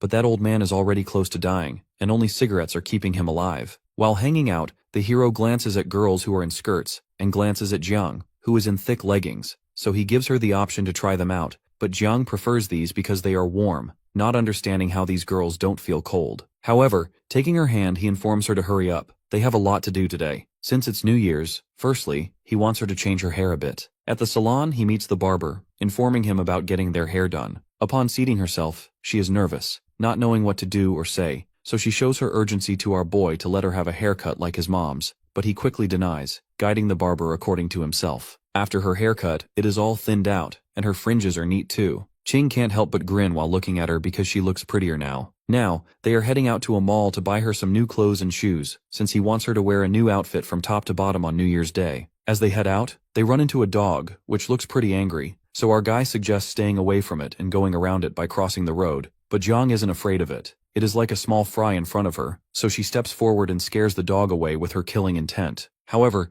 Jiang doesn't find it killing intent because, according to her, the dog sensed that it can't win from her. Simultaneously, he warns her to not ever think about killing or fighting off people or animals, no matter what, and he is letting it go this time, but it won't happen again, and he confirms from her if she is reminiscing about the blood-filled days from before. But Jiang finds all of this peaceful, and she would never want to fight with others if everything in her life and surroundings is stable. Then, they head out to the mall. Pressing forward after shopping, they got back home, exhausted, but at the same time, Jiang's face lit up to see all the stuff they had bought. The hero can see it on her face, how happy she is, but advises her to stop looking for that time and help him get some glue to put couplets around, as not putting up these couplets during the new year doesn't make people think that it is actually New Year's, since it is a tradition that families paste these, and if not, then it doesn't feel like a festival. After pasting those, Ching demands the feedback, but Jiang finds them shorter than the others she has seen, which makes our guy shocked because he wasn't expecting her to compare the couplets. Although as soon as she admits she prefers the longer one, a smirk forms on his face, and he confidently claims that makes him the best. After finishing with the couplets, our guy's face lights up at the sight of Auntie Cheng outside their home. Delighted, he asks her to take a photo of him and Jiang in front of the door, which is framed by the festive red paper. Happily, he quickly grabs Jiang's hand and poses for the picture.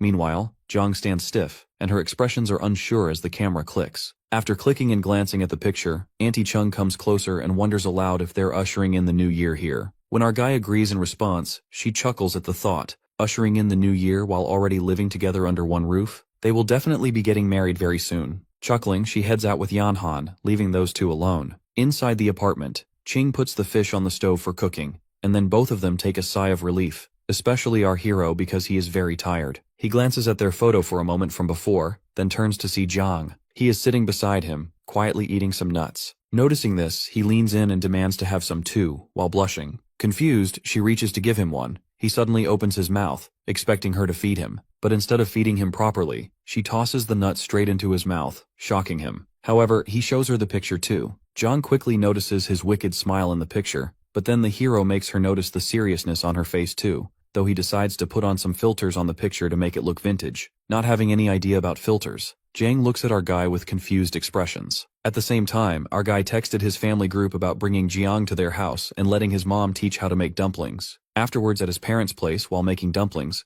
out of curiosity, Ching's mom interrogates her about what they generally eat at home, so Jiang innocently reveals that they have porridge or noodles in the morning while she makes some quick food for lunch and dinner. She even mentions that they have supper at times too. This shocks the hero's mother, as her son never woke up till afternoon but now even wakes up for breakfast as well, even having 3 to 4 meals a day. But then she glances over at the beautiful girl her son has, making her realize that maybe living with a girl changes a boy. In the other room, Ching and his dad are munching on some snacks, and that is when they hear a knock. Upon opening the door, our guy spots Hyozi, who has bought some goodies for his friend's dad, since at his home they couldn't finish those. Hyozi is shocked to see his friend, yet our guy acts clingy with his friend. In the meantime, his dad is frustrated to see his son's friend getting benefits from working while his son doesn't even work, so ignoring them, he walks away to sit on his sofa. The hero brings up the girl Hyozi met through matchmaking, curious about how things are with her. But it probably didn't go well since Hyozi brushes it off quickly, telling him to change the subject for now and assuring him to explain everything later. Their conversation is interrupted when Ching's mom thanks him for bringing all the stuff and offers him to stay for dinner as she made dumplings.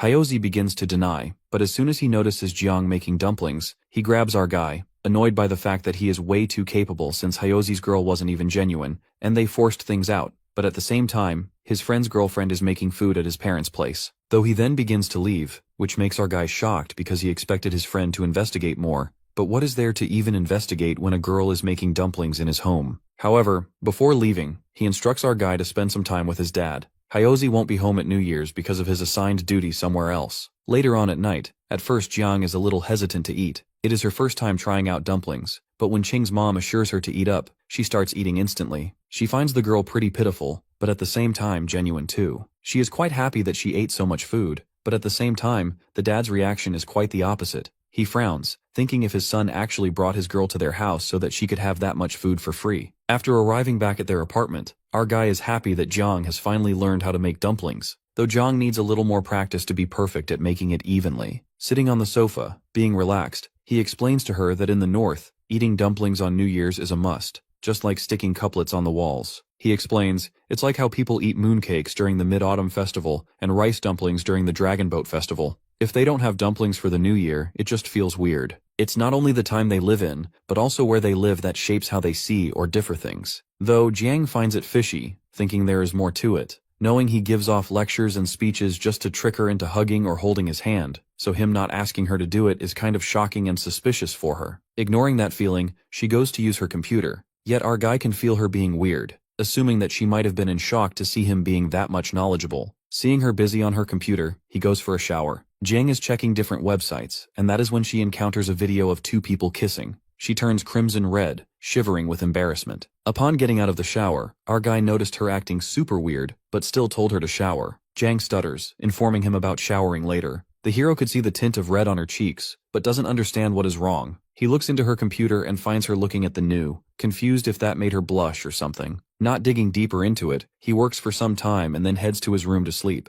As he slams his door shut, Jiang can't help but feel this void inside her. He didn't even touch her hands before going to sleep. Instantly, the door of his room opens again, and he wants to know if she won't shower at this time too since it is too late. After he gets to know that she will wash her hair, he waits for her so that he can blow dry it like always. As soon as she gets out of the shower, he blow dries her hair. Noticing her being quieter than usual, he interrogates the reason behind it, assuming that she might have been upset about him not blow drying her hair earlier, assuring her to just say it without hesitating because if she won't let him, then obviously he will not get the hint. She can't help but think of beating that teddy bear because she is so pissed at him, yet it is obviously not the reason, so she stays quiet, thinking that he will eventually trick her into something, so there is no need to make all that happen right now or to confront the reason. The next morning, Jiang is making fish while looking at its recipe on her phone. When our guy walks to her, she expresses how modern she feels about herself, and is quite impressed about hiding her true self. Even his family yesterday didn't get the hint about her difference. This statement makes Ching a little suspicious because, hiding her true self, what is that supposed to mean? He wonders if she is still planning to run away. Although his thoughts are interrupted when he sees her being all red while blushing and revealing that she likes being with his family and loves when the four of them are together. Ching has literally removed all the old stuff and replaced it with the new things they both bought earlier, and he is pretty impressed by himself. He glances over at Jiang, who is on her computer, thinking that it is like she has been reincarnated or is a newborn since it is her first New Year's ever. However, he then suddenly remembered one of her statements from last night about feeling modern, curious about her search history because he would have figured out what she meant, but now she is smart enough to remove it. He approaches her, and that is when she innocently points out the person on her screen, wanting to know what that is. Like a child, the hero explains to her that he is streaming to earn money. It is like him playing a game and people watching him play it. Finding it interesting, she reveals wanting to do it too. But when Ching denies because of her identity still being sensitive, she confronts her about her research, explaining that her research tells her that she can purchase a fake identity from remote places. However, our guy isn't in the agreement for anything illegal and suggests she obtain an actual identity card. Though she has no idea if there is really a way to get a proper one, our guy assures her that a solution will naturally occur once she knows how to properly live in this world. He then goes over to the sofa. While playing with Melon, he realizes that Jiang has actually improved. Before, she always listened, being confused, but now she is actually discussing her problems, which shows her character development. Later on that evening, Jiang has decided to make some dumplings. Seeing her busy, he decides to look into her search history, assuming that maybe she has forgotten to delete it, but instead she has put a fake alarm to alert him that she already knows that he peeks at her search history. This makes him utterly astonished, and with shocking expressions, he goes into the kitchen again to help her. He suggests she season the ingredients, and he will mix them all. Seeing him help her, Jiang just wishes that this type of life continues without any pause. On New Year's Eve, as instructed by Hyozi, our guy meets Uncle Chin. He is looking forward to seeing our guy and his girlfriend arrive at the annual dinner. That being said, he even gives him an idea of a separate mini hot pot gathering too, so Chin quickly agrees, but at the same time advises them to leave quickly, because his parents are waiting for them. As they leave, our guy notices Jiang's eyes shine while seeing Uncle Chin's pet, realizing she likes dogs. But according to her, raising a dog as big as Uncle Chin's requires a lot of food and attention, and she is quite satisfied that they have Melon with them. The hero agrees, but at the same time he realizes that she called melon hers too, which makes him giggle in happiness. Back at his parents' place, Ching's focus shifts to the fruits that Hyozi bought earlier, so he immediately opens the box, and it turns out that there are passion fruits in it. In that case, he quickly cuts the fruit and offers all 3 of them. When they eat those, their expressions change, making him realize that they are pretty bad, so he decides not to have them all. But when he offers them more, they look at him angrily, and now he has to finish those off on his own as they can go to waste. Regret washes over his face, and he curses himself for opening that box in the first place. At his parents' place, both Ching and Jiang have New Year's Eve dinner with his parents. His father makes prayers for a new and better year since a lot changed this year, and even our guy grew up a lot. He is referring to his son having a girlfriend now, while our guy and Jiang stare at each other quietly. After the prayers, their glasses clink to celebrate New Year's Eve. While having dinner, Ching's mom is telling Jiang about his childhood embarrassing stories, which makes him so embarrassed.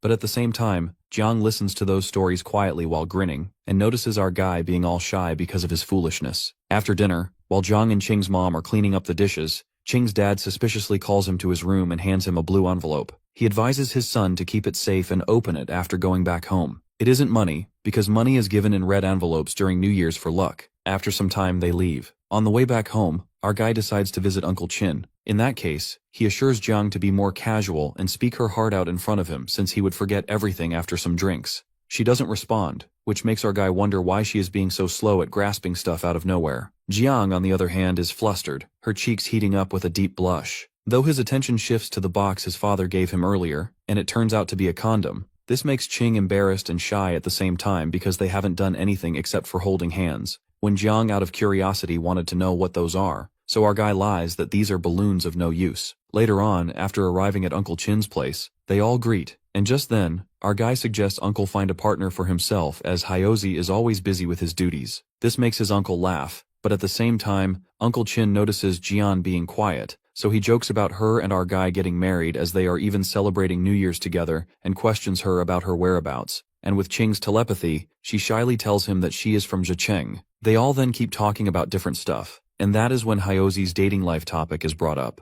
Jiang is quietly looking at the television, where wishes of the new year are being announced. She can't help but feel something is not right. On their way back home, our guy teases Jiang about the gap between her and modern people. Confused, she asks him to explain, but instead, he grabs her hand and intertwines his fingers with hers, telling her to figure it out herself. She doesn't really give anything a thought. Instead, she blushes, acknowledging the fact that she loves a life like this, always wanting to rely on him. After getting back home, our guy is casually watching the television. He is happy about catching the tail end of the New Year's special show and even reminds Jian to wear her new clothes tomorrow. It's going to be the first day of the new year. At the same time, Jiang is sitting there uneasy. Her mind is racing with tons of thoughts. She is not understanding what to do with this guy beside her, though she quickly stands up and goes to the kitchen. The hero is all confused, not understanding what is up with her lately and why she goes to the kitchen. But suddenly Jiang comes out of the kitchen with cooking wine. She has drunk all of it. Chiang grabs her wrist, making her understand not to drink, but rather than focusing on her lecture, she is more concerned if they still have a clear conscience. Annoyed, he clarifies that it is very clear. However, in the blink of an eye, he's on the sofa, and she's on top of him. She pins him down, without any hesitation, while the countdown for the new year begins on the television. As everyone on TV wishes Happy New Year, she kisses him. This feeling of being pressed down by her is frustrating for our guy.